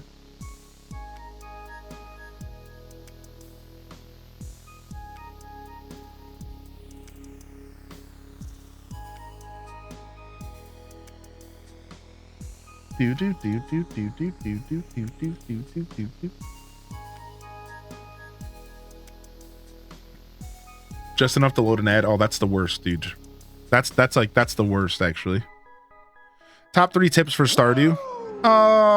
It's hard to give out tips depending on like your expertise. So assuming you're a new player, the big tips would be like you should take time to explore the valley. I think the first year of the game is like a tutorial. So you should spend the first year of the game just like exploring the valley and just learning the game and the locations and the NPCs. The game doesn't really start until year 2. So that's my first tip to a new player. My second tip would be to try not to stress out too much about the clock. I think a lot of players stress themselves out playing Stardew. And the truth is that the clock only matters so much. At the end of the day, you can do anything at any time and the game never ends. So just take a deep breath and just choose a couple things to focus on and just do whatever you think is entertaining, whatever you think is fun. There's no wrong way to play Stardew, even if it feels like you have no idea what you're doing. And then my last piece of advice is an actual piece of gameplay advice, and it's don't cut all of your grass in year 1. The grass in this game regrows itself naturally, and if you cut it all, then it won't regrow. So this is what I mean, like this grass here, like mine's purple, but you know, whatever. You don't cut all your grass year 1. The way that you want to do it is you want to save this grass until you get a silo. And then once you cut it, you'll actually just get free hay. So this is a pretty big piece of advice, because if you cut your grass before you get a silo, not only are you missing out on hay, again, it also won't grow anymore. So you need to take a deep breath, and you need to make sure that you don't, I don't know why I said take a deep breath. I already said that for the other part. But anyways, you want to make sure you don't cut all your grass year 1. So this is a piece of advice we give every new player. Don't cut all of your grass year 1. Don't do that to yourself. It's a rookie mistake. We've all done it. And then you're stuck with having to buy grass starters, and it's just not ideal. It's just not ideal to play the game that way. So now, does it matter if you do in the long run? No, not at all. It doesn't really matter. Like, who cares? But it's just not the ideal way to approach the game. That's my big 3 tips. Here's a 4th tip that you didn't ask for, but you're getting anyways. The guy at the docks will sell you a training fishing rod. This is massive because you're probably going to struggle with fishing. Everybody does. So the first fishing rod the guy gives you is just called a bamboo fishing rod, and it's all right. However, if you go into his shop for 100 gold, you can buy what is called a training rod, and it makes fishing even easier and a little bit more approachable as a new player. And I recommend that you go buy that training rod as soon as possible. So there you go. There's 4 tips. But it's a little bit hard to give tips out and advice for Stardew depending on the person who's asking. So those are kind of like more basic tips. Those are kind of like more well-rounded tips. Here it is, the golden egg. We got it. We got the golden egg. There it is. Yeah, those are like more well-rounded tips for you that everyone could adapt, but I could give you more, you know, depending on quite specific questions you might have about the game and all that stuff.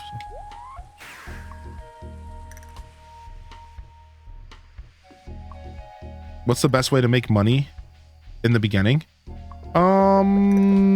Farming is always going to be superior money making, and you should always put all of your money into crops. But let's say you're not a maniac like me and you like to actually enjoy video games, I would say fishing. Fishing is some of the best early game money that you can get. Fishing is some of the best early game money available, for sure. Early game fishing, and I think you should focus on crops. I think crops are really, really, really important, and that you should focus on crops if you can. To like some extent. Farming is the best money and always Always, always will be. Nice, we got our statue of perfection. Yeah, getting the first backpack upgrade is actually a pretty big tip as well. Yeah, don't sleep on that first backpack upgrade. It makes a world of a difference. It's actually so important. That's actually a really big tip. That's a good one, Tracy. Welcome back, by the way, Tracy. Good to see you back in here. I'm going to cut all my grass year one. It looked at me funny. And it is in my way of my decorating skills and plans. Yeah, cut it all. Cut the grass. Get rid of it. Nobody even wants it. Boom, boom, boom, boom, boom. Do, do, do, do. Well, yeah, there's a lot of little things about Stardew that will totally help you along. So you'll notice that the chat is adding even more to this because there's all these little details, all these little tips that make a pretty big difference for your Stardew Valley playthrough. And a lot of this stuff you're going to learn on your own. You're going to learn from watching streamers. You're going to learn from reading you'll learn from reading the Stardew Valley Wikipedia, so on and so forth. Do do do do do do do do do do do. Yo, thanks for the follows coming in. Welcome to the show today. Yeah, we should stretch break. Good call. Let me get this 5 clay for my crabs. So, Chad, I've been playing Sunnyside. It's a great game. It's a farm sim. It's a little bit rough around the edges. Yeah, Sunnyside was one of the games that I was looking at from the weekend of Directs. Yeah, from Walmart brand E3. I was looking at Sunnyside. I think Sunnyside, I was told that it's like very hyper realistic. Is that fair to say? I heard that it was like hyper realistic. Like the farming is like super realistic. I don't know how true. I think that's how somebody described it to me. They were like, I can't remember like why they said that, like the details, but that's what I remember being told. I noticed the game when you pointed it out. What's up, Capri Mama? How you been? Hey. Good to see you, Capri Mama. Yo, welcome to the broadcast. I quit playing once I got to Ginger Island on my last playthrough because I wasn't sure what else to do. I kept feeling like I was running out of time, so it seemed to take too much care of the farm and then to get over to Ginger Island. It is hard. When you first unlock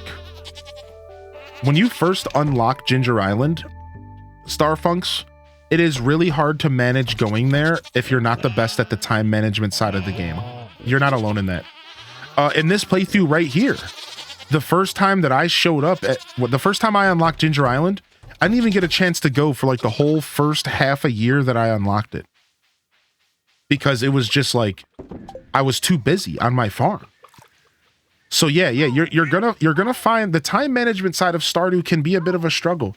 And that's why I say stuff like reminding people like there's no rush, dude. Like at the end of the day, you don't have to rush. Like there's really nothing. Ginger Island will be there when you get a free day to go there. Right? So I think it's like as long as you kind of remind yourself that you'll get to it eventually, I wouldn't stress myself out to like interact with Ginger Island right away. It took me like a while. You could say yes. I could go into detail. Yeah, you don't have to. You've already done enough. Thank you though, man. Thank you so much. Yeah. I just heard a little bit about the game and I'm semi-interested in it. I might check it out. Yeah, exactly, Capri Mama. It's super early, so tired, but otherwise good. Went to see the new Inside Out movie today. Oh, I've been hearing all sorts of hubbub about the Inside Out movie. Did you like it? Did you enjoy it? I haven't heard if it's good or bad. I haven't heard any opinions on the movie. I've only heard that it's out and that a lot of people are making a point to go see it. So I don't know. I haven't heard any opinions.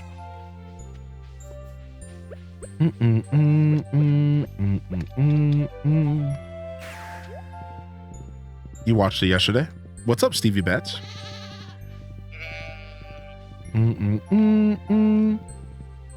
Hey, what are you doing in my stream? We already had this discussion. Please leave this minute.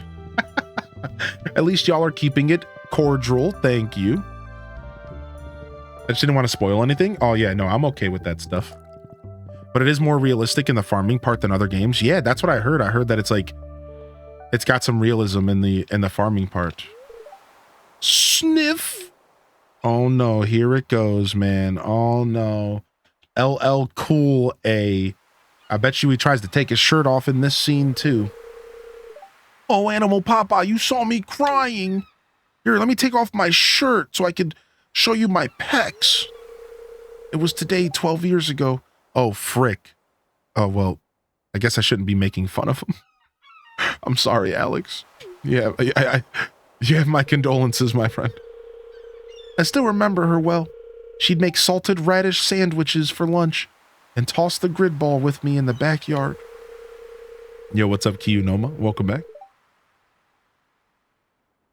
She took care of me, and I was still too young to really say thanks. Now she's gone forever. Oops. This is the only keepsake I have left, her secret music box. House of the Dragon Season 2, yeah, didn't that just start like Sunday or something like that? I was excited about locking a new part of the game, and then I got there and I was like, okay, now what? Yeah. The truth is it's kind of hard to follow. It's kind of hard to follow what to do next at Ginger Island. It's kind of a figure it out yourself kind of situation.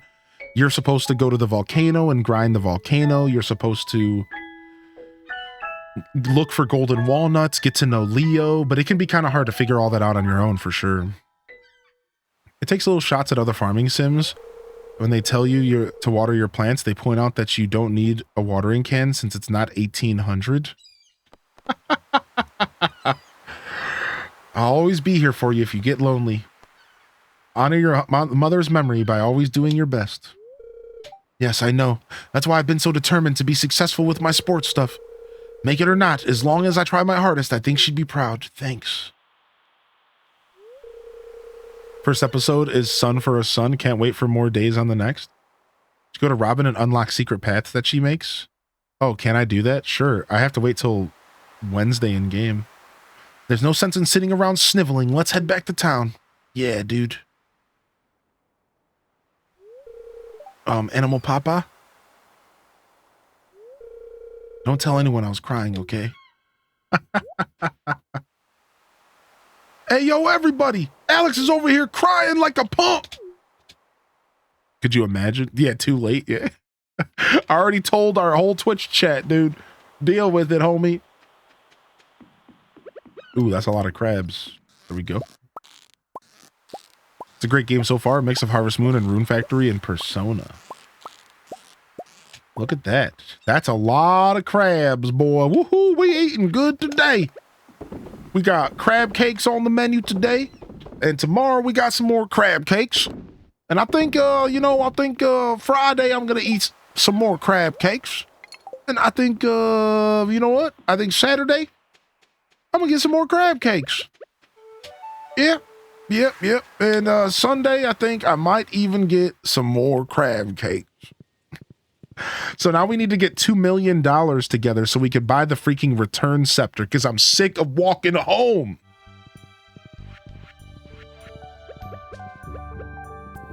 Absolutely sick. Sounds good to me. Yeah, I just made crab cakes in real life recently, and they were great. They turned out great. Super easy recipe. Super easy to put together crab cakes. The worst part is the price of the crab meat. Really need that flute. It's nice. It's really nice. Do do do do do do do do do do do.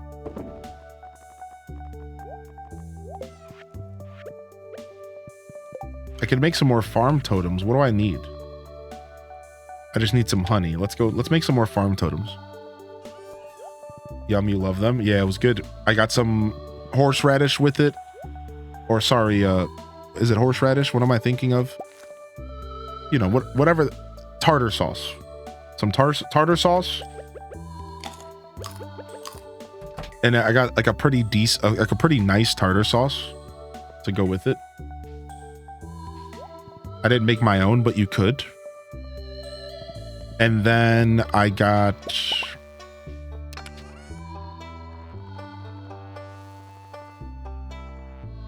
What did I put on the side? I don't remember.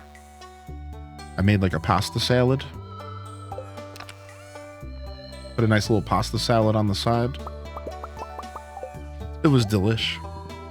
What's up, Luke? Hey, how you doing today, Luke? Welcome to the show. Do do do do do do do do do do. Last night I made a glizzy. Yeah, I've been glizzing. I got some low carb buns, and I got some chili sauce, but I haven't opened it up yet. And I got some Oscar Mayer wieners because of all the talk we had the other day about it. And I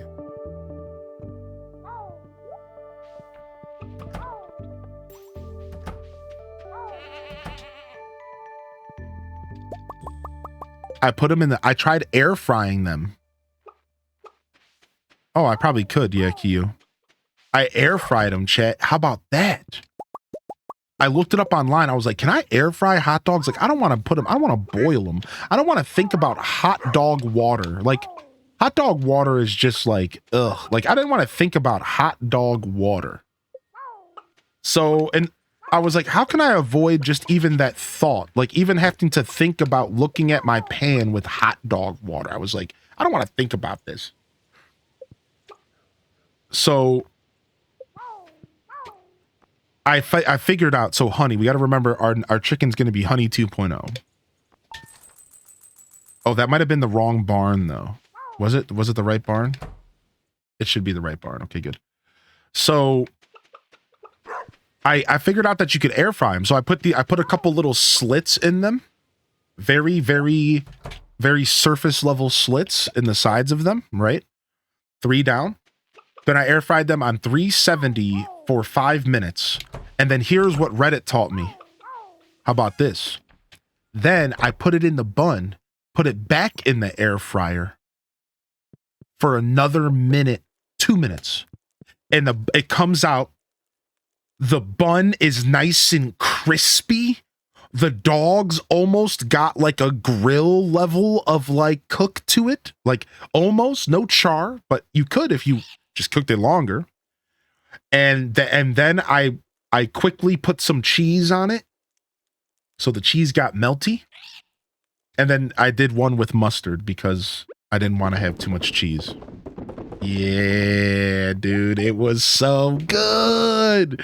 It was glizz. We were glizzing, man. Glizzing. It was glizzy paradise. Of course, I come in and you're talking about glizzies. No, but for real though, like this is I was talking about how I ate some glizzies last night. Yeah, no, this isn't your average glizzy talk.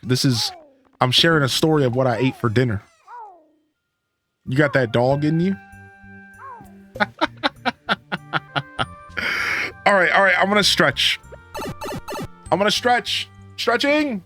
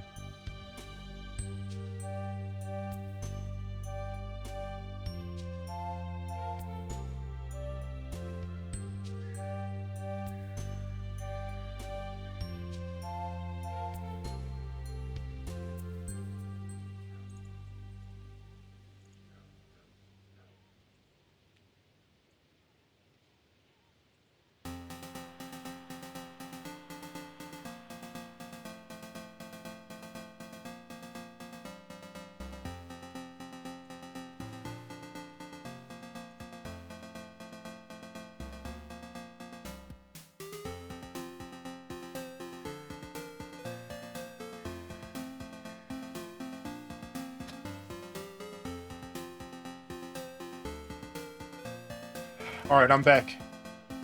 I had to go take a tinkle. Thanks for your patience. Ordered a shirt that says I got the dog in me with a picture of a Costco hot dog sign. Shut up. Why is that the sickest sounding shirt?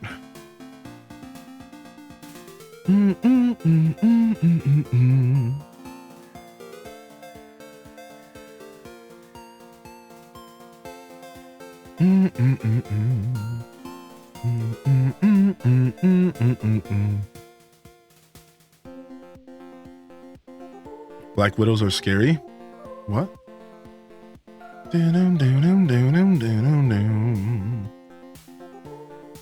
I cook my chicken pot pies in them.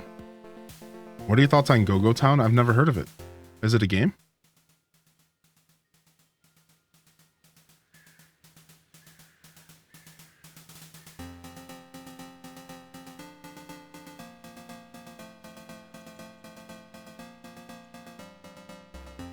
Go-Go Town. What is it?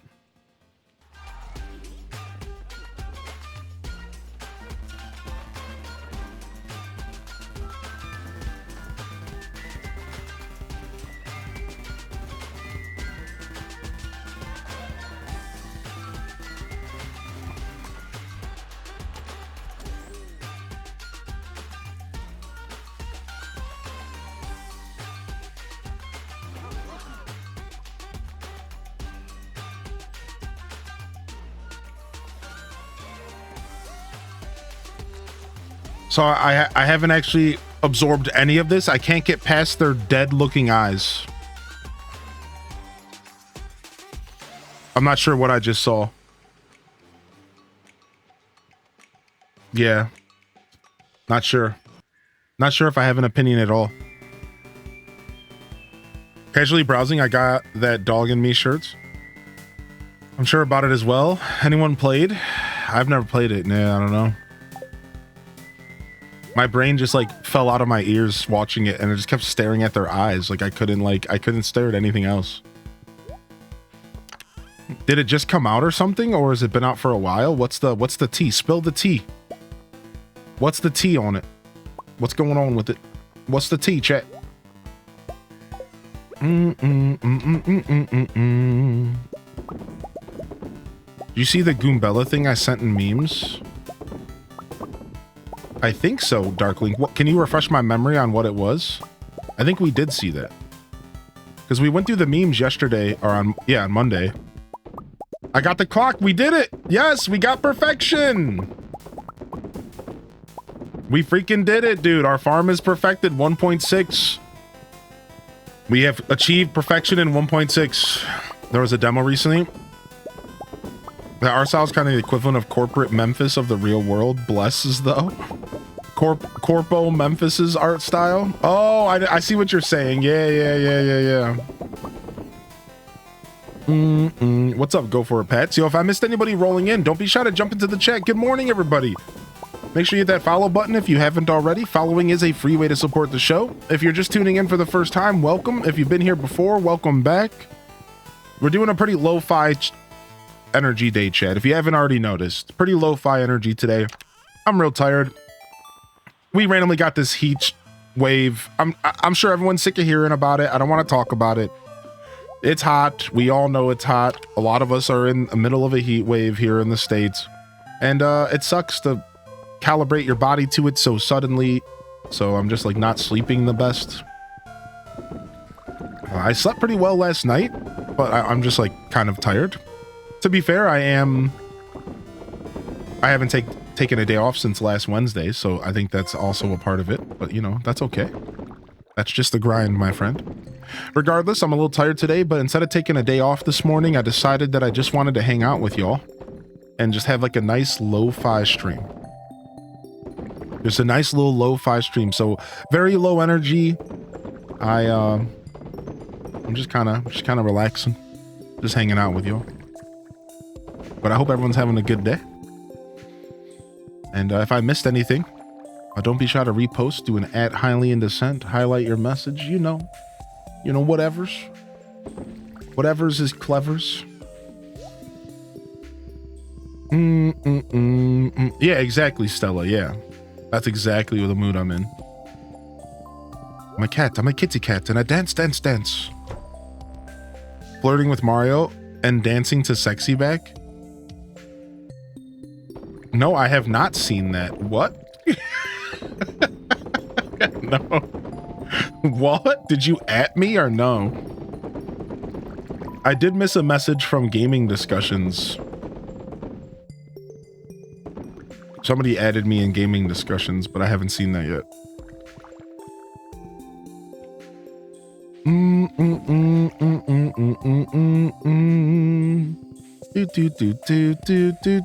I'm always in a heat wave. I never stop complaining, so it's all good. Yeah. Like, it's not that bad. For me personally, I'm like just living in air conditioning and it's fine. It's like, whatever. It could be a lot worse. But I just personally, I'm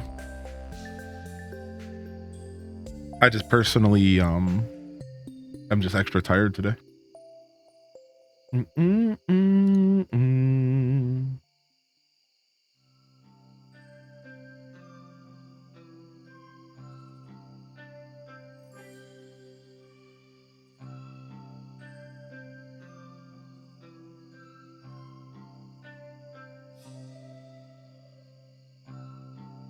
I saw this and immediately thought of Hylian.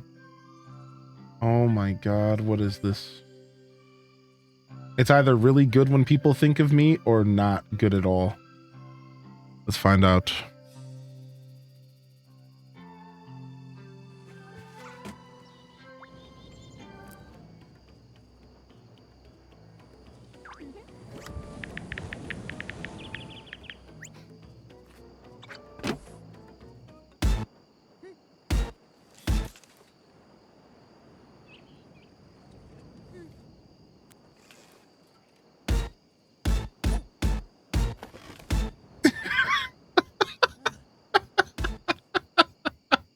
What is it? Oh my god. What do they say in there? I got called out recently. What do they say? What do they say? Go ahead, be what with it? Recently got called out because I missaid the lyrics, and then I tried to cover it up that I wasn't saying the lyrics, and I tried to cover it up that I was saying the lyrics wrong on purpose. The person who called me out, hopefully they're not watching, because then they'll know that I lied to them. Go ahead, be going with it.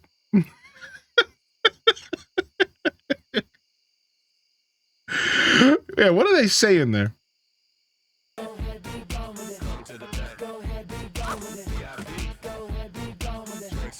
Okay. Nah, I guess nobody knows.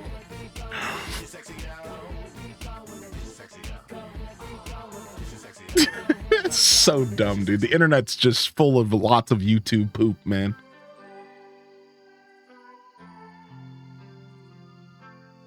Go ahead, be gone with it. I don't know. I don't remember what the lyrics that I made up in my head were for that. I think it was like, I don't know. I don't remember what my headcanon was for it.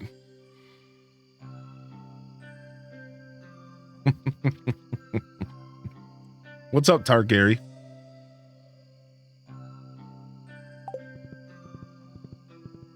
What's that song? That's Bringing Sexy Back with Justin Timberlake's new recently arrested ass.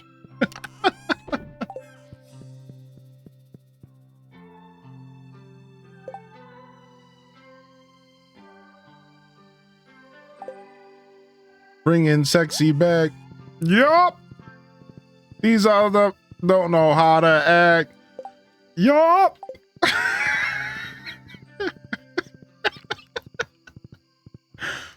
Yup.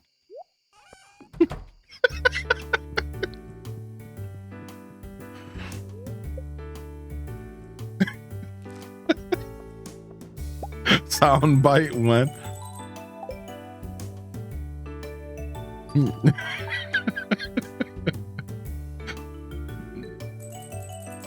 Yeah, exactly, Katrina. Katrina knows. Katrina knows.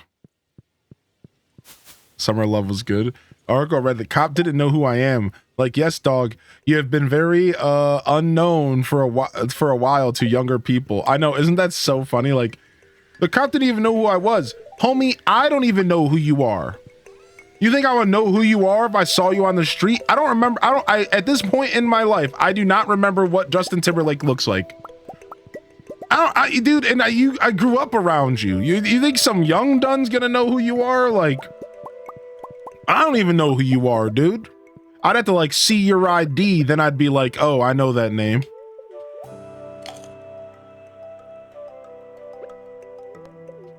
The cop was like, what tour? Yeah. If I saw him on the street, I might not recognize him unless he looked like 1998 ramen hair. What? Is that a meme? Ramen hair? I've never heard that before. What? What?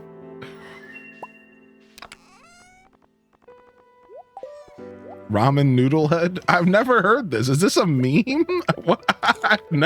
I've never heard anybody say that about JT. What is that? What is ramen hair? What are y'all saying?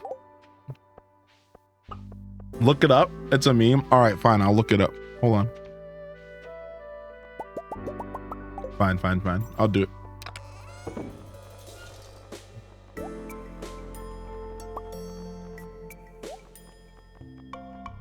I'm bringing sexy back. Yup.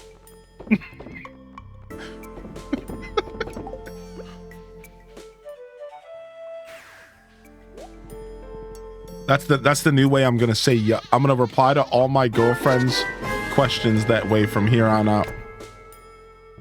Anytime she asks me anything. Yo, did you do that thing you said you were gonna do? Yeah.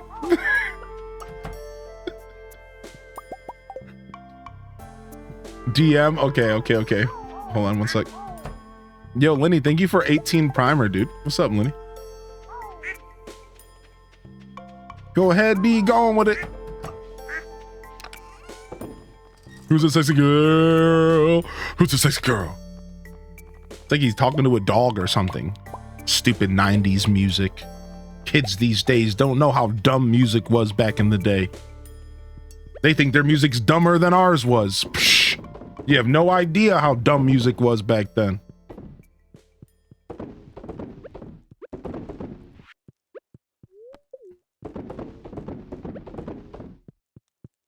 You think your music was dumber than ours? No. Outlandish. I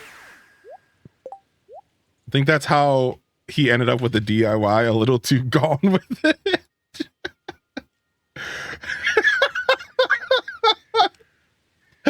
I almost choked on my...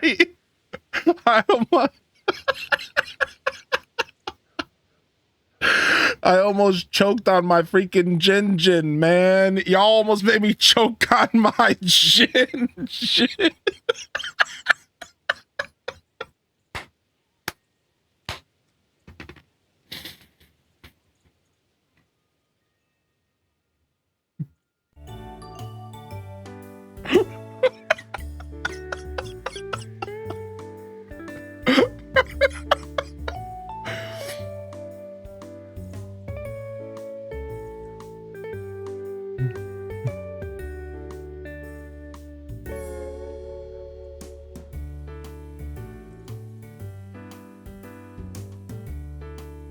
I know what I'm making for lunch.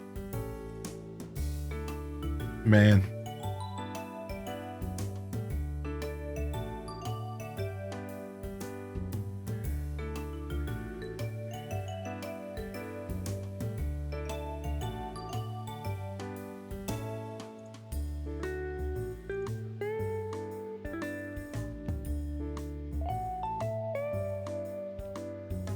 Thanks for following me. Dude, I didn't follow you. What are you talking about? Oh, I did. I remember you. Hey, what's up? I remember you're Elliot, my boy. How could I forget about you? It's my boy, Elliot.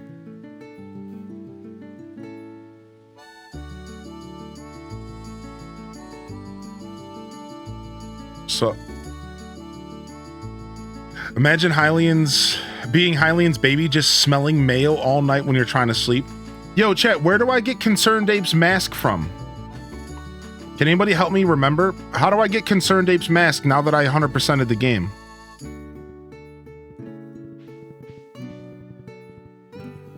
So happy right now.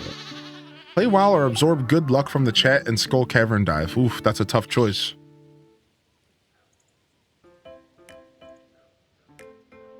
What's up, Diamond Blade?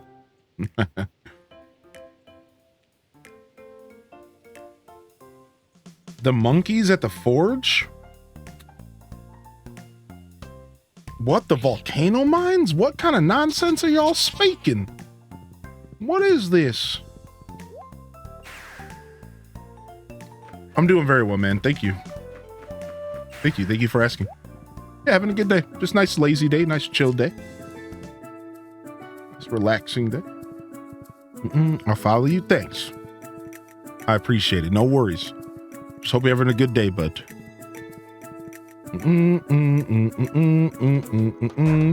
Yeah, you can eventually make totems to teleport to the island, but they're pretty expensive. And then you can also get a thing called an obelisk put on your farm that lets you teleport to the island. So you do eventually get freedom to just go to the island whenever, at any hour, any time of day. And it really changes your relationship with the island when you unlock that. Yeah. Monkeys in the Volcano, great band name. Dude, what's up, Didius? Yeah, we got it, dude. You received question mark, question mark, question mark. Yeah. I like how it's not even like a mask. It's like a full, like, furry suit head. It's like a fur suit head. Look at me.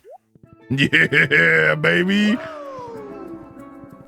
We're cruising. Big old bobblehead. Do do do do do do do do.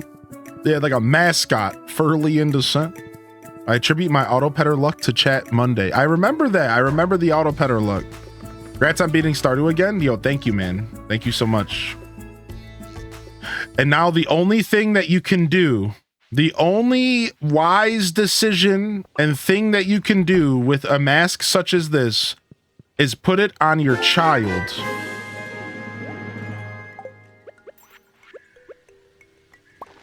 And now I have Concerned Ape spawn running around my house. I should put it on my cat, maybe.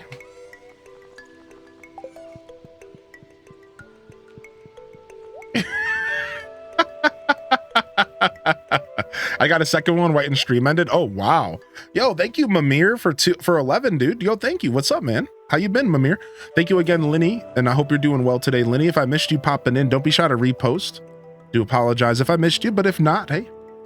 Play Minecraft? Yo, check out our Minecraft server, Elliot! !MC in the chat. We got a Minecraft server and you're invited. Everyone's invited, but so are you. All right, where's my frog hat? Oh, my frog hat's on my horse. So wait, what hat am I gonna give my horse? We'll give him the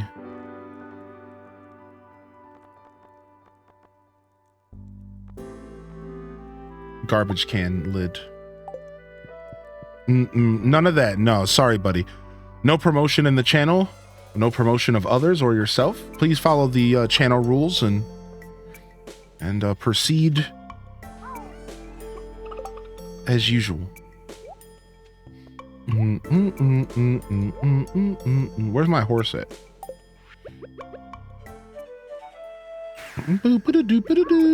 What's up, Mishki TV? How are you today? Do do do. Do do do do.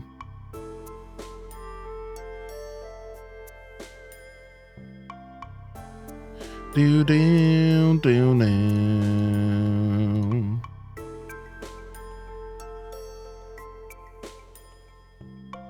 Yo, what's up, Prague? How you doing today? Doing good? Only melting in the hot weather. How are you today? Yeah, we were talking about that just a little bit ago. It do be like that outside, right? All right, garbage can Lynn on the horse. What's up? How you doing today, Prog?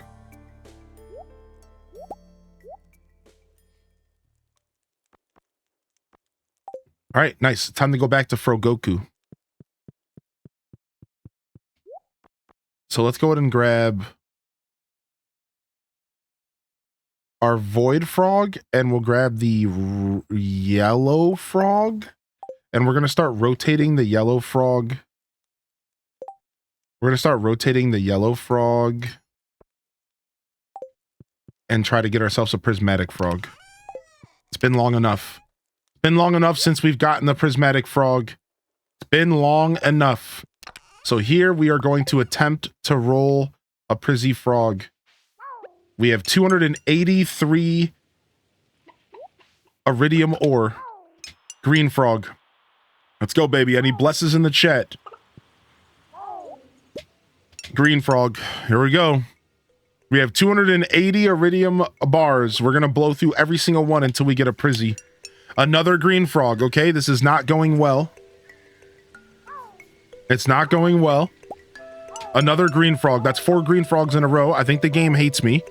Yo, L, we got perfection today. Yeah. Yellow frog. We're back to yellow. That's not good.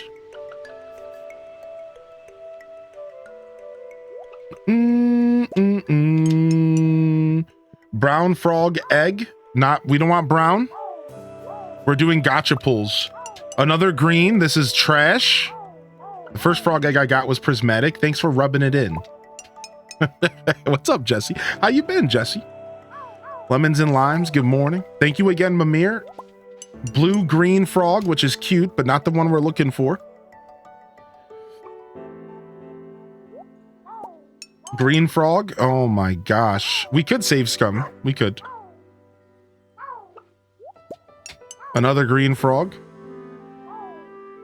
We could, in fact, save scum. Maybe we'll save scum once we get to 100 left. All right, we have red frog. We don't want red. Blue-green frog. I'm back. Yo, welcome back. There are frogs in Stardew. Yeah, Nick, you can have them follow you around. Brown frog. Oh my gosh.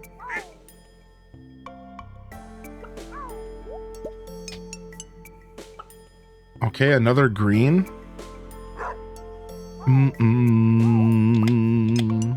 Okay. I forgot what frog we're going for. Yeah, me too. Me too.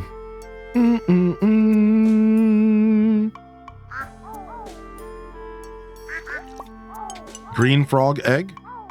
We want the prismatic frog. We have void. We want Prizzy. Green frog. Is it good? So the frog is a trinket. So there's 8 trinkets, Inksy, that they added to the game. If you're asking, is Stardew good? Heck yeah, it is. But the frog itself is a part of a trinket collection they added to the game. There was 8 trinkets. And this trinket, it's a frog. He eats enemies. He just eats enemies whole. Every like 20, 30 seconds, he could just eat an enemy in one bite. You don't get loot. The enemy dies instantly. It's just like a super clean transaction. And you could feed your little frog an enemy. It's pretty cute. It's actually one of the coolest trinkets. The dog in his head. I know, doesn't our dog look cute? Yellow frog egg. Oh man. All right, we're down to 200. We've used about 80 so far. Back to brown again. Is that horse wearing a lid? In fact, it's wearing a garbage can lid. A garbage can lid, yes.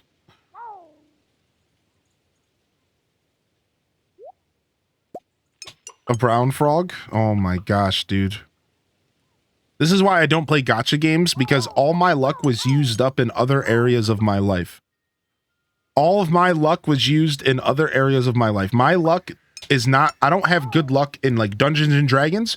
I've rolled more nat 1s than you guys would probably ever believe. Right? Secondly, gotcha pulls treasure chest in video games, Diablo 2 loot drops, no luck. I'm the dude that could grind a boss in Diablo 2 for 2 months and maybe get like a couple uniques. Like, it's brutal. I've never, ever like had good luck in that department in games. So my luck is my luck score is applied to other facets of my life. It's not in video games. Is it a good luck day? I don't even know if that matters for the rolling the frog eggs, but that's a good question. Maybe I should consider that. It would make sense if it did matter. So you're the Will Wheaton of loot drops? Yes. Oh my gosh. All right, let's sleep so that we can save scum. Let's sleep so that we can save scum and try again. We've used up a ton of our iridium. Let me go ahead and get my cheese going real quick. Did we do our cheese? We didn't. Let's go ahead and get our cheese going. We're trying to save up enough money for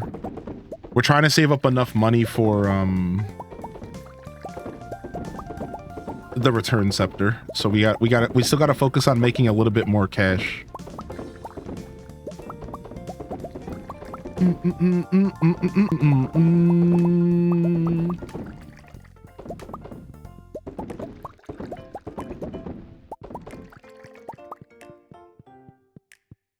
Oh. Do. Check your fortune? Yeah, we will. Still trying to get the last piece of the staff of herding on Diablo 3. Did anybody discover the secret cow level in Diablo 4 yet? Whatever happened to that? When it first came out, there was rumors that it might exist. I don't think it does. Frick, we have to walk all the way over there. So much perp cheese. I bet it's Limburg. I bet it's Ryan or Tamberg.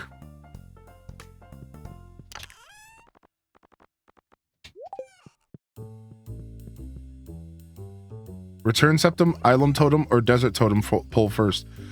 Depends on your goals, 7th. So if you're trying to 100% the game, you want to focus on the totems because the totems are a part of the 100%, the perfection, and they can be kind of expensive. Now, if you don't really care about perfection, then the return scepter is beautiful. The return scepter is amazing. But that's what you have to decide. Are you looking to get perfection? Then go for the totems first. If you are okay with kind of ignoring perfection, then go for return scepter because it's amazing. It's so nice, dude. The return scepter really does feel so good. Now, to make up for not having a return scepter, you could just make a ton of farm totems. Getting the materials together for farm totems isn't too bad. So I encourage you to maybe look into that. Minecraft Dungeons, is that DLC area? Wait, what do you mean? Minecraft Dungeons has a secret cow level inspired by Diablo. Oh, really? Does it? That's interesting. Oh, let's check our fortune. That is... Oh, are my turtles talking to each other? Oh, cute. They're hanging out with each other. My little turtles. Spirits are very happy. Okay, today's the day. Today's the day. My whittle turtles.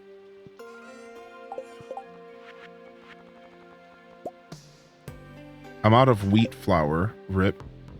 Guess we have to go into town today and go to the store. Ugh. I have to go interact with Pierre. Oh, he smells like pee. Oh, it's in his name. Oh.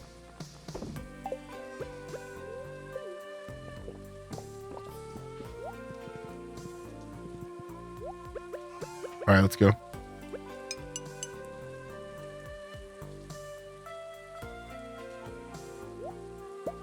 Blue-green frog. What's up, X-Cat? Homesick from work today? Nice. Good to see you here today.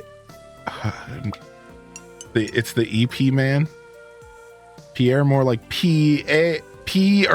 Oh, got him. Haha. You smell like a regular bodily function that we all have to do.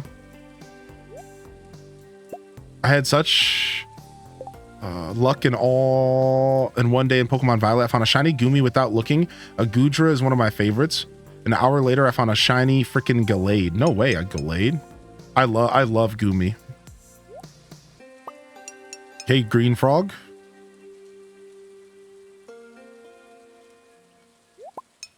Green Frog. You ain't cool unless you pee in your pants.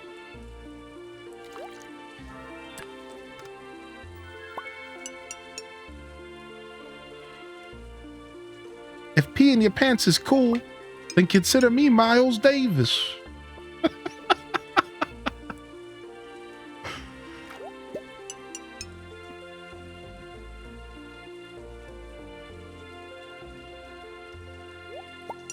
You remember that movie? Yo, it's an old reference, but it checks out. That's one of the grossest things I've ever heard.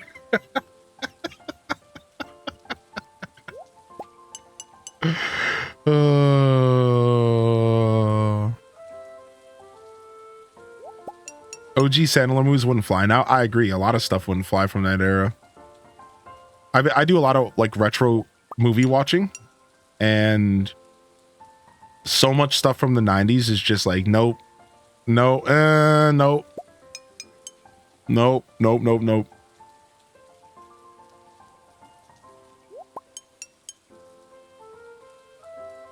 Oh no, Talnov.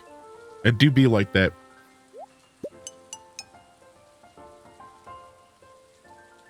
Snaz girl. So much is aged like milk. It's curdled. I can quote that whole movie, you and me both.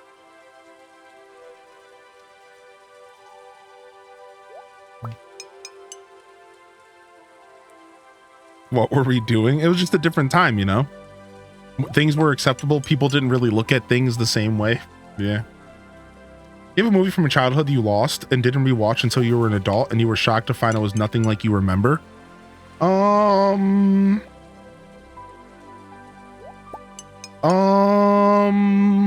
A movie that I loved as a child or that was from my childhood that I went back and watched as an adult.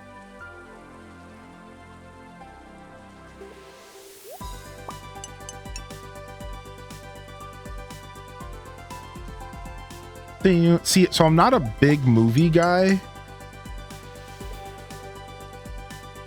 so it's hard for me to dredge up this answer, but there's an answer. There's an answer. It's hard for me to dredge it up though. I gotta like think real hard about it, but there's totally gonna be an answer in my brain somewhere. Dude, I'm having such bad luck with this prismatic frog.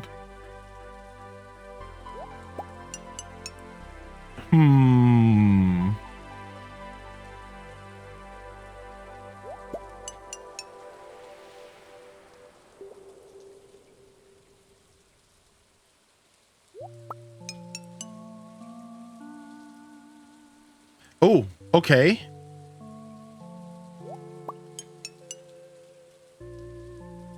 The movie would be Truman Show. I saw Truman Show when it came out. When I was a kid, I remember like looking for cameras behind my mirrors and stuff in my house, being kind of paranoid after seeing the movie. But then I proceeded to never watch the movie again for years, like I didn't watch the movie for 20 years. And then maybe 2 years ago, I sat down and watched Truman Show for the first time in like 2 decades.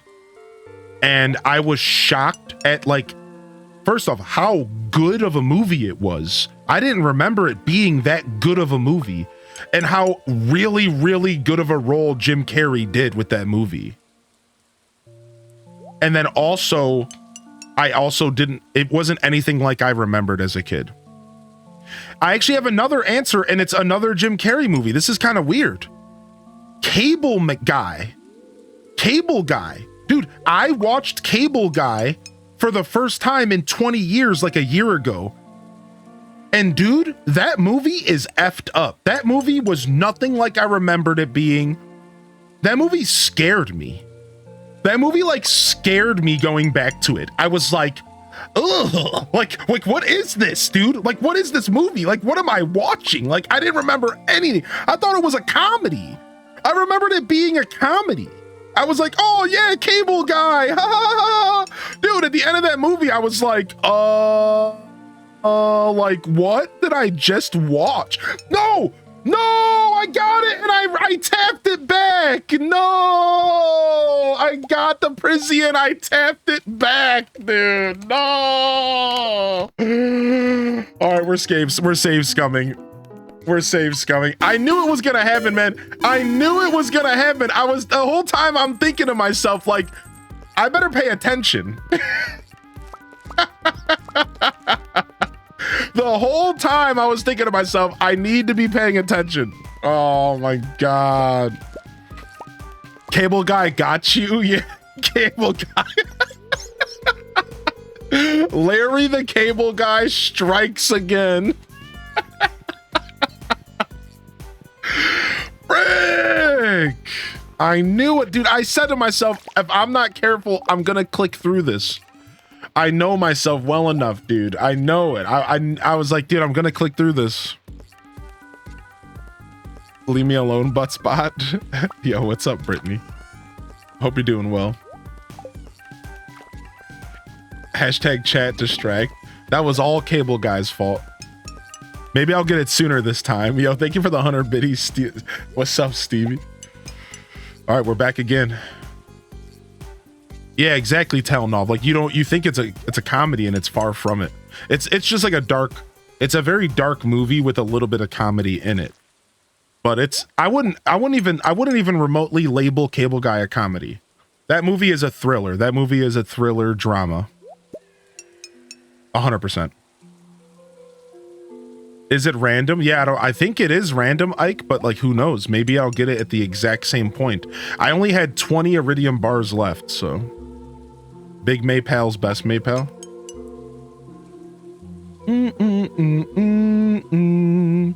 Larry the Butt Guy strikes again. I'm sure there's a Larry out there somewhere who prefers butts. I'm sure he's out there in existence somewhere. Larry the Butt Guy. That makes me think of the wrestling guy that made his whole career off of being the ass man. Y'all know what I'm talking about. Y'all know, dude. Y'all know, dude. He exists. He's out there, dude. He's out there. I'm an ass man. Yeah, I'm an ass man.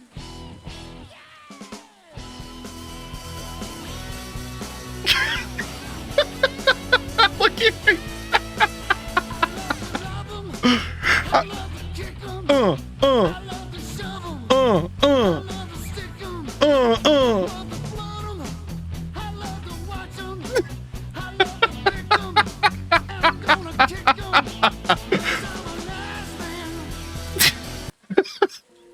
So yeah, that's a thing that I had to deal with in the 90s. Yep.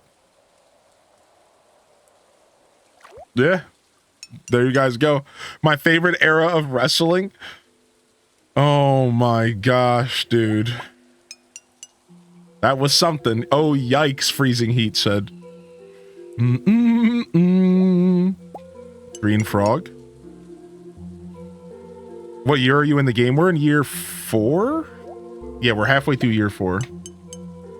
I missed that era of wrestling. I have zero clue about wrestling. Never understood the fakeness aspect of it. Wrestling is like soap opera. Think about it like that. Think about wrestling as a soap opera. How many of y'all got the tension imitating DX, dude, too often?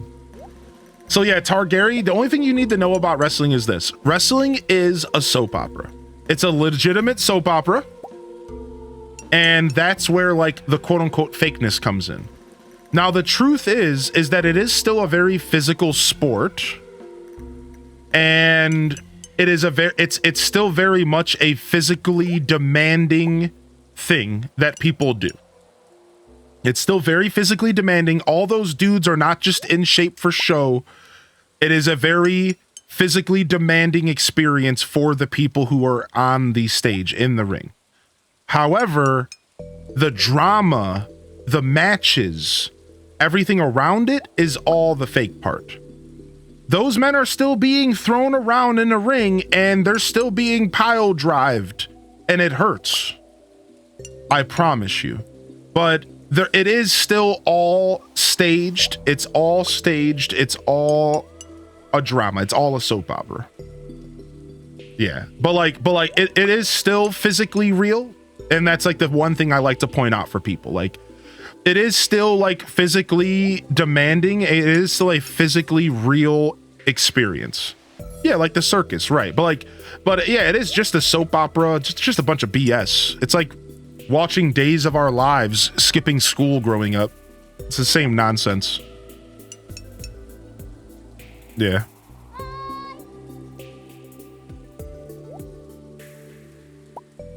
Yeah, exactly, Keo. I'm an ass man. Dun, dun. I love to kiss him. I love to hug him. I love to gliz him.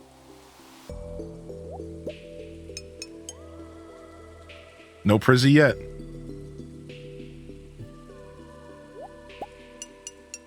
Heyo.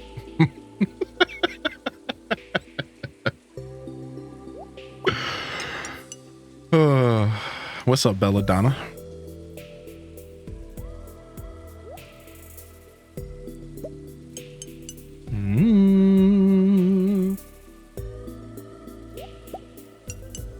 Green frog. Holding my breath for prismatic. We didn't get it until about 20 iridium bars left last time. So I'm holding out for that again. Can't run dungeons, laughing too hard. My baby is 1, and every time that J guy does the yeet, she does it with him. Yeet. Yo, what's up, Sammy Joe? Do you know when the Switch is getting 1.6? No, we don't know yet. All we know is that the developer is working really hard on it, and he's doing his best. So soon, right? We're all hoping that it happens within the next couple weeks, but we've been saying that for the past 2 months. So, But if there's one thing that I have enough respect for, if there's one human being that I have enough respect to be patient, it's Concerned Ape. I know he's working his hardest to get it to happen. There's just probably more hoops that he has to jump through than we realize, and he probably has a plan that he's trying to stick to. You know, maybe he wants it to release on all consoles at the same time equally. Maybe he wants to make sure that mobile gets it as soon as the consoles do this time, because last time the mobile users all gave him a super hard time. You guys would be sad to hear this, but even Concerned Ape wasn't clear of the internet's criticism. And the only time I've ever heard of the fan base of Stardew Valley being terrible was when they all got super up in arms. Oh, we got a Void Frog. We didn't get the right one, dang. Because there was some issue with the mobile. The mobile update wasn't... I got Void Frog twice in a row. What? The mobile update wasn't like on time, or it was having issues, and a bunch of people gave Concerned Ape a super hard time about it, to the point where he had to apologize to people and stuff, and I think that left a pretty sour taste in his mouth. And now he's like not doing stuff unless he knows 100% that it's ready to go, which is the proper thing to do. But I do find it kind of sad that like people did that to him when he's like one of the hardest working dudes in the gaming industry. So it's like, kind of sucks, but I imagine that's probably why we're waiting. Like, the truth is I think we're waiting because he got a lot of criticism for not waiting with the mobile stuff. And now it's like, well, I need to make sure that I never get criticized like that again kind of vibes. And that means that you take even longer. You take your time, you make sure stuff is properly put together, and so on and so forth. So that's like my take. I'm like, I think this is happening because he knows that he can't rush this process. Like this is something that's pretty important. So, yeah. So what I'm trying to say is blame people on the internet who feel the need to overly criticize. That's what I'm saying, actually.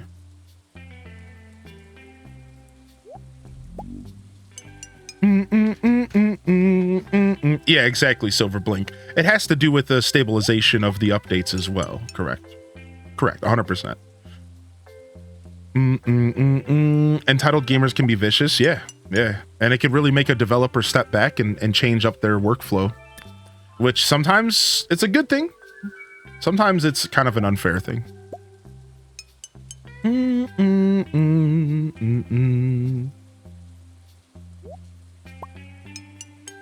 I'm happy these updates are free. We all are, right? Right? Like when you take a step back, you realize that we've gotten every update we've had for free. We've gotten every ported copy of the game for free. The mobile copy is only like $8. Oh, I'm dropping frames right now. Yeah. Yeah, here, I'll try to lower my bit rate to see if it solves the problem. We're dropping a bunch of frames for sure, though. Let me try lowering my bit rate down a little bit. Sometimes that helps. See if that makes a difference. Oh, it's not helping. We're just melting frames. It'll recover soon. Sorry, chat.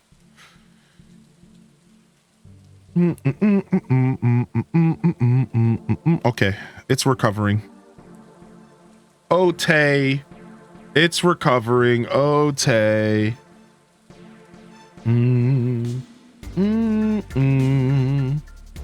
What 3 years no Silk Song does to an MFer?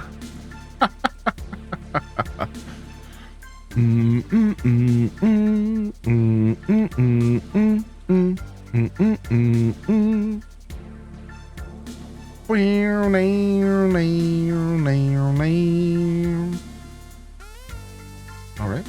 Make sure you hit the refresh button. Apologies about that. Green frog.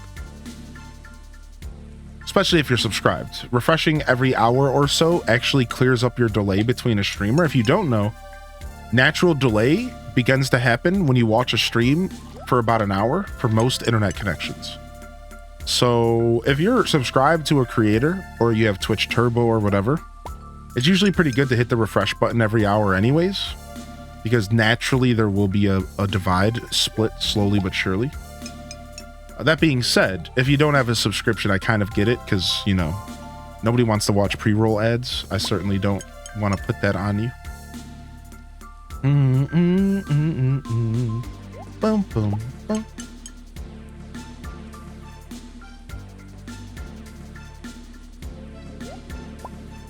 Yeah, the words on stream sessions will get you. I reloaded into an ad, got him. It was a part of my plan the whole time. Let me get 3 cents for your misery.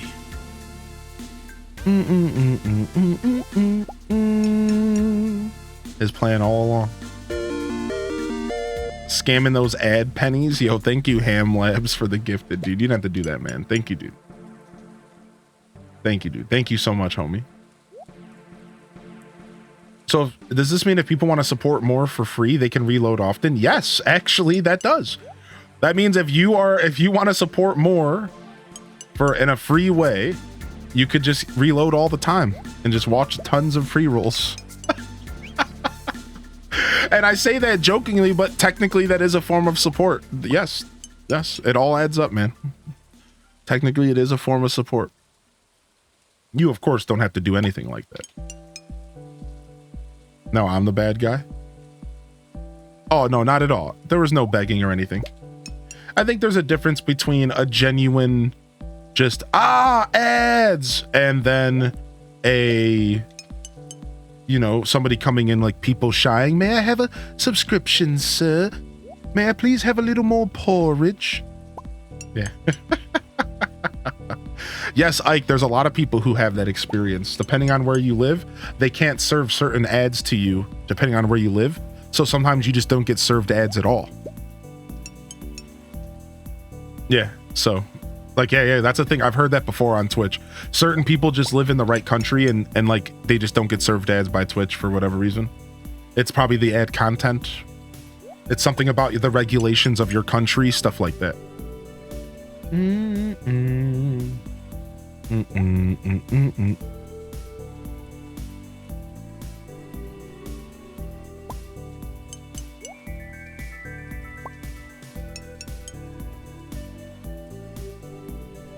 Yeah, Talnov. Exactly. You're not the only person that feels that way. Yeah, it's very kind of you to say that. Appreciate you. Yeah, no worries at all. Just being here hanging out's enough, fam. We're big chilling. Not stressed about it at all.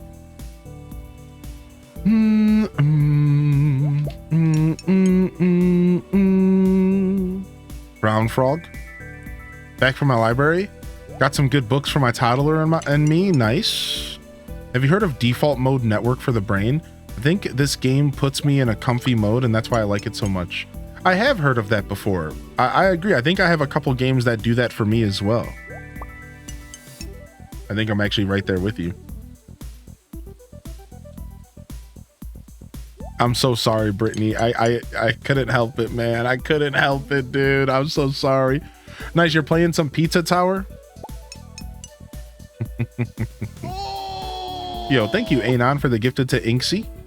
There it is. There it is. Bringing them in, badging them up. Badging them up and bringing them in. I know realistically, I will not see it for years. Yeah, you know, I think we might see it sooner than we think, but I agree with the realistic expectations of it. I agree with that. I think we could see Haunted Chocolatier as soon as the end of next year. Like maybe even have a demo or something.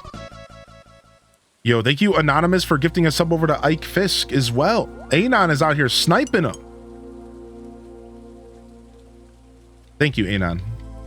Appreciate you. Just a ton of more green frogs. Dude, we got so lucky with the prismatic shard. Dang it, oh, we got it as soon as I opened my mouth. Yes, yes. Prizzy frog. We got a frog and it's prismatic and it does the prismatic things because it's a frog that's prismatic. Go.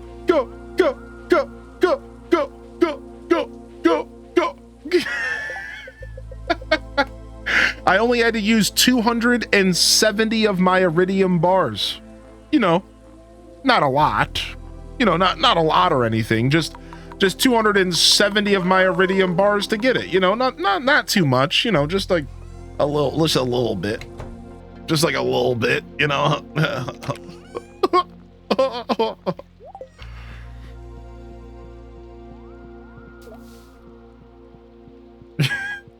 Chump change. Yeah. No, you know, nothing at all. You know, nothing too serious.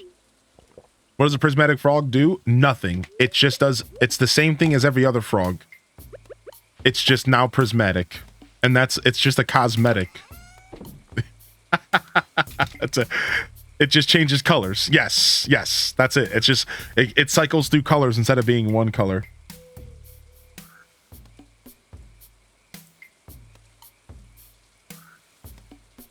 Precisely. It's the Windows Movie Maker filter. Why are frogs just the coolest? Universally, frogs are loved by all. I agree with that. It's 4 p.m. Does Pierre's close at 4 or 5? What's up, Yardy Prince? Ideally, ancient fruit, but you can grow anything in any season. Best to grow something that yields good profit. We're talking about the greenhouse. I recommend strawberries for greenhouse as well. Strawberries is a pretty good greenhouse fruit early on. And then ideally you would want to eventually upgrade to ancient fruit. Yeah, ideally. You sell a ton of wine to get 10 million? Yeah, that's what I did. I did a ton of wine and I didn't even age it. Cocoa winning. I didn't even age the wine. So here, let me show you my setup on how I got my 2 million. You ready? You could do whatever you want with the strawberries, Yardy. The idea is to turn them into wine. That's the most money, or put them in a preserve jar. So the best options, the most lucrative options, I'm going to go from the top. Preserve jars make the most money technically, but you can only do one at a time every 3 days. Then you have wine that makes more money than preserve jars, but it takes 7 days versus 3. Then you have dehydrating them in last place. And then you have selling them raw behind that. So ideally, you would want to put all your strawberries into preserve jars if you can. You also would want to consider doing kegs if you can. You can also dehydrate if that's something you want to do. Or you could just straight sell those bad boys raw, because that's also acceptable. Again, it's just tiered. So do you want to try to maximize, min-max your profit, or do you just want some profit? Just sell the strawberries, be done with it, and just get yourself some cash. It's kind of up to you. Right, so.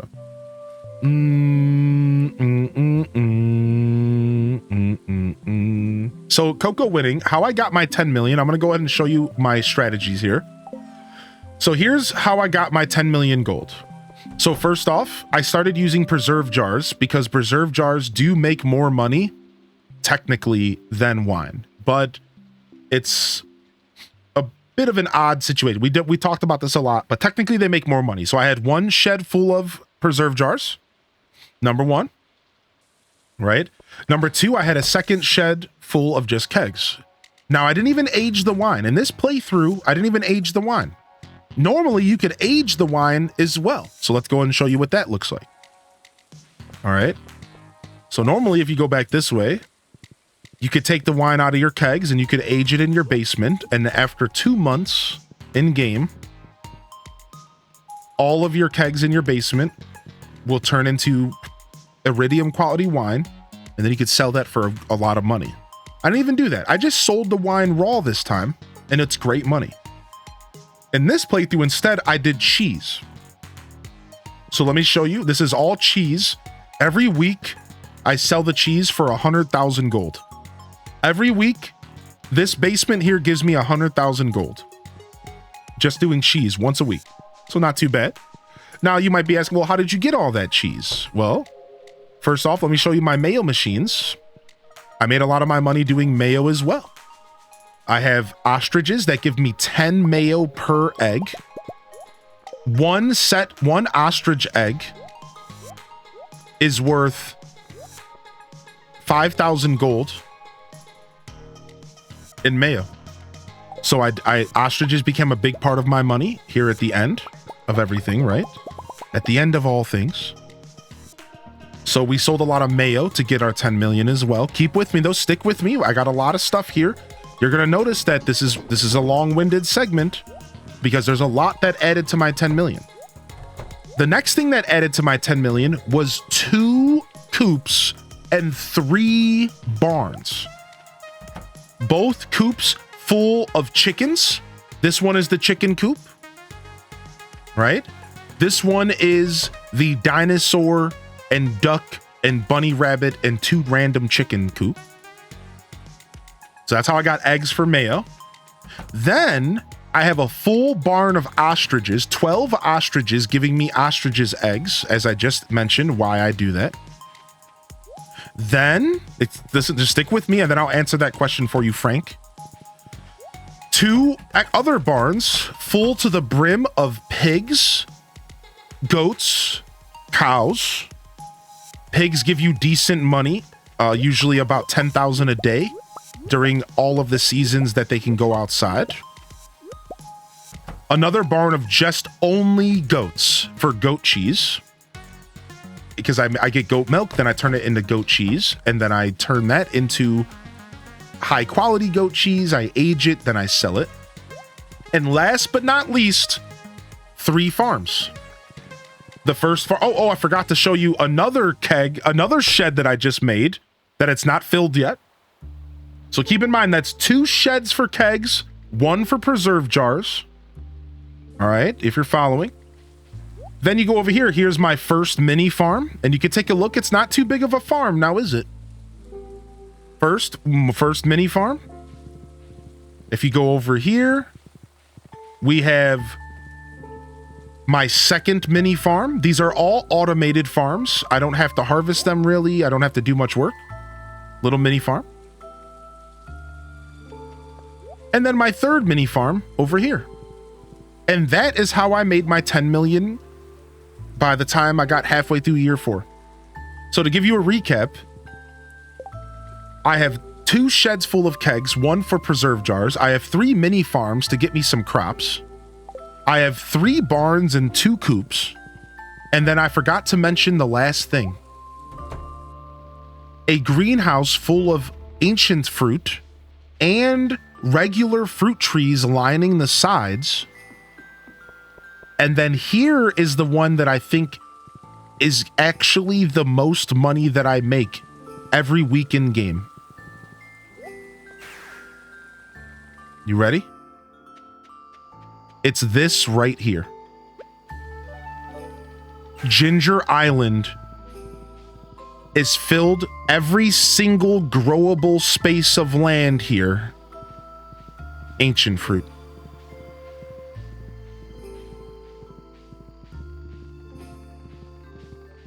Every week I get to harvest this. That's how I got 10 million. So I get the ancient fruit, I process it to wine, I process it into preserves. I get the eggs, I process it to mayo, I sell it. I get the cheese, I process it, the milk, I process it to cheese, I age it, I sell it. Right? That's pretty much that's the TLDR. Ancient fruit, I turn it into wine, I sell it. I turn it into preserve jars, I sell it. Milk, I turn to cheese, I age the cheese, I sell it. Eggs, I turn to mayo, I sell it. Done. That's the secret. TLDR. And just a lot of that. A lot of that, more and more and more and more and more and more and more. Just like a ton of that over and over again. Like on a high scale, right? Now, you have options. Instead of cheese and milk and barns, you could go full crops. And you could just turn your crops into wine and then turn your wine into aged wine. And to explain that process just real quick, you take your wine out of the keg and it's just a regular bottle of wine. And you put that into the cask into your basement and it takes 2 seasons in game to age. And then it'll end up being iridium quality. And it sells for like quadruple the amount, if not more. So that's... Aged wine is a really lucrative business. It's a slow business. 2 seasons in game is a long time. So that is technically the best way to make money. It's one of the top like 2 or 3 ways to make money in the game, aging wine. But it's very slow burn. This time I wanted to try something new and I'm doing cheese instead. So instead of aging wine, I'm selling the wine. And I'm aging the cheese, and it's been quite a ride. It's a very different experience than what I normally do. How do you get all the seeds though? So the way the seeds work is I use seed makers. So it all started with a single ancient fruit seed that I planted in here, right? Then I took that piece of ancient fruit on a good luck day. On a good luck day, luck matters for seed makers, and I plopped it in a seed maker. And that one turned into 2 seeds. It can turn into 3, it could even turn into 4, I think. So I put the ancient fruit into the seed maker, I got 2 seeds. I planted those. Now I have 3 plants. Those 3 plants turned into 6. Those 6 plants turned into 12. Those 12 plants turned into 24. And that's how I got all those seeds. So it took a long time. It took a while. I had to wait once a week. I'd get a harvest. I'd seed make them, and it would just keep going and going and going and going. And now I have more seeds than I need, right? And that's kind of the vibe.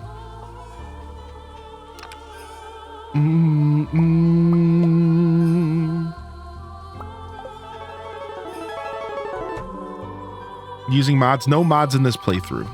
We decided to do a vanilla playthrough so we could enjoy the 1.6 update without too much, you know, confusion or extra stuff. Yo, what's up, Raiders? What's up, Raiders? Welcome in, dude. Does the fruit quality affect the price of the jam and the wine sold? No. So you want to only turn, you don't want to turn your silver or gold star fruit into stuff. So what the recommendation, Rukia, is that all of your silver and gold star vegetables should be sold raw. And you should only process your regular vegetables and fruits that come out of the ground. That's the preferred way to do it. Now, there's some nuance to this, and I don't want to go into it because it's super nerdy. But yeah, your silver quality and your gold quality crops are ideally sold for just maximum min, like for just min-maxing sake. Just sell it. And then you want to process the regular star stuff. Because as you asked, quality does not affect the end product of your wine, and quality does not affect the end product of your preserve jar. So, and again, there's a little bit of nuance in this conversation, and I could go into it, but it's not worth it. It's just super nerdy extra stuff. What time zone are you in? I am in an Eastern Standard, Elisa. So I am in a New York time zone. New York time zone. Sorry, Raiders. We are experiencing technical difficulties today. Welcome in though. How was your Grand Theft Auto RP? Booty doody dooby booby dooby doo.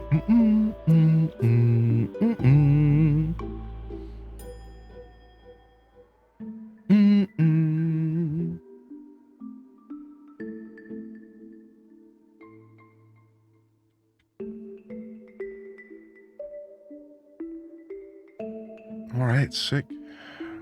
Having fun checking things out.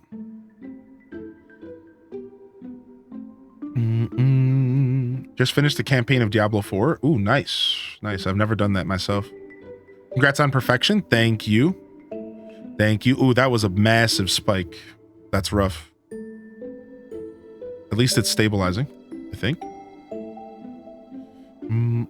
Easy rule to live by. Ship, stars, process plane. Yeah, exactly. Exactly.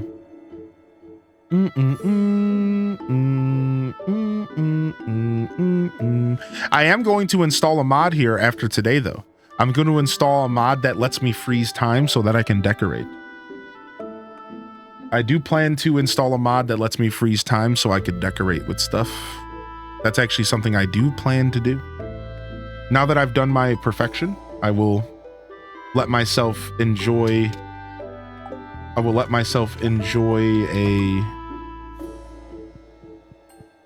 a nice cheeky mod so I could decorate. So hyped that tomorrow is summer. Wait, is tomorrow the official summer solstice? Is that what's going on? All right, I'm gonna sleep super early in the day because I'm trying to get my hands on this radish. I don't know how long this radish is about to take to grow. We're almost there. We're almost there, radish. We're almost there. Let's skip another day.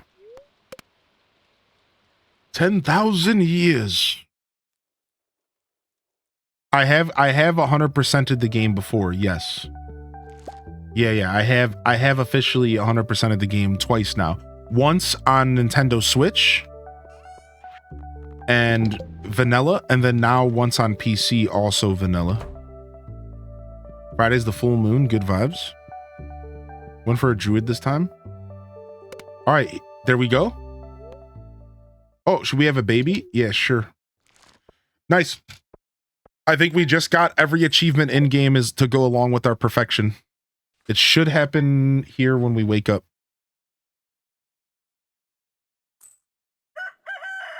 Dang, did we miss something?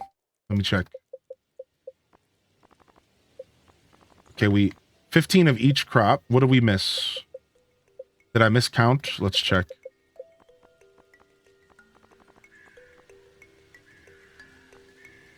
Yeah, fruit doesn't count.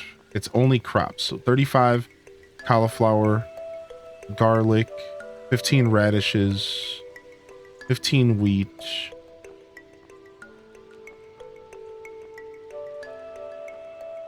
15 red cabbages,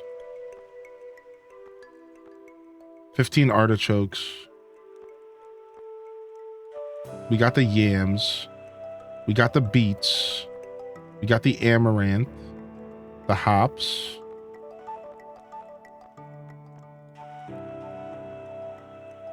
The cranberries. Yeah, I think we have everything. No. We're talking about the in-game achievements, not Steam. Not Steam achievements. I might take on the Steam achievements, though.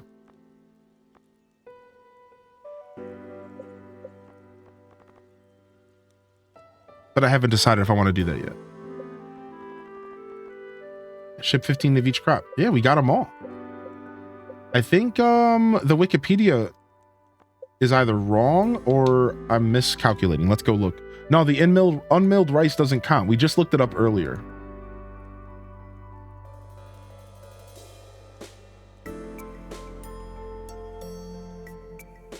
All right, let's take a look. Cauliflower, coffee beans, garlic, green bean, kale, parsnip, potato, rhubarb, and strawberry. Is it rhubarb? Is rhubarb the problem? Rhubarb is the problem. No, 33. Cauliflower, potato. Where's parsnip at? Parsnips.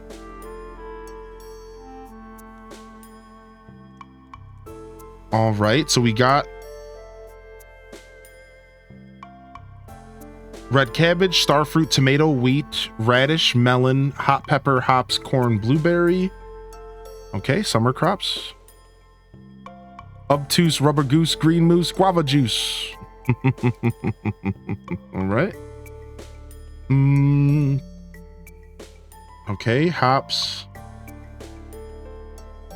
Yams, amaranth, artichoke, blueberries, tomatoes, melons.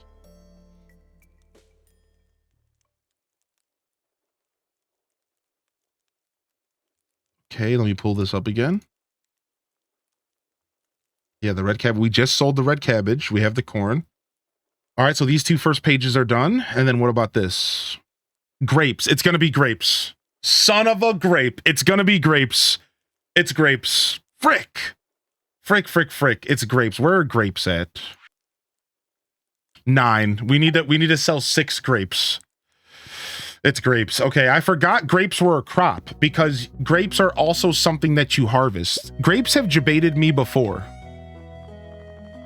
I always forget about grapes because boom, we have enough. Because grapes are a crop that's also something that you get harvested. Yeah. Grapes are something that get harvested as well as it's a forageable as well as a crop, and that's why it's so confusing. There it is. Bingo. Bingo bongo.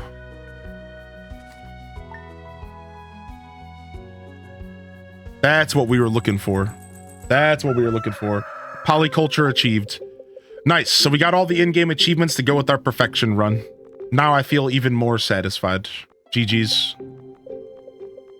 Yeah, like I said, I'm going to install a mod that lets me freeze time so that I can decorate in whatever season I want to. And I'm going to go for like a winter decoration, I think. We're going to do a nice, like, gorgeous, serene winter decoration. That's what I've decided on. So that's what I'll be doing on this save file. I'm going to be doing a winter decoration session, and I'm going to be doing my best to create some pretty cool scenes in winter. Last time I did fall. I think I want to do winter this time. The challenge of winter is that not many crops can grow. So I'm not going to have a bunch of gorgeous crops and pumpkins and everything. Instead, I'm going to have to focus on the new bluegrass, regular grass. I'm going to have to focus on trees and decoration furniture to be like the showcase of my farm.